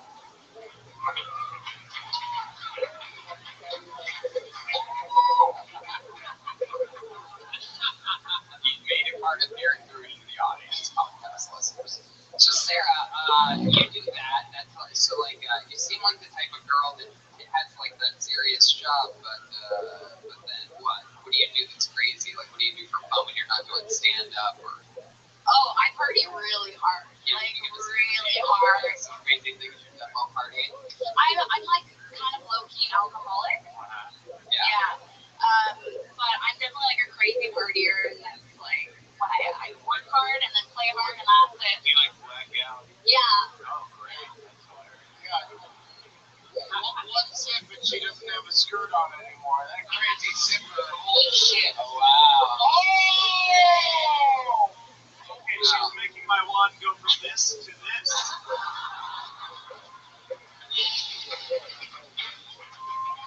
Damn, when you hit that cherry pie, she squatted down. I saw a little bit of Canadian bacon. And 3 Me Too accusations at the end. There's a little 15 running down her leg right now. What the fuck? Red back, you're incorrigible. Old Poochie Are you really sober for 3 months? Is that true? No. So give us Comedy. Shots. Ryan, very, very cool. Did you want to do comedy? I mean, is that what you? Yeah. So you're getting around and doing some bits and other shows. Is that the deal? Yes. And you want to be a comedian? Yes, I've always wanted to, and I just didn't think I was going to be funny enough. It was good. Yeah. You got off to a good start. Yeah, thank you. What part of Canada do you live in? I'll never forget Toronto. the moving words that Mark Maron told me after my set. I never said that to you.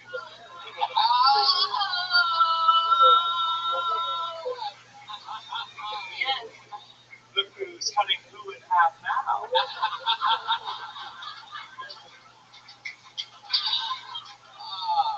So your answer was Toronto. Toronto, yeah. Born and raised? Yeah, born and raised. Please disappear. Oh no, he's doing it. But that's not very magical. Let's walk out. Hey, weirdo, come back. He'll come back. So Toronto's a good city. It's a good comedy city. You getting on one there? Yeah. Good. So do you want to hurt her feelings or what are we done here? Yeah, bring it. Sure, yeah. No, I'm good. I'm just wondering about you. I'm just going to let it flow and see where it goes from here. What's the craziest thing that you've ever blacked out and woken up to? Oh, how close to your face was it? The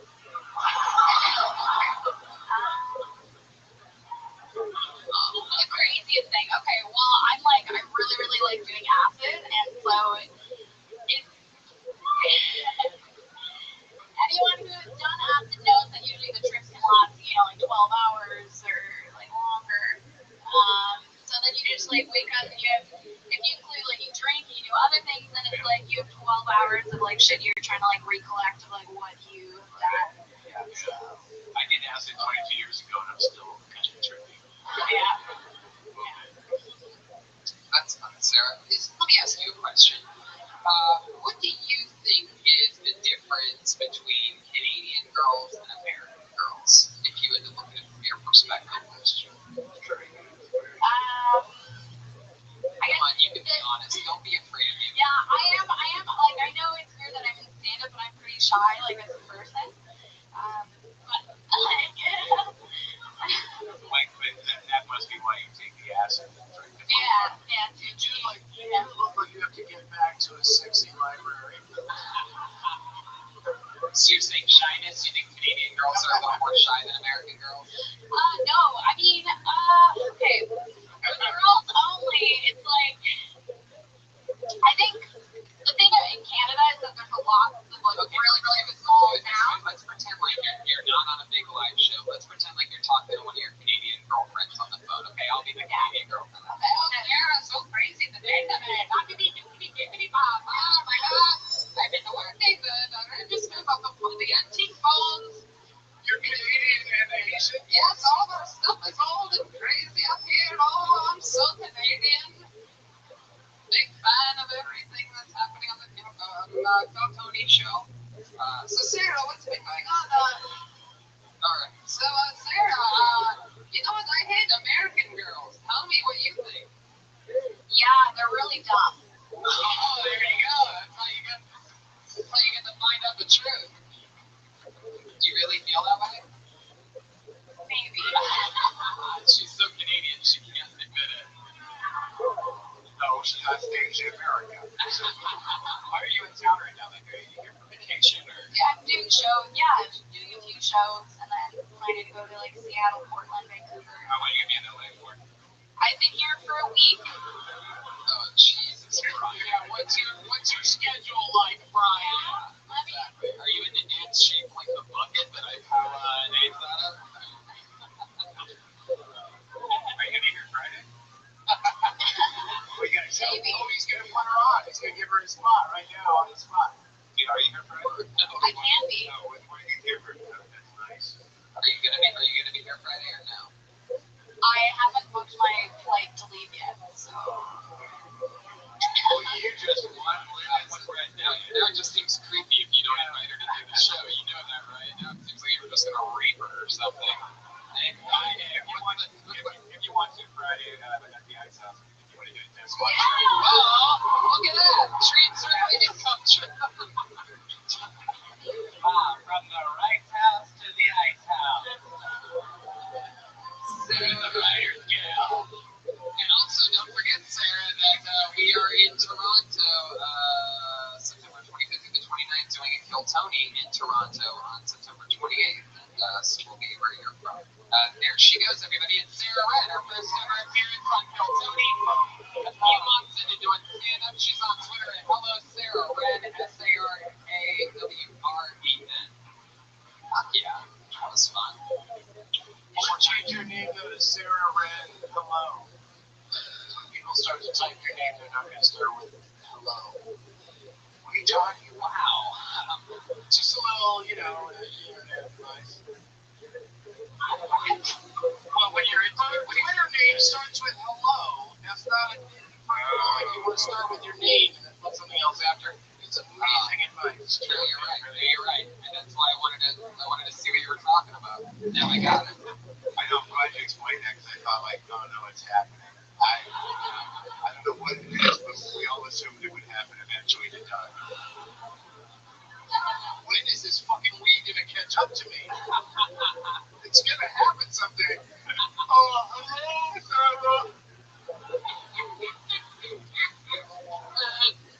I pulled another name out of the bucket. Put your hands together for Chaz Benalou.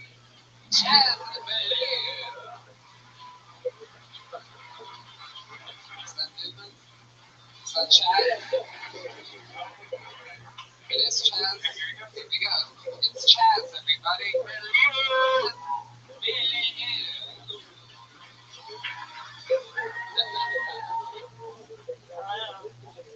Hey, is anyone here going to amusement parks? Yeah, we all do, right? Last time I went to an amusement park, this is very embarrassing. I lost the kid that I was with. Very irresponsible, right? I know. And it was really scary, so I went up to the ride operator. He was like, "Don't worry, Chaz. It's gonna be okay. We're gonna find him. And next time, refrain from riding the roller coaster while pregnant." I know where you guys, on the right side, we did get our first family photo. But I didn't buy it because junior size were closed. Kids these days, am I right? Alright. Alright. Chaz Benalou. Hello. There's some top-notch morbid shit there. So many women lose babies on roller coasters. I don't think it's a funny subject. China.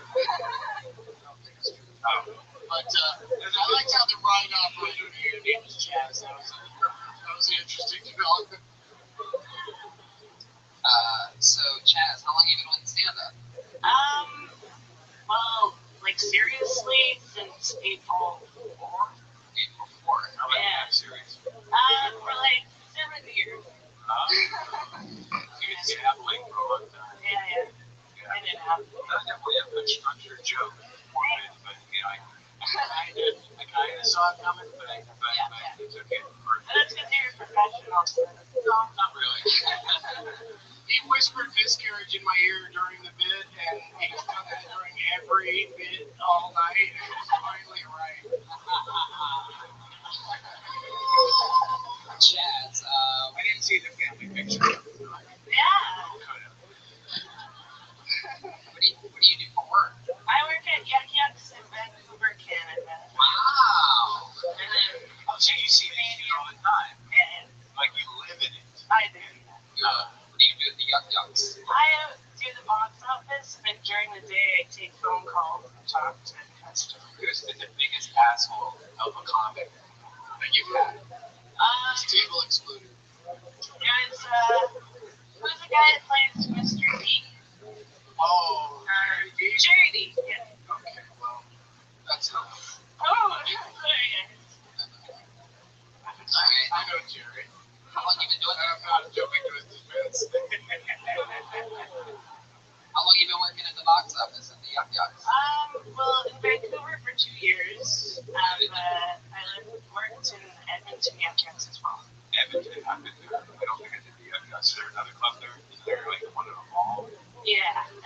comic strip. Is it like the giant mall? Yeah. And you stay at Let's the do it hotel tomorrow, yeah. in the mall? Yeah. And you just walk to the club from the hotel in the mall to the club in the mall. Wait a second. Holy fucking shit. It's Jeremiah Walker. Since you've been there the whole time? That's unbelievable. What a crazy magic trick. I teleported you fools. Really? Wow, that's an incredible teleportation. Oh, wow. That is incredible. My name is Chaz as well. Chaz, what's something interesting about you? Like, what's a little fun fact that I think we would be all surprised to hear? I'm friends with Beetlejuice. Is that true? No. I don't know. I have 2 rabbits. You have 2 rabbits. Yeah. Rabbits. Astonishing. Yes. We have pet rabbits. I did, yeah. But do they, I mean, I have cats, but like, do rabbits show any affection? They're rodents, They right? do, yeah. They'll jump up to you, they'll push their nose. Yeah. That's a fun pet. You like it? Oh, yeah. Did you name them? Yep. What are the names? Actually, they don't have names. Wait a second. That is in history. I mean, that might be the worst lie I've ever seen in my life. Are they rabbits or slaves? Let's keep my rabbits' identities out of this. They're private rabbits. We're trying to live a private life on social media. I don't even post pictures of my rabbits. I have 2. Thumper and Buttercup. I have 2, Tillian and OC. Did they run around your place? Like, they put shit everywhere? No, they shit in their shit train. They have a what? Their shit train. Shit on Like, pellets that you can they have a little litter box train. Are they indoor outdoor rabbits? No, they're strictly indoor. You can't just let them like, all right. No, otherwise like a wolf will come by and Yeah, eat wolves them. in your neighborhood? No, but What about on Easter? Don't they like hiding eggs? yes, and I love eating them. Yeah. Would you like a pet snake? Whoa. How long have you had all these rabbits for, Chad? 5 years. 5 years you've had 2 rabbits. Oh, rabbits. Two rabbits for 2 years now. Seems like they'd be easy to step on once in a while. Oh yeah, but I've been come home drunk and I've never like slipped on them or fell on them. So How long have you had this with? as long as you want them to. Oh, that's how it works. When you're kind of a rabbit, they just die. I've lost interest. Are you Lenny from a Mice and Men? Yeah, pretty rabbits. Yeah. As long as you give them love, they live. Yeah. I didn't know you could potty train rabbits. That's pretty We cool. can. Yeah. Oh, now I can eat a rabbit. Man, that is some crazy stuff. What made you want to get into the rabbit having field? Is that a Canadian thing? Oh, it's because The girl that was on before you said? no, but I want to. Toronto lady, where are you? Wow. Let's hang out after, man. There's just 2 Canadian women back to back on this show. That's crazy. We have to build a wall or something like that. Stop this. Hey, Brenda, don't you have dogs that look like rabbits? Yeah. Owls. Like owls. Oh. All right, Chaz. Well, anything else that you think is interesting about you? Did you ever think about doing an act with your rabbit? Like not a magic act, but just holding it and wrapping up? You mean not a magic act? You know exactly what I mean. Whatever your name is. Astonishing. no, because they have giant teeth, so I don't think so. No. Animal acts. You feed them carrots. Sometimes, yes. What else do you feed them? I feed them dill, kale, what else do I like? Bananas. Oh, Cheetos. You have Cheetos? No. Kale, bananas, carrots. Broccoli. Do you ever give them Twix? No. You silly rabbit. Sarah, since you're Canadian, I am going to ask you the same question I asked Sarah Wren. And my question is, what do you think the major difference between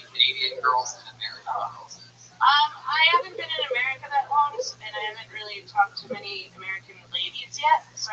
But all of our shit is what you guys watch on TV, so what's the answer to my question? You see how they're so polite they can't even fucking do it. You know they hate you, right? No. She's being very honest, and you just want her to judge without women are in this country. Like what? The fucking Bachelor? What do you want? In this country, she's seen Gibson River. The fact, yes. The fact that you're asking me if I don't like another lady, to me, like, ladies should be all over ladies. All over I ladies. agree. That's not what I said. I didn't ask you, but you not like Tony hates ladies. Very good. hates ladies. The question was, is there a major difference? What do you think the major difference is? You know this one between American and Canadian. Doubling down on the question. Yep. It's just a horrible question. I know it wasn't for Sarah Red, it was actually funny. We have kind of a chance for everyone. Yeah, I want to be in the end. You know why? Because I can be. Dumb question. Hickey Day. For not being in America that long, her English was great. Every single week on this show, we have a regular that writes every single week. We're in the Mormon for Great Powerful Malcolm Hatchet. Hell yeah. What's up, y'all? You can always tell when a nigga lying, they put God in it. Hey, you see my wallet? I swear to God, I have it. Nigga, you don't even go to church. And when white people lose shit, they be calm about it. Oh, fuck my phone. You know what? I have insurance, I just order a new one. Black people lose shit. Oh, shit. Oh, shit. Oh, shit. Attention, all.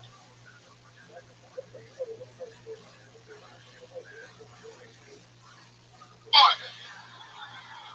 if you got my motherfucking phone, bring it here. Or you blood, or you best to look today. When Asians lose shit, it's like, we create this shit. And white girls look different than black girls. Because white girls suck your dick, look at you, and swallow the shit. Black girls will suck your dick, let you nut them out, look at you, spit it on your stomach and say, thought I was that white girl, huh? Holy shit. Again and again and again and again, the great Malcolm Hatch. Holy shit. Fuck yeah. Fuck yeah, that's right. Is that true, Black women? Hell yeah. They spit it on your Jordan. I want to know what horse you were riding in the Preakness. Looks like a horse riding shirt. I can see why that could be a horse riding. This is a dress shirt. That was hilarious, dude. That's my first time. I haven't been on when he's come on. Oh, really? I've heard about him, but I haven't seen one. Oh, that's real. It's even good. Mark, this is your first time seeing Malcolm Hatch. Yeah, great job, man. I thought you were really good. I think it's consistent, the dick sucking thing with black women and white women. Do you have anything that's across the board or just specific instances? White girls just go all the way with the shit. But they don't swallow. The white girls swallow. All done. No, that's a little shaky thing. It sounds like you don't have tasty cum like that.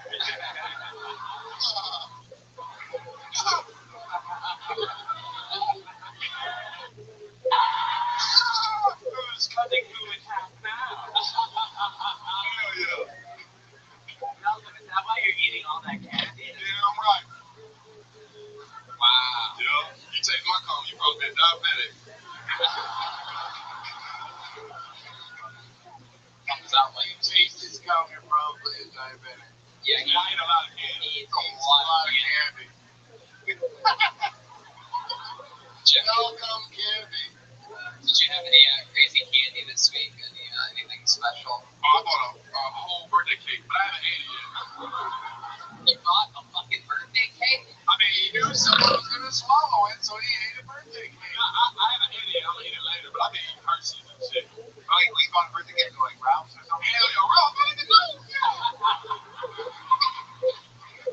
It's a 4th of July cake. That shit look good. Tell him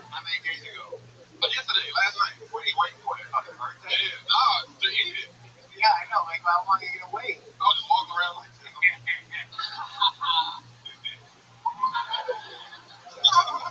Wow. You're gonna eat it tonight? You're going down, I'm gonna fuck it up. Okay.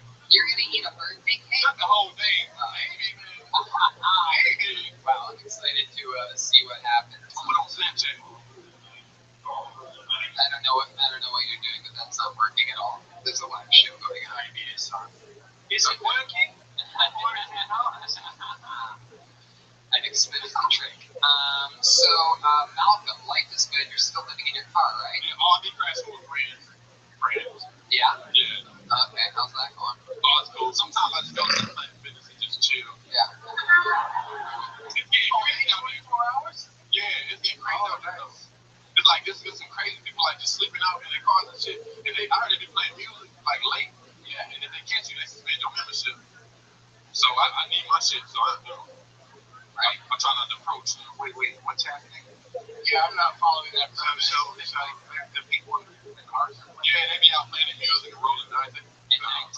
Sorry, Malcolm. The last time Mark interviewed a black guy was the president.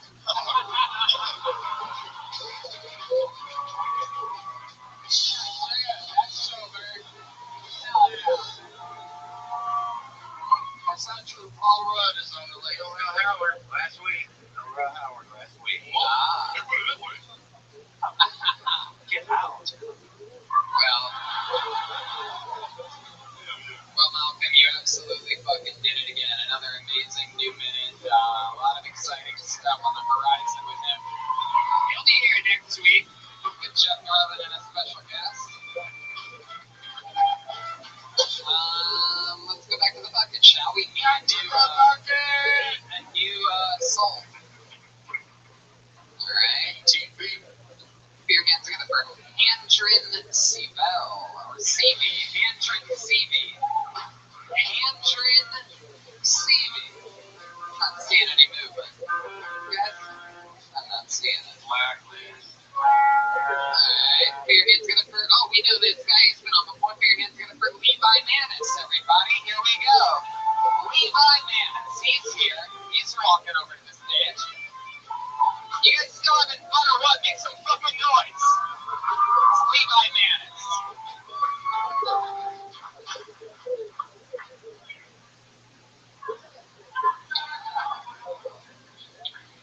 I look like I jumped out of a Jumanji box.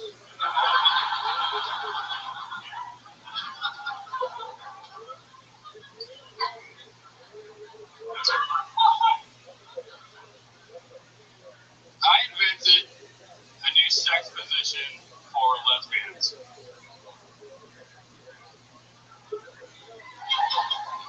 It's called the safety scissor.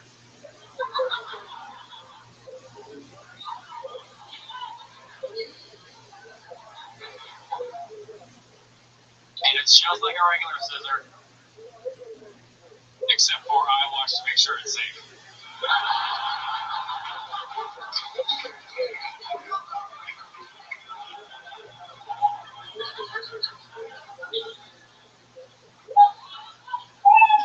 Oh, yeah, there you go. Levi Manis. 60 seconds. 2 jokes. He goes full guitar solo lead singer after each punchline. Just head down, let the fucking hair do the talking for a while. Stand up. So easy a caveman can do. He's Doing the whole character thing. That's his unique way of typing. There's not enough posing in comedy. So he got the one-liner and then he just delivered with the dredge. It's very rock and roll. You know how to play rock and roll? No, not at all. Yes. Do you know how to play rock and roll? Why this question ever asked on the show? Do you play rock and roll? Shit. Levi, you've been on the show a couple times before. Funny stuff always. Did you ever get that eHarmony account working? Yeah, I've been using it. Wow, look at that. We gave Levi, for those of you that don't know, it's okay if we talk about it again, right? Yeah, totally. Levi Manis is a virgin, right? Yeah. Okay, still a virgin. Very Stanfield from is a real life version. I know. 1 second. I'm on the roof, but I look out the crowd, and so much people look at me like, I don't believe that he's a virgin. Like, they all think you're lying, Levi. No, it's true. And on this show, you might remember a few months ago, Levi got pulled out of the bucket, and we found out after we found out that he was a virgin, that he had never kissed a girl before. And all of a sudden, out of nowhere, the great Jen Murphy walked up here and stuck her tongue right down the back of his throat. Crazy. He was the first kiss in Phil Tony history. Have you talked to her since then? Have you like DM'd her? Tried to get her? I bumped into her a couple of times. You know, she's really nice. Safety scissor. And I know you're leading up to, so tonight, someone from this audience is going to fuck him. It very easily could happen. Who knows what's possible? But You had some great poses. So we hooked you up with the eHarmony account. How's that going for you? I've been trying, but nobody wants to talk to me on it. So, right, that seemed like what's your profile picture? Is it you?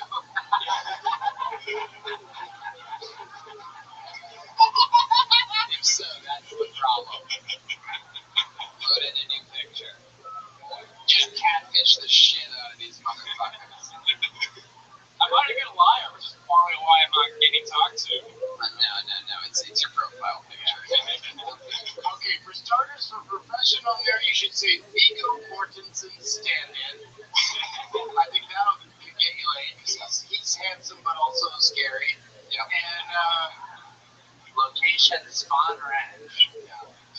Twitch child fans and like you idiot. you idiot! Fucking idiot. Yeah. They're idiots that you made a 50-year-old reference. Yeah, you're welcome, Mark. You're welcome. Oh yeah.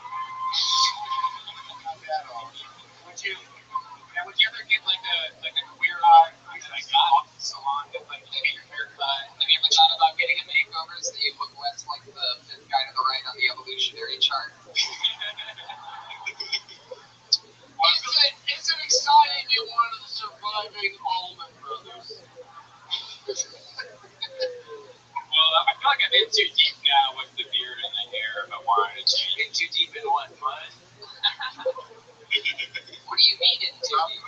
I don't know, it's just like when how long is it been? The hair and the beard. I've had long hair since most of part growing up, and I've had this beard for like 4 years. Now you can't get out? Is that what you're saying? You just can't get out? Well, I mean, I feel like I'd be losing something when it comes to like my presence in stand-up. Really, you think it's all about the hair and the beard for you? I feel like it helps a little bit. Yeah. Or me, like to be seen as sort of like, everybody loves a comedian that looks like he's hitchhiking a ride home at the end of the haunted mansion ride. I mean, I get it. It's a character decision, but the guy needs to get laid at some point. How old are you? 26. Yeah. You gotta go. You're young for that look. You can always go back to that look, too. Yeah, you can give up this young wizard look for a while, and He works hard. When he gets rejected, he doesn't just get rejected, he gets devils rejected. Wow. Just for now, like, get a haircut and pretend that you graduated from Hogwarts. And you're no longer the guy. Who's the guy? it doesn't matter. Levi, remind me again, what do you do for work? I have a job down here in LA, but I go back up to Seattle and work security. You go up to Seattle just to be a security guard? He just stands in front of the building. Well, no, I work in music venues, so I like seeing other live music. You're a security guard at a music venue? Horrible. So what happens when a fight breaks out? I go in there and take care of People don't think you're just starting a mosh pit? He's like, stop it or I'll put a hex on you. Wait, do you know how to kick ass? I haven't been in that position yet. As a bouncer, you've never been in a position. All county crews. I'm just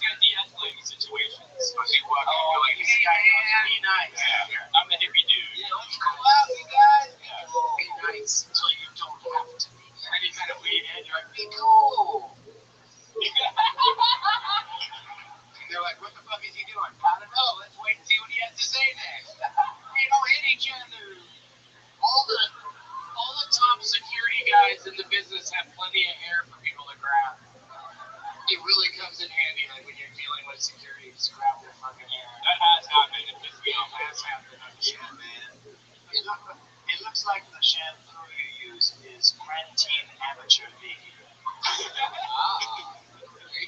I can just caught the midnight rider. So you know it's for Mark. You're totally against getting like any kind of haircut, makeover. When you're a great guy that can cut your hair, he's fantastic. His name is Sam. It's only like $20. Wow, Brian knows a normal barber, ladies and gentlemen. Wow, that's incredible. Levi, let me ask you something. You said you're in too deep already, so does that basically mean, and how old are you again? 26. 26. Wow, you don't look a day over 53. It's incredible. It really, yeah. You're 26 years old, and you're saying you're in too deep, which means what? I mean, what do you think's going to happen? You're just going to look like that forever? Just let it go? Yeah, I haven't had any plans on changing it yet, so just kind of go with the flow of it. It's just it, man. You know? I love it. If that's where your heart leads you, then so be it. And forever you will never get a date. So I can't believe you can't get free Portland. I haven't been out there enough. I thought you said you worked up there. Seattle. No, of course, there's every Seattle. So. His comedy is grunge rated. Underrated. I know. Grunge the fuck. Listen. We probably shouldn't keep it because his hair keeps growing. It's getting deeper and deeper as we talk to him. All right, there he goes, Levi Manis. Levi! Somebody fun though.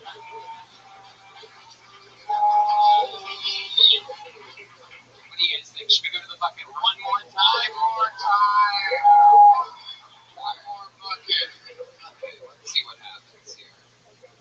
Uninterrupted 60 seconds. It's going to go to Tatenda Mudzi.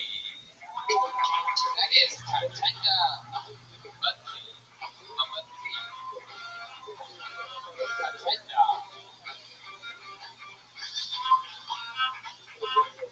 Come on, everybody. Last comedian of the night. Make some noise for Tatenda. Oh, it's good to be in America. Somebody come because it's light in here. All the lights. And all the white people. I got a pretty good pronunciation of my name. Very good. The West Side they have something that they call me Nintendo. I look at that Nintendo. I'm going to stop Nintendo. But I have a fun to play. I have a large joystick. But it's a coin slot in the bank. If I'm not making it, I blow up on my cartridge. Say, is this your life? You have only one? You don't get up next time. Oh! Where I am from, real men have at least 4 wives. Tatenda, everybody. And how do you pronounce that last name? What? What does that mean? I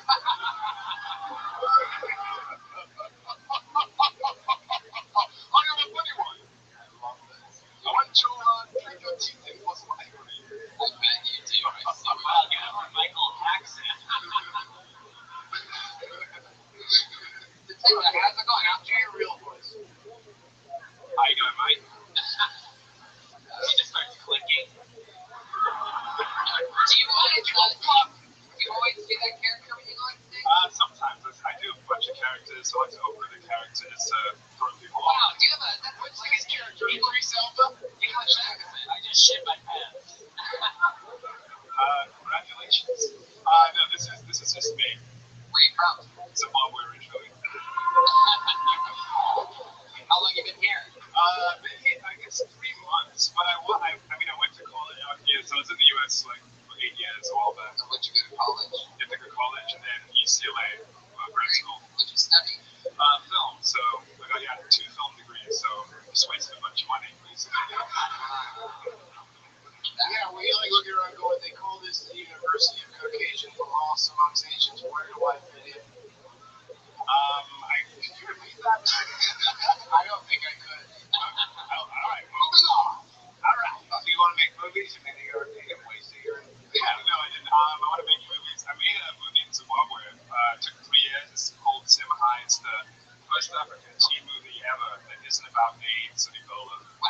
worst African teen movie Most ever. African teen movies are about AIDS and Ebola. Well, yeah, because I guess there's a lot of teen movies. Teen, it's like Even the African pretty in pink or the African. well, it's like the African Mean Girls, except with like violent, mean boys. So it's like American Pie, but without like the pie. Yeah, it's more like the Hunger Games, but with lots of hunger. Right.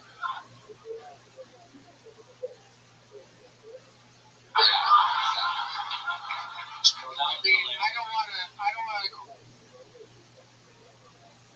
quibble with you, but there was a lot of hunger in the Hunger Games. So you say you ramped up the hunger. I mean, I think they might be hungrier in Zimbabwe. yeah, I guess you just gotta watch it and find How out. old were you when you moved out to Zimbabwe? I was 18, so I came here for college. Did you ever get to go black to visit? Easy. You heard it. I'm always going black to visit. I was there for 3 years working on the film, yeah. Where can you see the movie? At the moment, it's not got distribution yet, so I'm trying to talk to the sales company to get it. Give us a video link. Yeah, you know what? You know what, Tatenda? I know a guy that's in film finance that Oh, yeah. Oh, wait, are you talking about Jesus? Maybe Jesus can help me. If I Jesus helps all of us. Yeah. that's How long have you been doing the comedy? Been doing it like 7 years, but like 8 years, and more focused in like the past 4.5 years, yeah. And I've been in Vancouver as well. I spent some time in Vancouver. Your movies should fly off the shelves. Oh my God, Brian, what the hell is that supposed to mean? Just because they have a lot of flies in Zimbabwe? Come on, oh stop. Actually, we don't have that many flies. We have more mosquitoes. Oh yeah, So, They're not worse. I would take a mosquito over a fly because you can kill a mosquito. Mosquitoes can kill flies? Right, you're spitting all over everything. That was the most passion I've seen him in years. Tatenda, what do you like to do for fun? Stand up, and I like to draw. I illustrate. What do you draw? What do you like to draw? Pictures of people, and I draw people. Like when I was in New York, I would draw people on the train. Just, yeah, I'm trying to make a comic book before I die. How long do you have? I don't know, yeah. That's no prognosis. Well, the life expectancy where I'm from is really short, so Is that true? yeah, I had my midlife crisis when I was 15. Wow, look at that. Oh, So wait, you do all characters? You all like eating of characters? What do you do? I do characters, and I do some regular stand-up. How many characters you got? You want another one? Your other character? Yeah, let me give you a quick example. Just the Zimbabwe guy? Is that what that was? Well, what the fuck is happening? Hold on. Okay. Here he is. Putting on a mask for those of you listening. Yes. It's a surgical mask. Hey there, Mom. It's their regular old Mortal Kombat trick that's Scorpion. Doing some stand-up. I'm not that good at this. I'm good with blood. Hey, any guys in the audience going through a breakup? Anyone? Sir? Yeah? You want to advise some old buddy Scorpion? Get over here! Get over here! Get over here! Get over here! Wow. I think that was a good bit. I don't understand. I think it was good. Yeah. I got it, and there was about at least 33 other people in the entire room that got it. Some of them on niche. It's a character from Mortal Kombat. And he's famous for the last 20 years. He's only ever said one thing, and it's "get over here." So once he said "I'm Black Scorpion" or whatever, we all knew that that's where it was going to end up. And sure enough, I was clearly too old for that joke. Did you know that the sequel to Get Out is called Get Over Here? I can't wait. That sounds like a movie that you would like. I think I would. It sounds Pretty great. big. Love it. But really, people ever racist to you, Tatenda? Oh, all the time. Actually, this one time in New York, this Russian guy actually was like, just yelling at me. He was like, nigger, why you come to this country? And I was like, well, you have to come to this country too. I don't know. Yeah. So there's sometimes random stuff like that will happen. How did that end? Basically, so this random white guy kind of got in his line of vision, and then he stopped looking at me, and then I tried to go up and look at my phone, and he was like, Baker, who are you gonna call? Baker. And I thought, well, I don't know, maybe the Ghostbusters or something. I don't know. And then and then he like tried to like get in my face and yell at me. I'm just glad he didn't spit on me. That's all. But yeah, I don't know. What would you have done if he spit on you? I don't know. I couldn't tell you. I don't know. Why did you have that like I agree up in it? I don't know. Maybe I would have unleashed the Black Panther or something stupid like that. I don't know. It was bad. Sorry, why did that?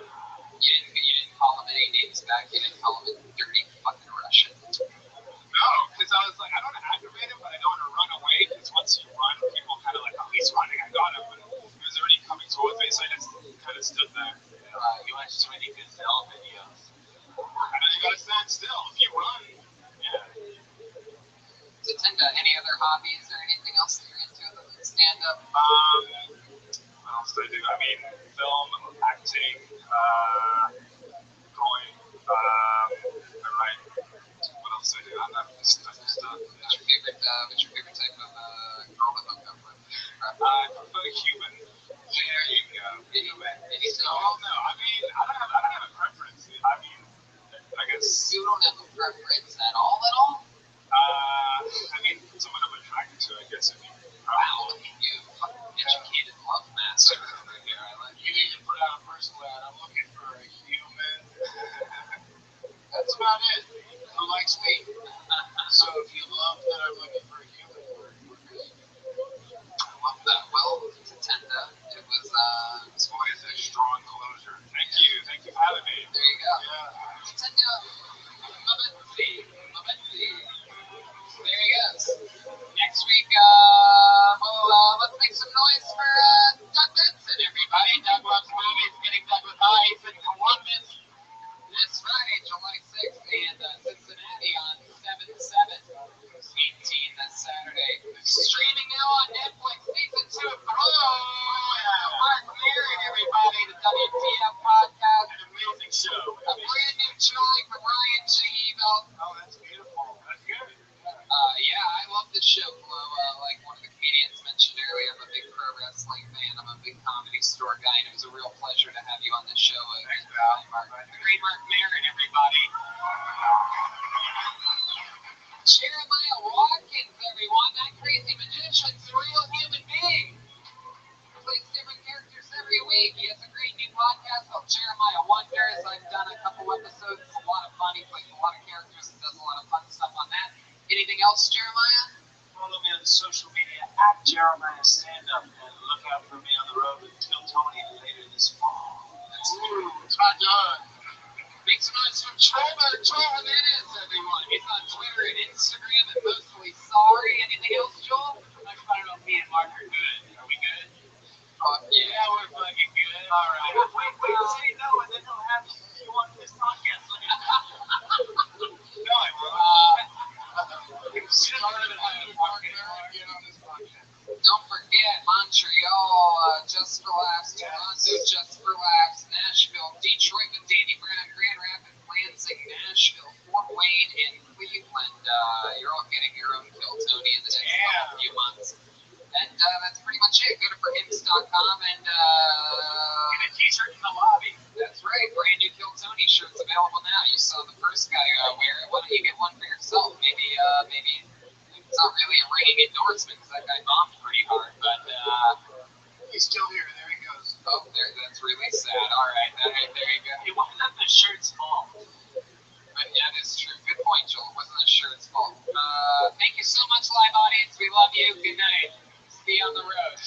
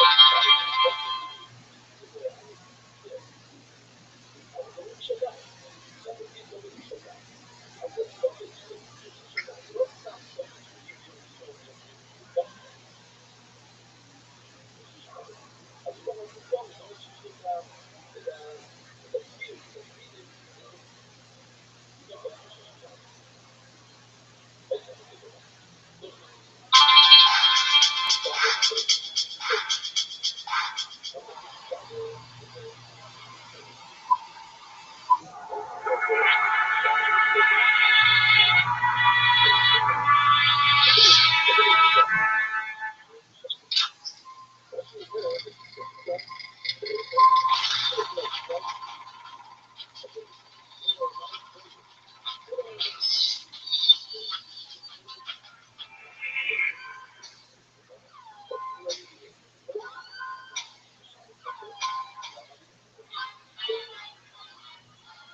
this is Rabbi coming live from the world's famous comic store paper for a brand new episode of Kill Tony. Give it up for Tony Hinchcliffe. Hey everybody, how's it going? Make some noise, everyone. Come on, this is a real live show. Here's Smart. Hey, look, it's Brian Redman, everybody. Here we are. 5 years and 4 weeks into the number one live podcast in the world, right? J.E. Belt is here. That's an official artist right there. All the great artwork.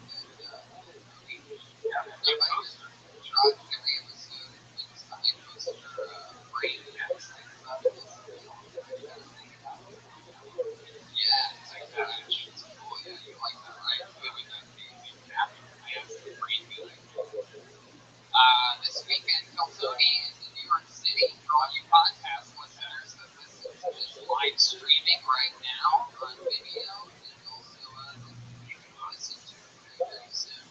We're going to be in New York City this weekend. It's already filled up. Snake Fest. Next weekend, though, if you're anywhere near the Montreal, Canada area, we are at the Just for Last Comedy Festival.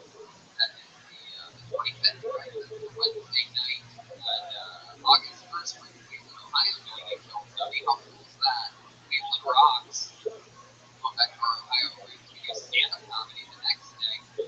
Fort Wayne, Indiana gets a film study on August 4th. We do stand-up in Lexington, Kentucky the next weekend. And then Film Tony, Nashville, Tennessee, the long-awaited return of Film Tony to Nashville and Lansing, Michigan on September 20th, Grand Rapids on the 21st. Those are the Film Tony and stand-up shows all in one night at big giant venues. And then he closes it out on Saturday in Detroit, Michigan for the SBU round for the Poker City Comedy Festival. And then the biggest one of them all, Toronto, Canada, the first place where we ever took this thing on the road. We did a big old movie theater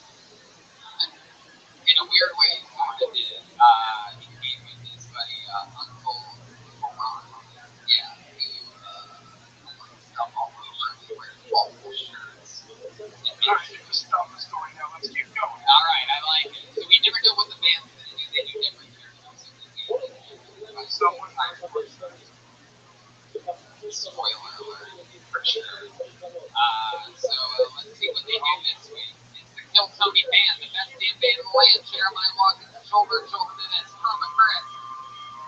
It's the Kill Tony band. Uh-oh.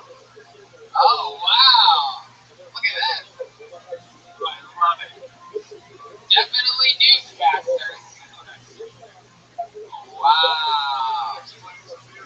Yeah, I get it. Wow, this is very exciting. Clearly some newscasters here. Yeah. This is great. Exciting. They're committed to their favorite branch there. Yeah. Might just be an icon and moment, but oh,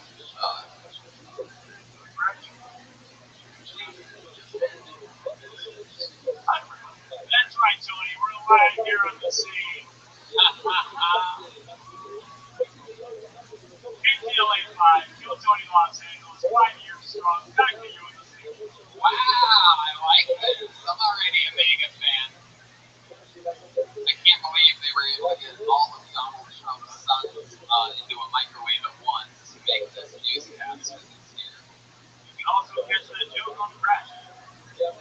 I know because I made that joke on Crash. I know. Wow, thank you. But yeah, we have the return of my mother over there on guitar. And a wig of my mom's head. And then we have Mexican Max Hedberg back here. Wow, Tony, I'm the weatherman. My name is Glenn Max. Joel Jimenez is the weatherman. You guys ready to start this thing? We got newscasters, Jeff Garland, and a bucket of names. A ton of people signed up earlier. If I pull your name out of the bucket, that means you get 60 uninterrupted seconds on this stage to perform. Anything can happen. You know your 60 seconds up, you get the sound of a kid. You need to wrap it up then, or else you're going to bring out the angry assault even there. Mellow here tonight. Alright. Let me interview you and find out more about what's going on. So that's Ryan G. Always drawing tonight. So the episode that What happens with the drawing? Submit it to local museums. They are all available on sale at RyanJeagle.com. And you'll also post a video of them way to get back to the cards. Cool, right? Cool. Local comedian. Back to the art. You guys ready for this? It's Kill Tony episode almost fucking, who knows? 276. 276. Your first comedian tonight goes by the name of Jacob Charmans. Jacob Charmans! Here he comes. Look at that newscaster play! Woo! Jacob Charmans. Holy shit. So, I'm 21 and I have to admit I still go to the theater. It's really embarrassing. One good thing about it is, though, I guarantee more than likely I have the biggest penis I have ever. I could have been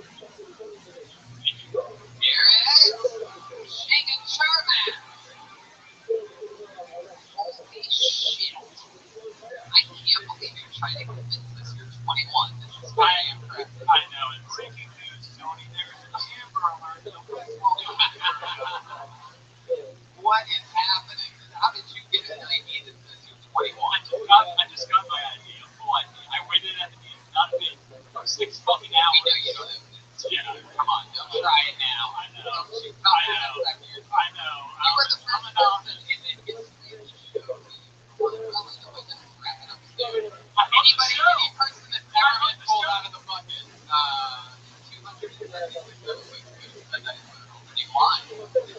seconds. Well, I know my time's going to be really coming in here, but the push it in the limit. Can I just say one thing to him? No. So, you're really 21? Oh, wow. That's exciting. Apparently, I drove out here 2 weeks ago. Yeah. My car. Your parents know you're gone? The alerts are out. No problem. Kia Optima. It's a shop. I was 7. It broke down the day after I got here. I was driving to my work.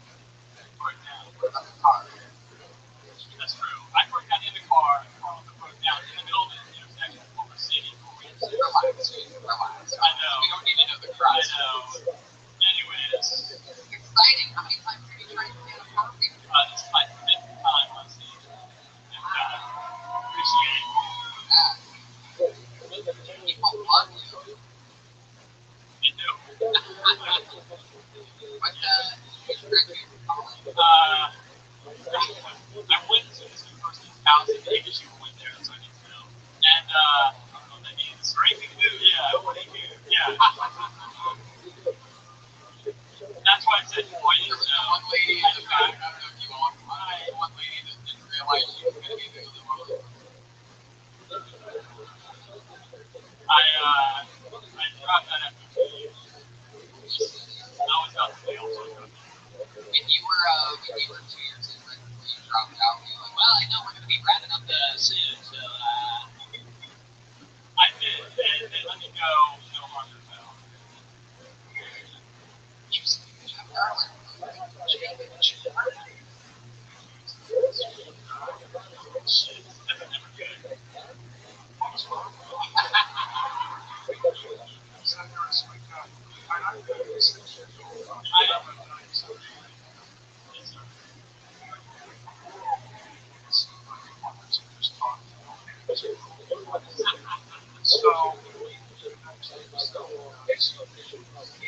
I agree. I appreciate it.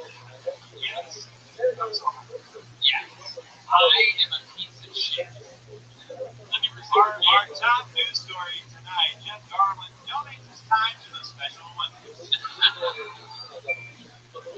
I just want to reciprocate real quick, Tony. I love Curb. It's a great show. You're great. And, you know, What are you doing? I don't know what the You are misbehaving. Yes. If you not do this, My sons are 18 and 22.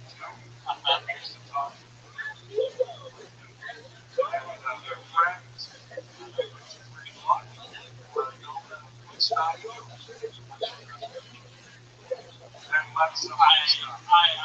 I think it's worth it. so you can tell us something else interesting about you. You're 21, you're just, you're a couple weeks ago. What's going on? I mean, you seem like you're on there. You seem like you're like, like something dropped out of the ball. I can't remember nothing. Yeah, but never really. I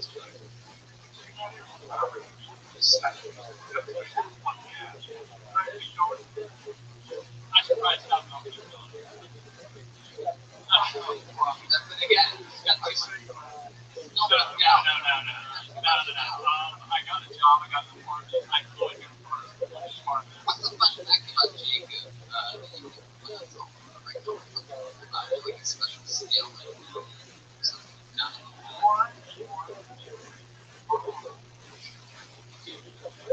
All right. Okay. All right.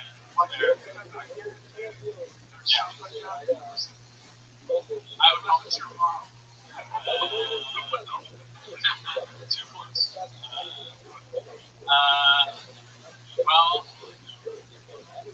I hate needles. Like, that's fucking something. I hate bees. Freak the fuck out. These are flying needles. Yes. Exactly. Schulberg is here. Oh yeah.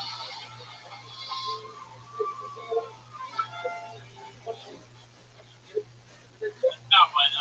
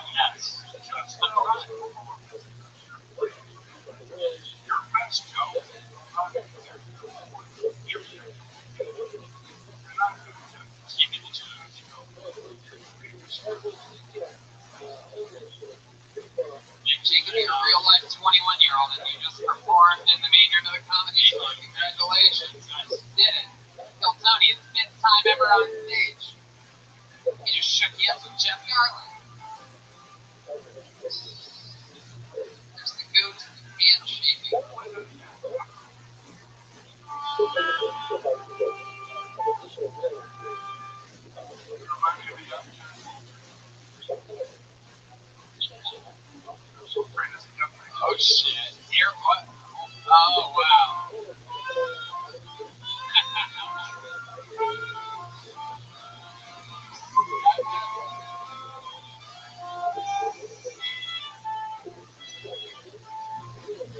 Wow! You can even play it All out. right, I have a real strong opinion. I think George Bush was Yeah. when a slam dunk, you know, you want your time. Freedom, that's some sad shit. I'm a melancholy motherfucker. Fuck you.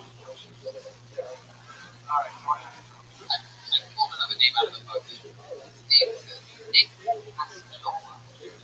Here we go. With Nick Castagnolo.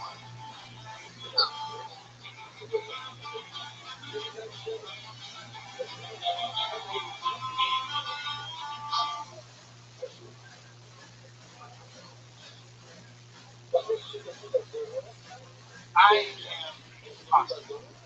That's good. That's it.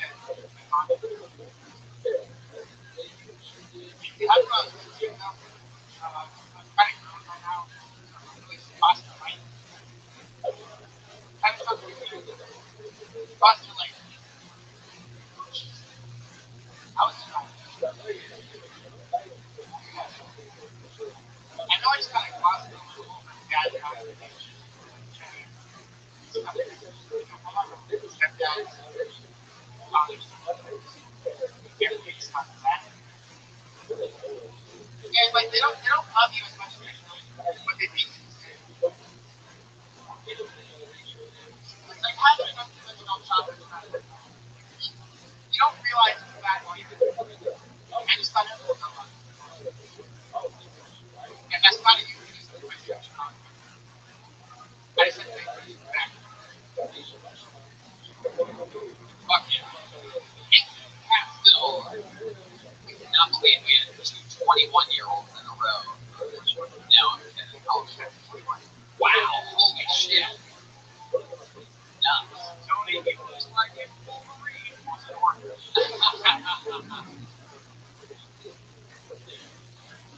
I get that a lot. You been on the show before? Yeah. The first time it was a hot show. And the second time, yeah, I got no fight. So you did it. Like one of the hottest chicks. And you had to do comedy. Wow. Yeah. Did you have a No, I got a pretty cast iron stomach, to be honest. you ate a lot of shit?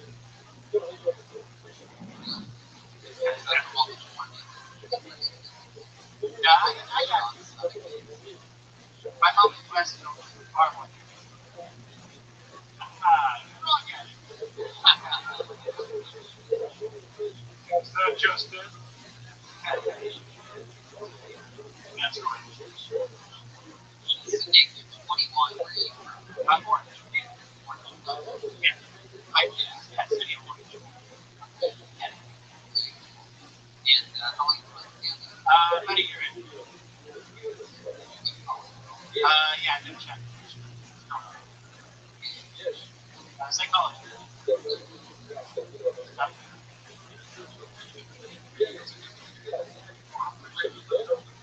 I think so. I like it. Yeah. How long were you in your father? I didn't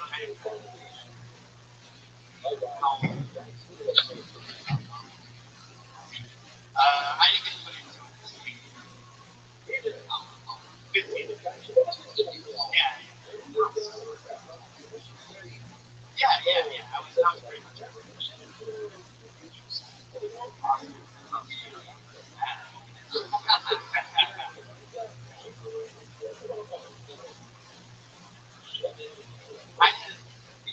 I didn't go to a group home or anything. I ended up living in like a super religious family. So you got raped?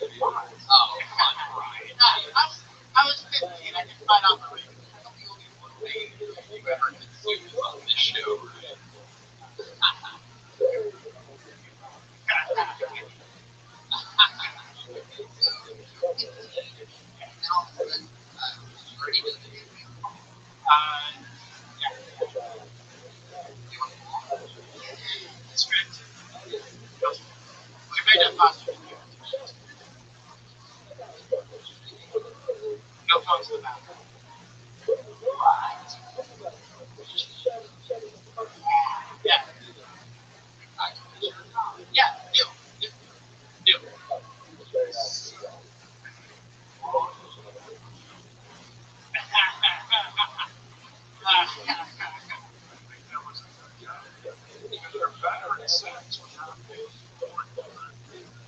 You know that imagination is for a better moment. Right? You know,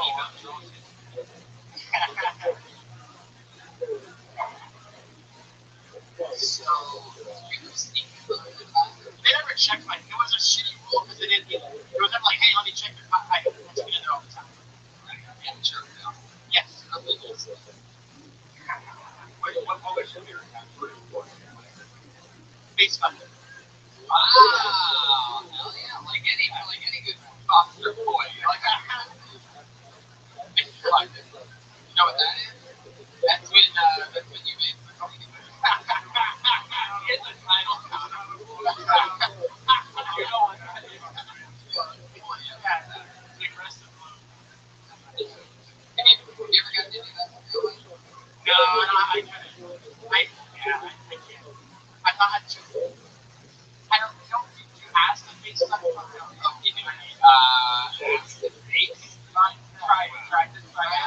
Just ask. I don't know what happened. That'd be great. Nick, when you do your fun,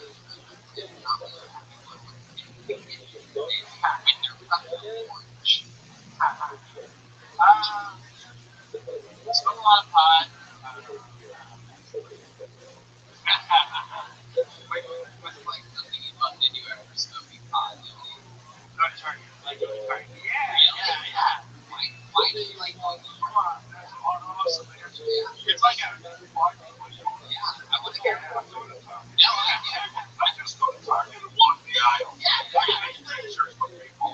And Target, they say, what are you doing? And I go, look at me. Target, let's go. It's great. It's like a small city that you can just roam around. I hope I see you sometime. City of Orange Target. I'm not going there, but I anticipate that happening.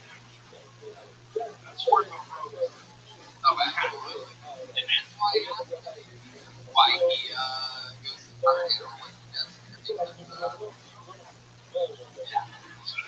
If I went to Target, Yeah, thanks. no samples. You don't get the full samples of Target. That's what Costco is all the time. Costco is my fault. 6 is what that is. That's and Costco. It's a slight difference. It's Costco for my go-to. But it's a lot to do. You gotta be hungry. You gotta improve your car. Jeremiah Watkins. I'm a garage. It's just in slack famous man. It's his local Target. By the way,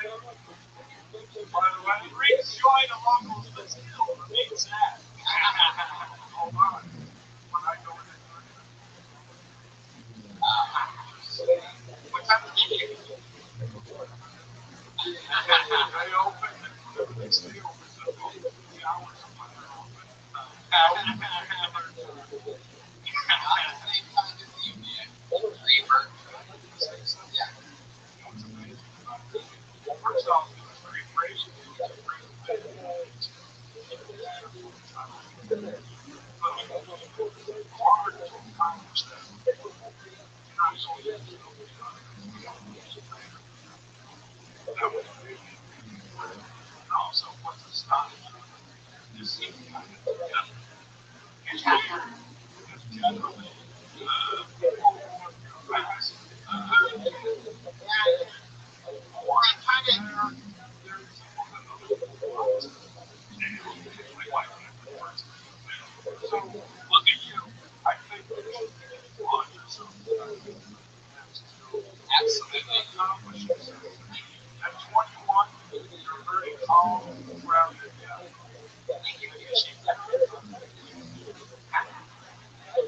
Yes, just compliments.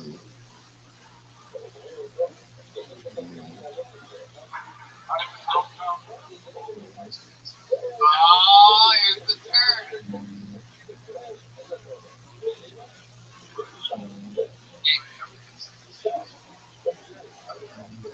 Jeremiah Watkins on the KTLA News Sports.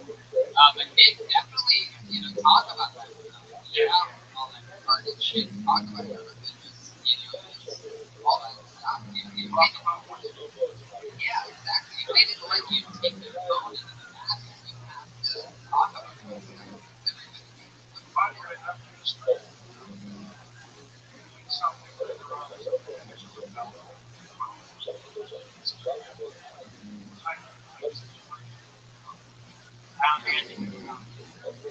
That's right. Nick Castanola, ladies and gentlemen, is on Instagram at Nick Comedy. Jacob Charman is JR Charm on Twitter. On social media, shout out to the listeners.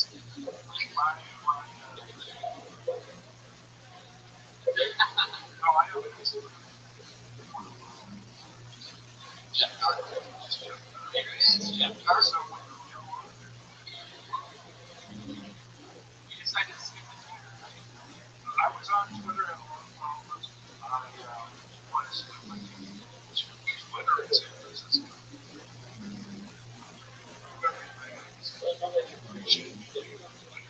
And then when I got hundreds of thousands, how long until I say something? I close my door. Yeah. Doesn't easy. Oh. Wow.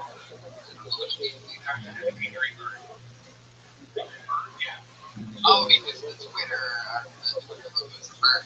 One lady fucking loved it, guy. One lady guy. You have trouble with that. You remember that one?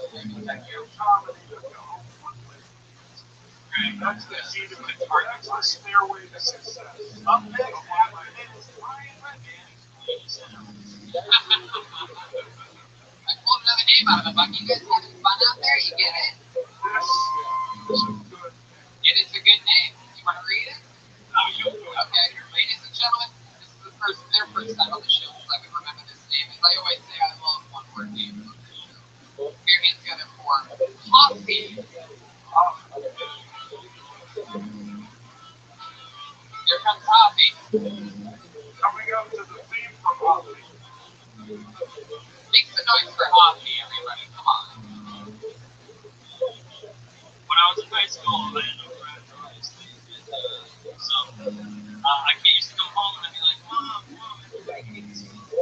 She was like, just go back to school, show them how to car. Yeah, obviously, that's not part of it. If you don't know what beatboxing is, it's what white people do party instruments and everybody else. So it didn't help me get any friends. I didn't come home and be like, oh, everybody hates me. I came home and I was like, yo, Mom, everyone still hates me. Yeah. Oh, thanks. I was like making some megalobytes because you're my only friend. Put your hands in the air because you're my only friend. That's the hip hop a lot when I was growing up, like the good stuff, like Biggie and Tupac and all that, you know? Yeah. But my mom used to listen to it with me because she was good friends, so she used to like turn my heroes against me. One time I was crying to go hook up with me. She was like, what would you promise? There you go. Coffee, everybody. You know, that wasn't it. Okay, how much longer can I go? Alright, so she's like, what would Big Papa say? We say right now, what would Biggie say? Fuck bitches, you get money.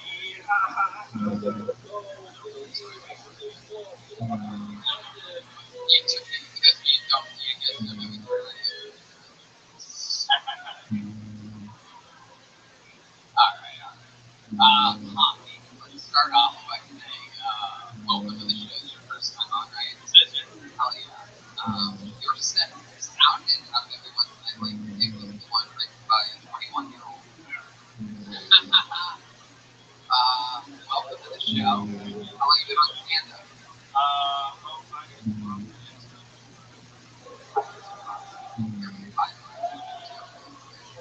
Did you stand up? Did you do anything else? What about job? You're retired. What are you retired for?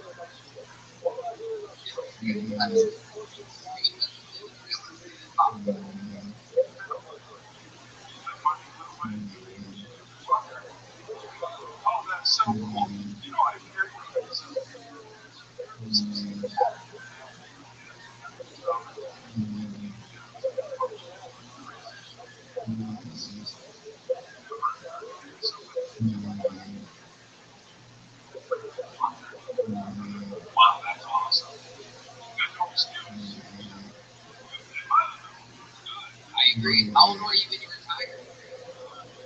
Oh,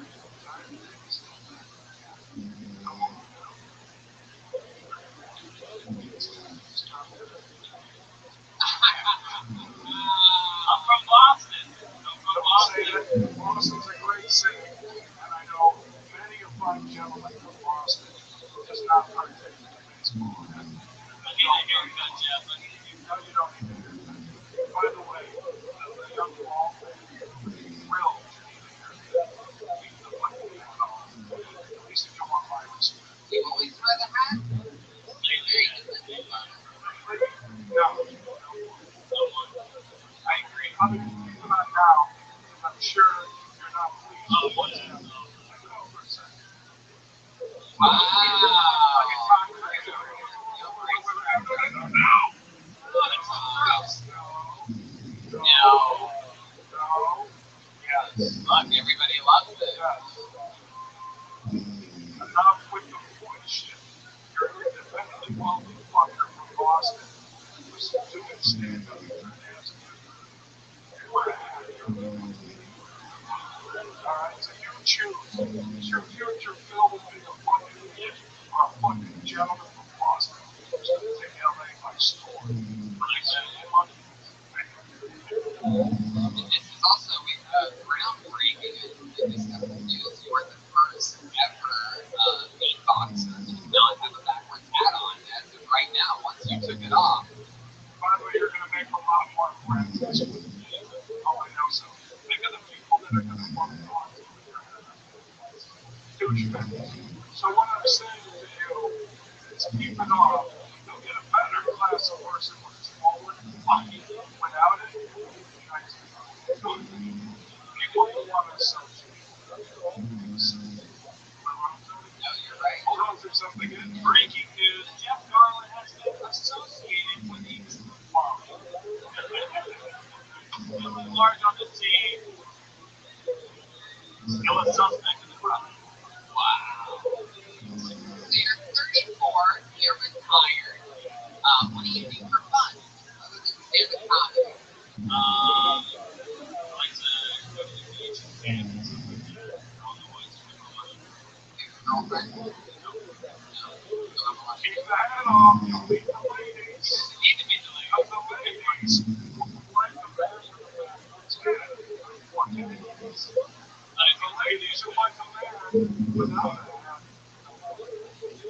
This is what I'm telling you. Still in. But in Boston, she's saying to me, get in LA. Like you without the hat. Even if you're bald, like you without the hat. What's your dating life like? You just got here. You're 34, you're I know just that good you're stand-up. too. Your beard is You do. On dates, been on a date with a date in LA. well, for somebody, right? We love songs. Comedy star. Right for your life. It's, do we know her? It's, I think you got to. you got her in this.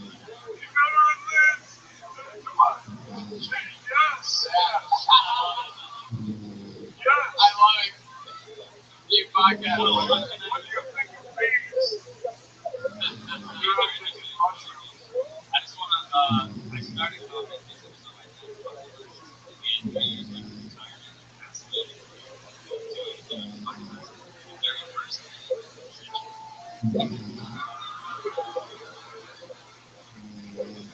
Yeah, keep going. Use the music. Keep going. So the very first thing on his bucket list, the very first thing on his bucket list is starting comedy. So I was just originally trying to cross it off his bucket list and wasn't going to do it anymore. But you dug it. But I fell in love with it. Wow. It was like a gift from your dad that he left behind for you. Your dad would want you wearing a hat. Look at me for being so He full. would be ashamed. Not ashamed. No.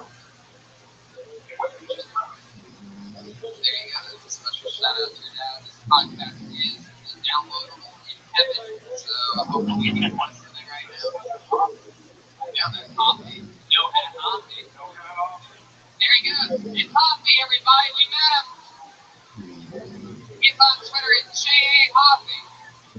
for J.A. Hop 84.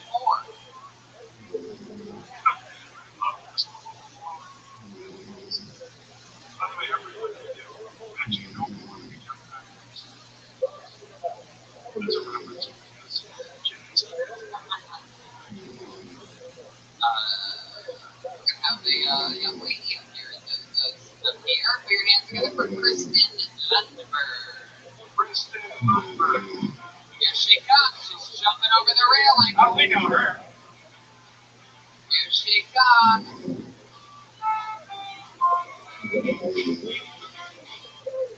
Hey! Hi, my name is Kristen Lundberg. I dye my hair red. When I get out of the shower, I look like I use tampon. It's actually very high class, tampons are expensive. I know I used to roll my own. Put a little tobacco in there. So, one time I was at an airport, my tampon string was hanging out. And the lady in the McDonald's line said, "Hey, your tampon string's hanging out," so I pulled it and exploded. I'm from Dayton, Ohio. Clap it up if you know that. Dayton, Ohio is the birthplace of aviation. We invented flights so we can get out of Dayton. There you go, Kristen Lundberg. Fuck yeah. Aren't you adorable? Crack any sort of way. Thanks. The Weasley family has fallen upon hard times.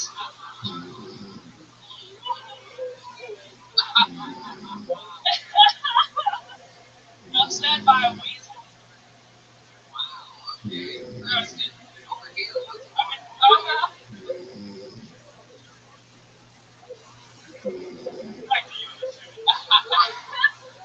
Kristen, how's it going? Yes, sir. Are you always this energetic? Yeah. Yeah, I'm an ice sculptor. Oh my god, that's right. You are a sculptor of ice. Yes. We have a good story tonight. Local sewer rat learns how to shoot dice.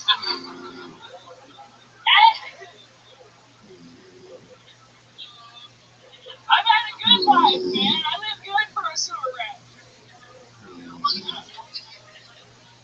I started in Chicago like 6 months ago.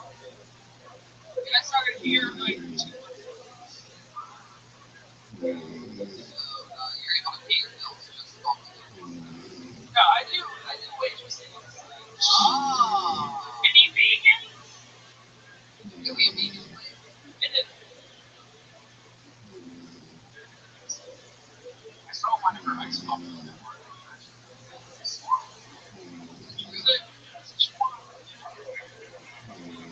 black dude. no, actually, I dedicated it to a guy who used to work at the Laugh Factory in Chicago. I was right. But I sculpted it and then he died, so. Okay. You're a wild one, so I'm gonna ask you this. If you had to tell us like what's the wildest or craziest thing about you, what would you say?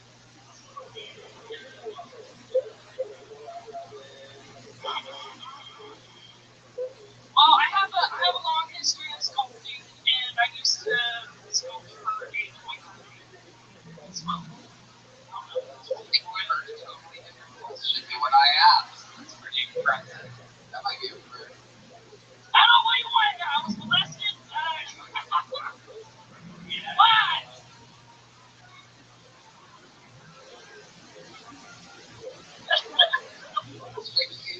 I don't. On tonight's show. You had both parents growing up? Yeah. What did they do? My dad is an engineer, an aerospace one, and my mom. Pretty much like this. Yeah, he used to do welding. My uncle was a welder, so they're both kind of into it. They would trip out.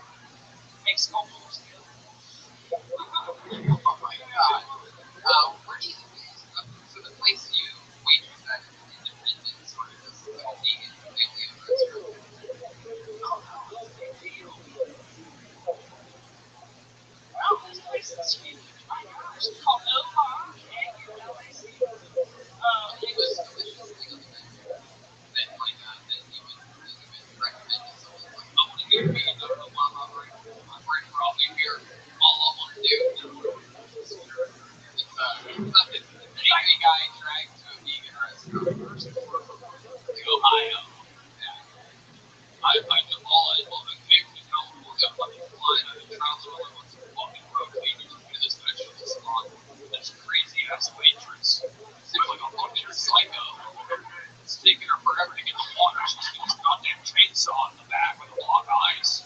What's your name? Billy Pool. Billy Pool.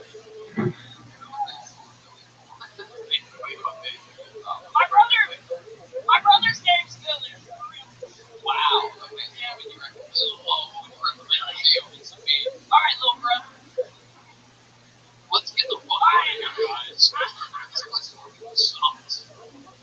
I would recommend the curry rice, but not for the flavor. But because it comes out shaped like a worm. Wow. So you're not good at that job either. A sad story tonight. Local vegan shop shuts down. Let's talk about your stand-up comedy for a second with Jeff Garman.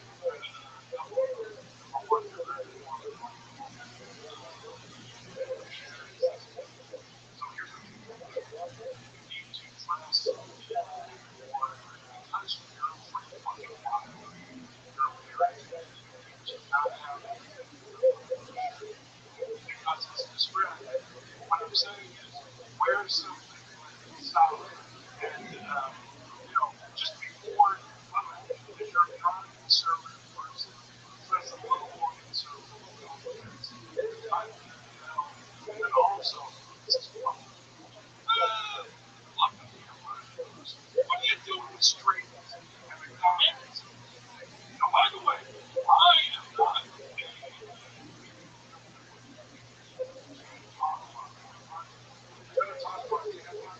tell a story that affects you mentally. That's a bullshit shot. I don't see that sort of thing. They're very unique. They're very.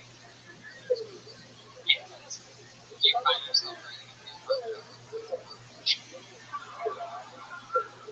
Yeah. Ooh, fireworks. That's my favorite sound effect. But listen, and I don't know shit, so I don't listen to it. But I'm just saying, you are dynamic. You don't play out this. You want to put the audience to focus on not on you don't really know how many moves that. He's from Cincinnati. I'm from Naples. I lived in Cincinnati. I knew you. Seriously, this damn fun shit. Only talk about something. Nothing big, something. Shit was fucked up with the damn fun. Because it's treated so fucking bad. And by the way, there's a Thanks. There you go. I think that's absolutely great advice. And there you have it, Kristen Lundberg. You're absolutely right.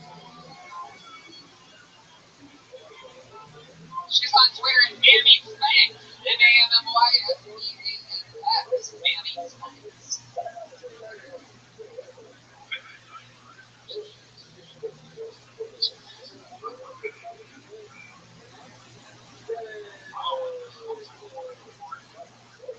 Yes.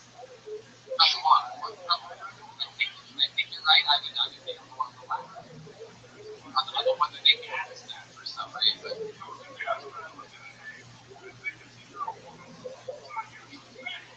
So, Let's see what happens. Experience gonna work. Kieran Benfoyle. Kieran Benfoyle. Oh.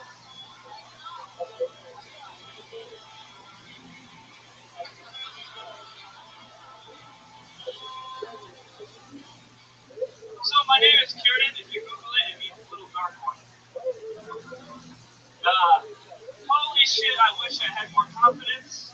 I wish I had like 1/4 the confidence of Post Malone. Like that's all I need. I need like face tattoo moxie. You know what I'm talking about? Like I feel like face tattoos are new tattoos. Like 50 years ago, if you had a tattoo, anything, you were instantly a badass. To be a tattoo of the Virgin Mary on your ankle, and people look at you like, I can trust. I feel like, there's one face tattoo that's not cool. It's the inner lip tattoo. Have you guys seen the inner lip tattoo? Right here? Stupidest fucking tattoo I've ever seen. Alright? Because, 99% of the time, no one can see it. And the 1% of the time they do see it, you look like a fucking idiot.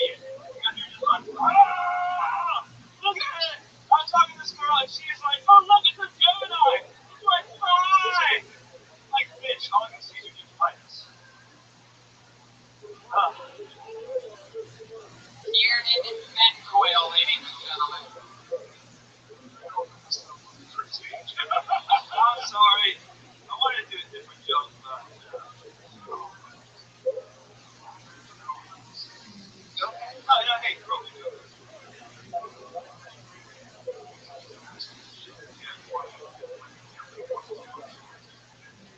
Oh yeah, so that was all fear. That was fear of me going out. But let me tell you something.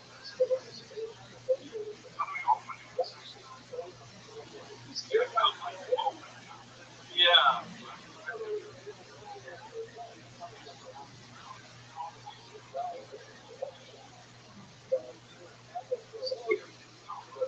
Yeah. Go with it. Go with it.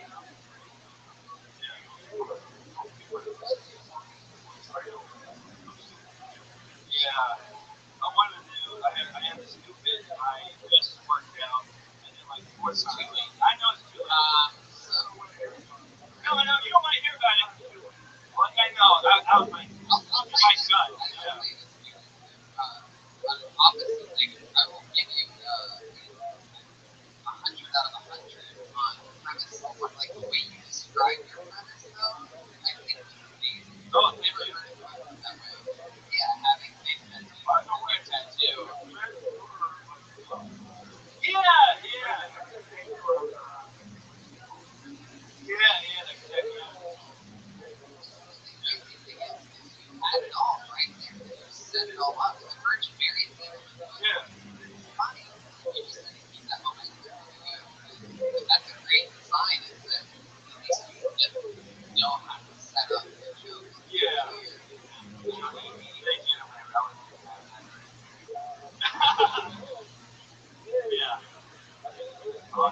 Thank you. Yeah, that's it. Like 7 months now. Yeah. Thank you. Yeah, yeah.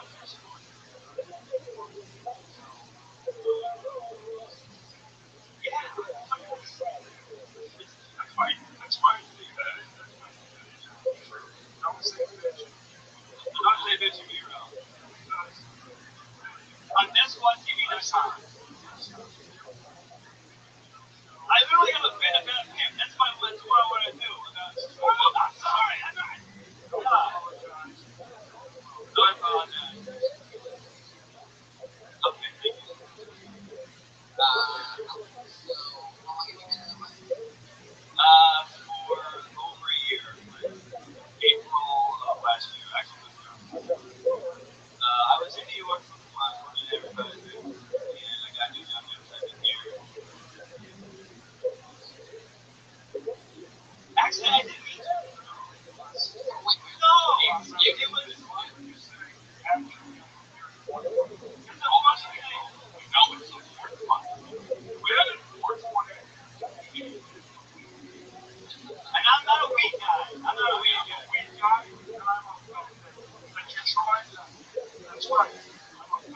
I'm just glad I got that angry Jeff Garland voice out of you. And, yeah. You feel like even if it's like a small compliment and any other thing, like, you got potential, you fuck that. Thank you, thank you. Wow, look at that. Yeah, see, that was You have like good. a superpower. You're like one of the X-Men or something like that. Superhero that just yells stuff. I would be so awesome as a monster. My character, no matter what power I had, Yeah. shut the fuck up. You green piece of shit. Oh. Yeah.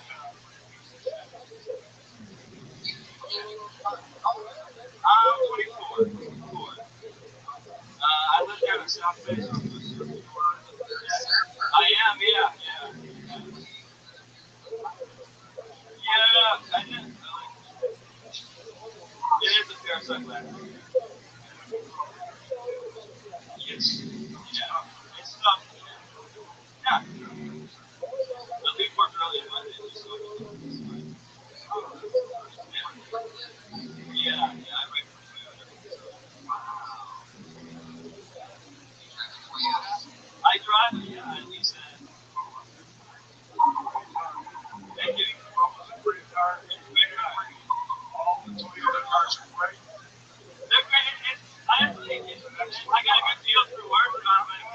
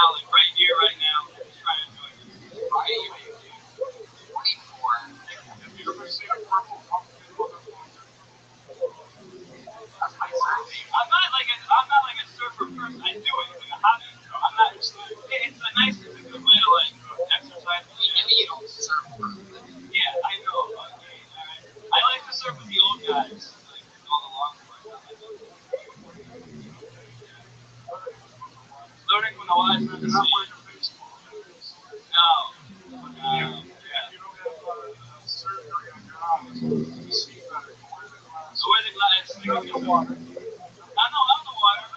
No. Yeah. It's a different type of clarity as well. Yeah.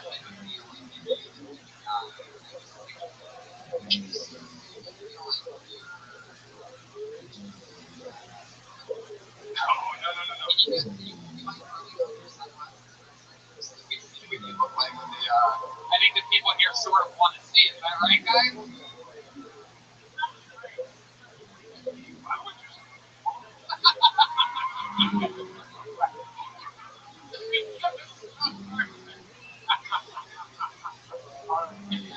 Hold on a second. Breaking news, Joni. Every woman's vagina in the Los Angeles area is dried up. No, listen. Yeah. When you're on your phone, Yeah. Tony says, Fucking do it.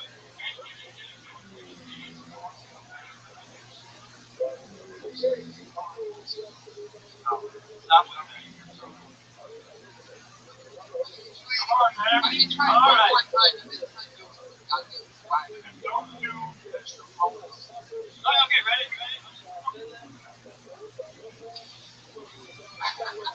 Hold on. Breaking news, Joni. Every gay man in Los Angeles has turned straight.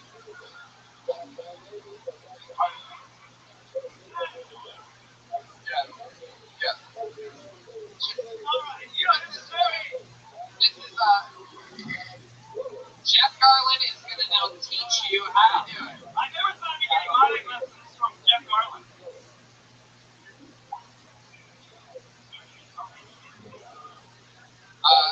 I feel like you're the type of guy who looks really cool once you put your sunglasses on. Turns into like a cool guy. What is that?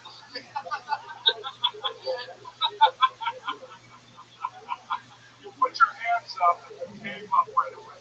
Now I'm going to show you how to do it.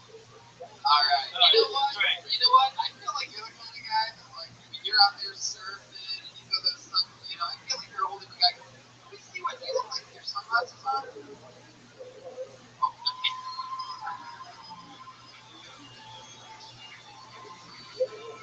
Wow, they love it.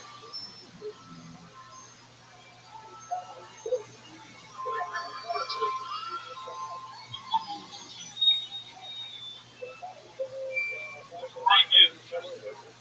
Breaking news, Joni. Did you write that? Just do it. Well, unfortunately, I went with the metropolis area. Women everywhere are squirting.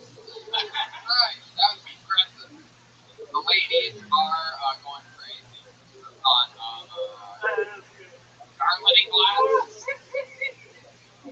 Garland glasses this spring on UBC. Good. Kieran, I think you learned a lot about the This is good. It's a learning exercise. Yes, I know, I just said that. There he goes, Kieran Ben Coyle, everybody. He's on Twitter at KBenCoyle. KBenKoil. Let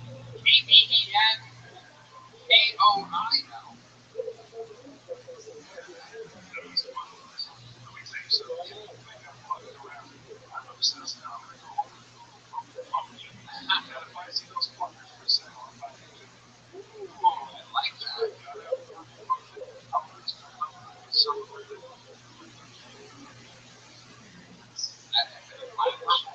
Lavish lights. Fun fact, too. I put his sunglasses on. I was trying to get a song together, but it is so quick. Whenever I chose it, it's actually not like this. By the way, what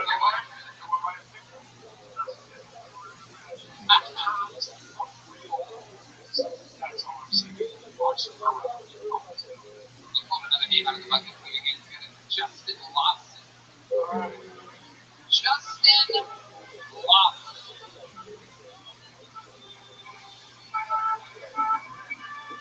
There he goes. It's Justin Lawson.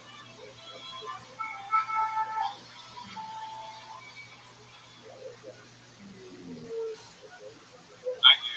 I took a trip to Atlanta. It was the worst trip of my life. I got a little analyst airline. And I know y'all heard of it. It's probably called Greyhound. The planes don't get off the ground. It's overflow back. So it just sucks.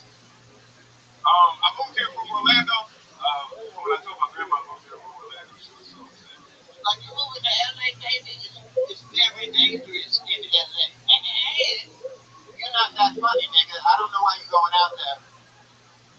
That can't sell soap with me. We'll take over the cleaning game.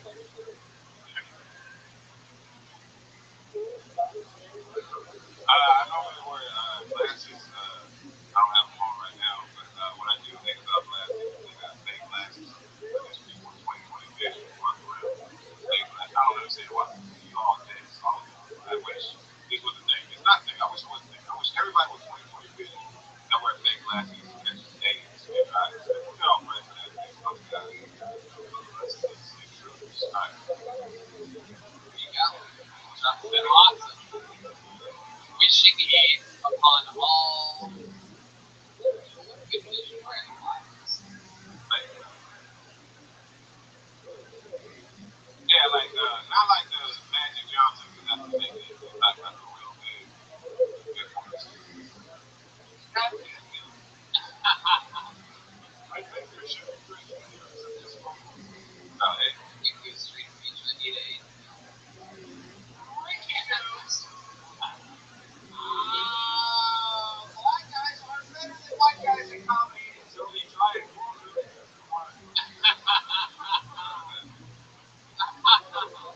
How long you been on stand-up? 7 years. Fuck yeah. You're from Orlando? How long you been in LA? 67. Cool. That's pretty good. You have to respect the it's very rarely do you have people person's name is on. So that's obviously you made quite the impression on yourself. What's it like in Orlando? Oh. Well, no, I didn't grow up in Orlando. I grew up in Portland, Oregon. Oh, yeah, Oregon? Yeah, Oregon. Oh, wait, no, wait, no. Also,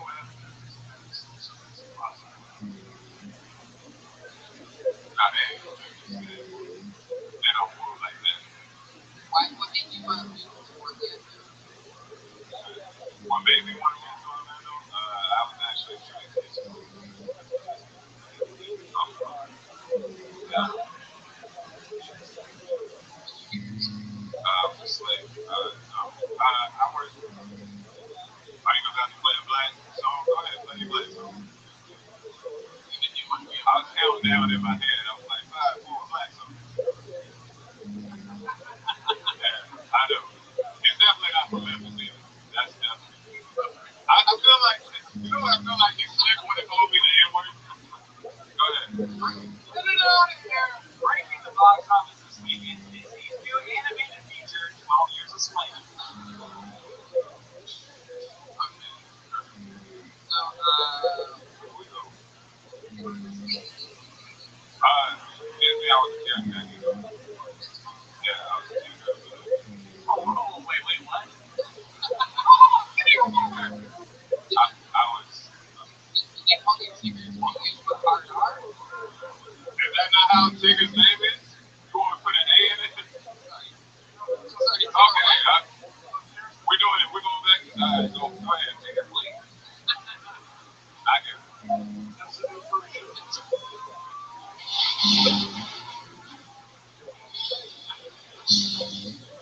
By the way, Yes, Jeff Garland. No, go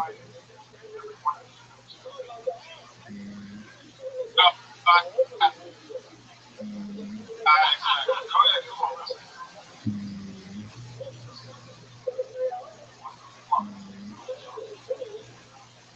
I do.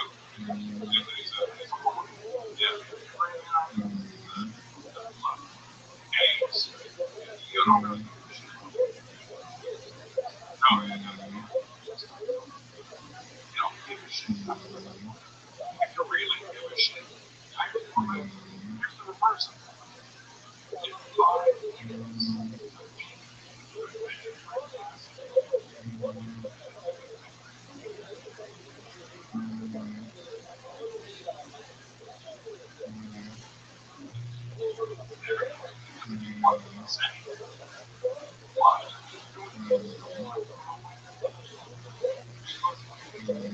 I wasn't. Well, that's not the close of the joke.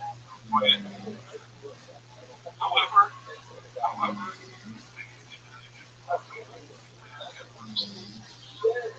so You got your options. Okay? So you can. I'm learning so much about black people today that I did not know at all.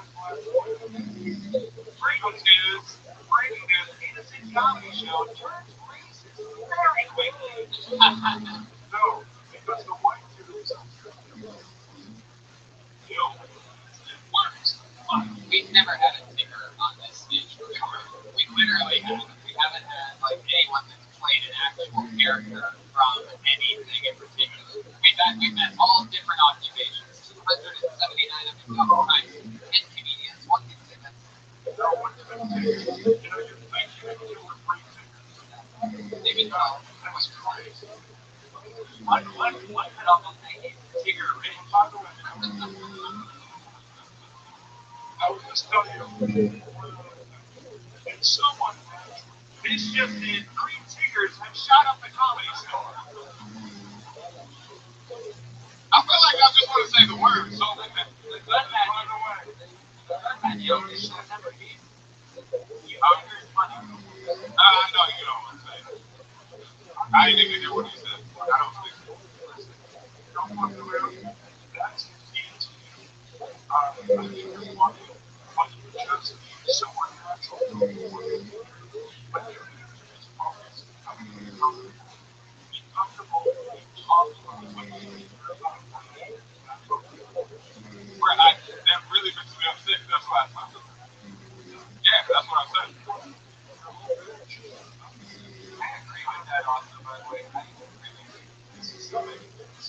And you guys both wear glasses, right? You wear glasses? Yeah, I went back. Okay. I'm saying. No.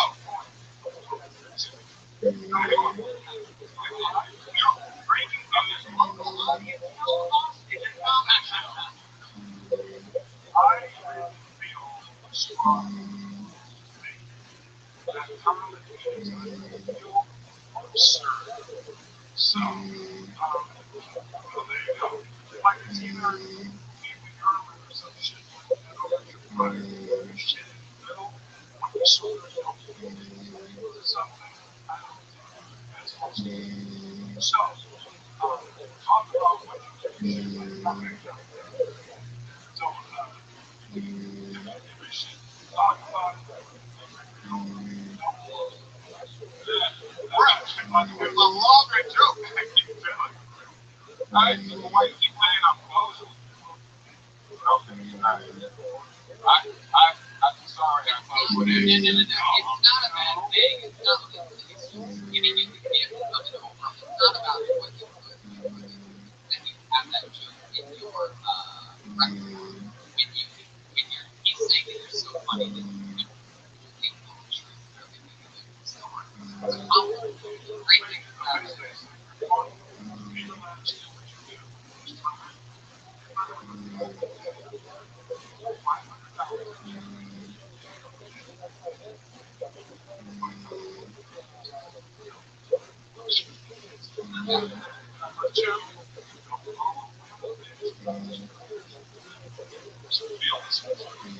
I can't believe you got more offended in that than the 2014.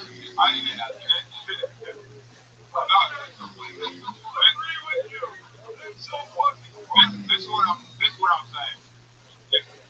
I know what you're saying. I know what you're saying. But I'm saying basically what you're telling me is not to be myself. Like I know what you're saying.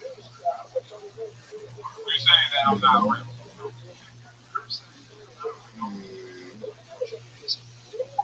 What? No, it's a small. Alright, I got you. Okay, I got you.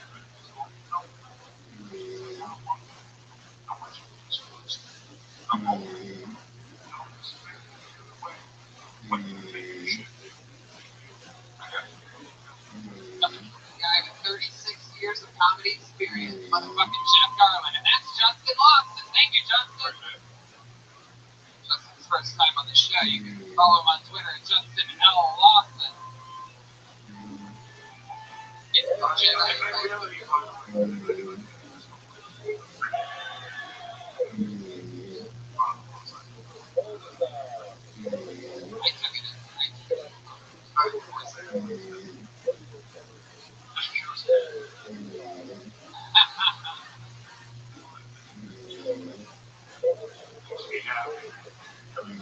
just that made up. That anticipation. You know what?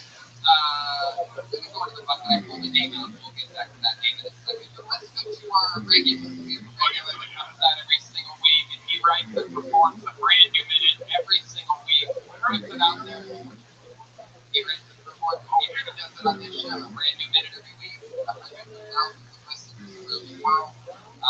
Here's another new minute from our favorite rising comic, great powerful Bill Patchett.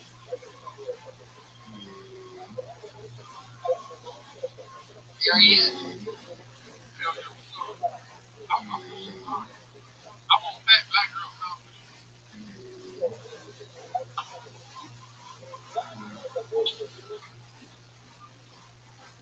But you can always ask a fat black girl why she fat. She goes, motherfucker, I like to eat. I can tell you got chicken crumbs right there. You ask a skinny white girl why she's so skinny, she say shit like this. Big and shape. No, bitch, you eat the breast. Your bones got bones. Why would have a black dude? Why would you make a black dude if you fucking a girl? You start walking in the field. And you fucking no girl?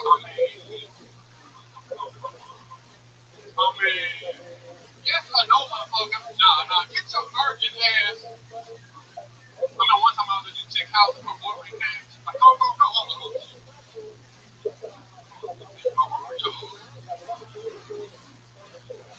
He came up from Hollywood.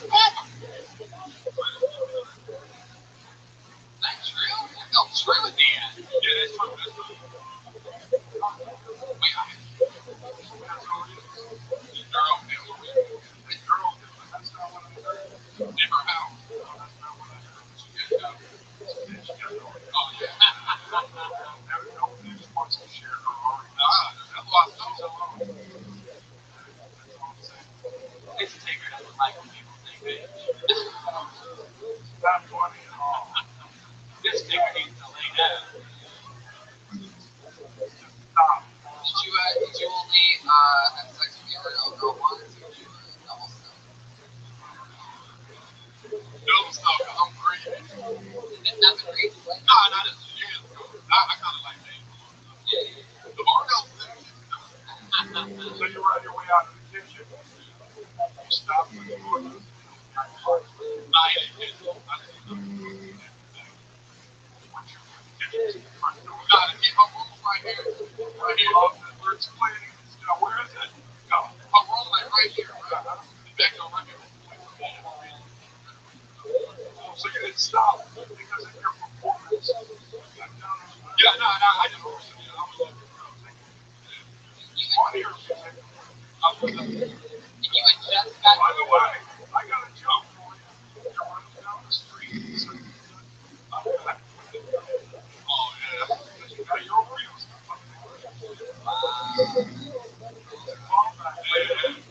Then I seen the fat black girl. That's right. Okay, yo, motherfucker. That's exactly right. And it's glory. he comes up here and he writes his own goddamn episode of Permanent Goop, so right wherever you want.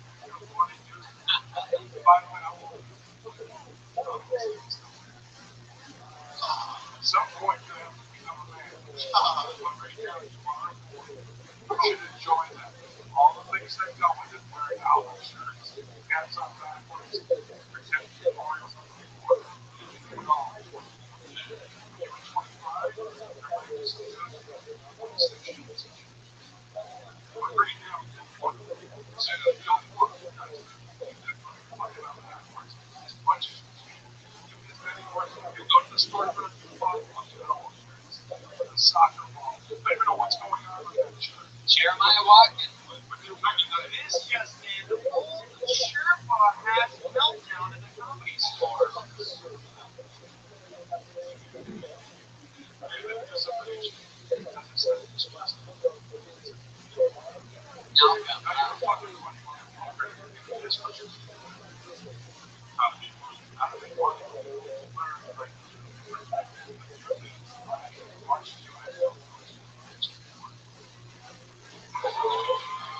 Definitely gonna do that. Anything else crazy happening?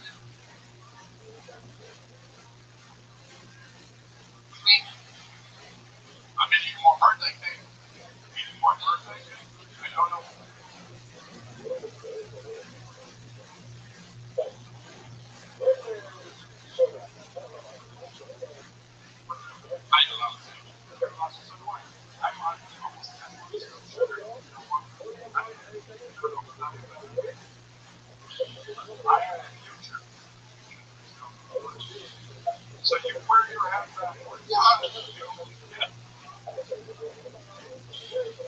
a lot of yourself.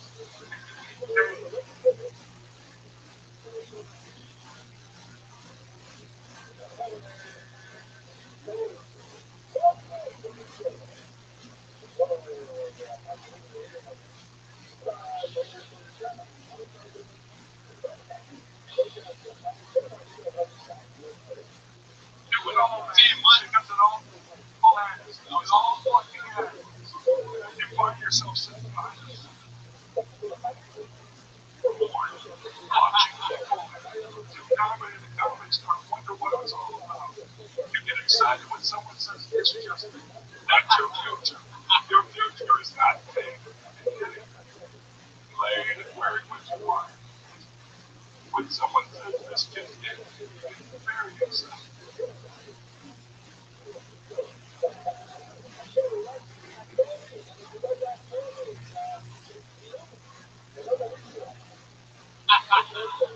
There you go. That's,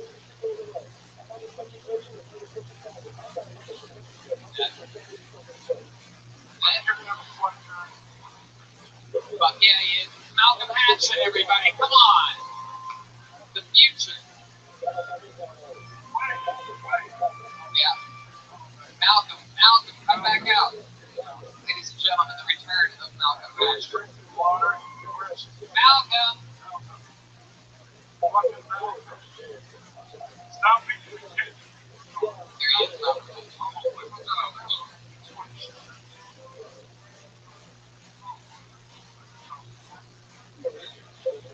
Wow.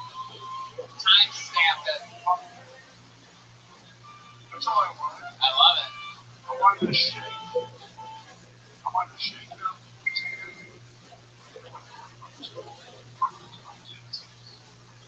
If I find out you really got her home, Oh, yeah, by the way, they did not. Tonight, the world of food. Let's see Amazon. Amazon's got it. I'm positive. I've never heard of purple food. Maybe I'll find a world. I want to have fun. I have a room filled with different colored pumpkins. And that's what I'm doing. Me and my friend. In a sad turn of events, local stand-up hero Jeff Garland has been committed to a cycle. By the way, in his own Whoa, there they are. Oh, it already pulled them out. That's a bucket. Yeah, that's a jack-o'-lantern.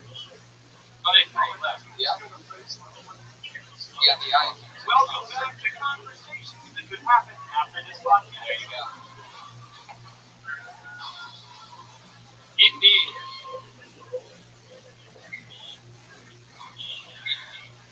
Truth is,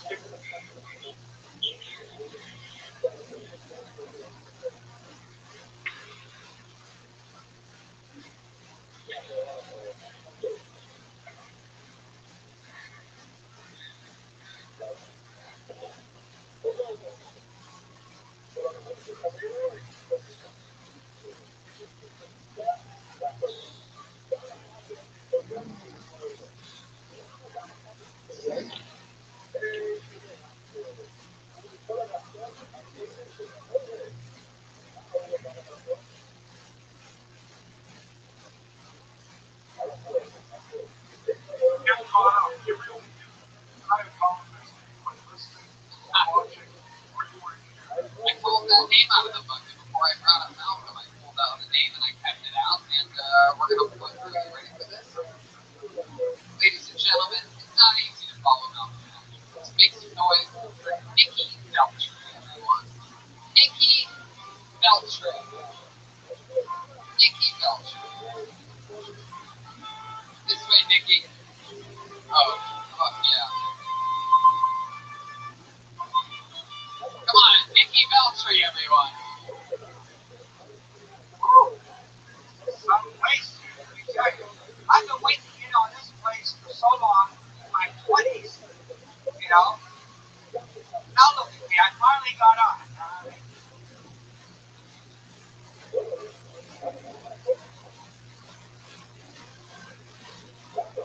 They win by age. They win by age, Rob.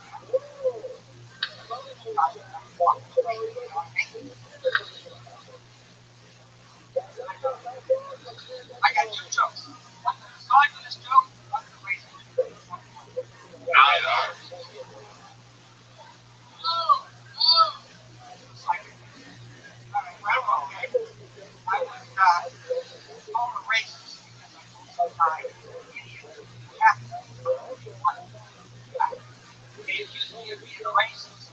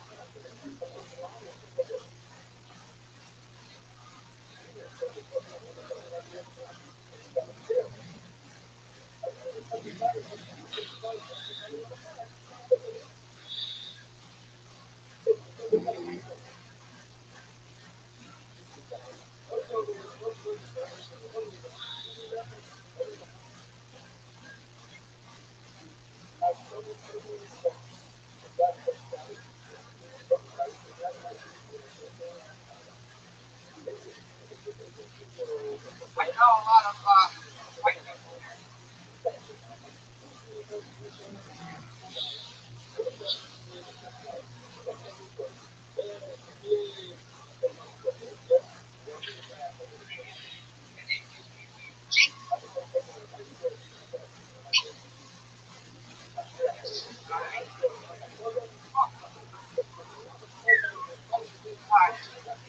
It's maybe because I'm Italian. I'm an FBI, full-blooded Italian. Also an IBM, you know what that is? Italian big mouth, okay? Italian. I want you to keep going. Just keep going for as long as you can. An Italian. Come on. An Italian. Yeah, keep going. You fucking got it. You waited all these years, dude. You got it. You're on the man. Nobody's fucking Dude, out. you got anything. When Italians make love, they make a whole meal out of it. First there's the spaghetti sauce, then there's the meatballs, then there's the pepperoni. Okay? By the way, No, I know. It might be the most. Why do I need these guys' approval? They're not laughing. Nobody's laughing anyway. Fuck that. You are a badass Why do I motherfucker. need their approval? I'm old enough to be here. It's fun. You know what I mean? you're old enough to be my father. You're old enough to be my illegitimate son. You know what I mean? Nikki, first of all, What is this, the Mueller investigation? Where's Nancy Pelosi? Where's Nancy Pelosi? Crowd. Nikki, over here. Julio. Nikki. No matter what anyone says, you never stop. Never stop thinking. You just never stop. I'm trying to get one laugh out of here. Well, that's Hold on. I'm gonna let you go more. I'm gonna let you try more. But you just relax. Nikki, shut up for a second. Just look at me. Look at me, Nikki. Nikki, shut the fuck up, you old fuck. Shut up. He acts like I've my never son. called anybody an old fuck before. Sorry, you had to He acts like my son. What do you feel bad about He that? could be my son. What are you doing? Nikki, just listen to me. Don't talk into the end of the microphone for a second. Just break.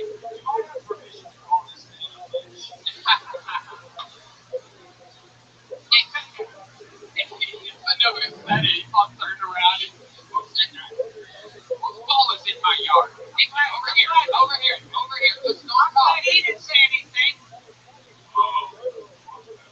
This just did. Nikki, Young man, your old mic. man, Shut a down. bitch. Watch this fucking shit, you loud bastard. Alright. So, Nikki, first of all, let me tell you, you are my new favorite comedian in the world.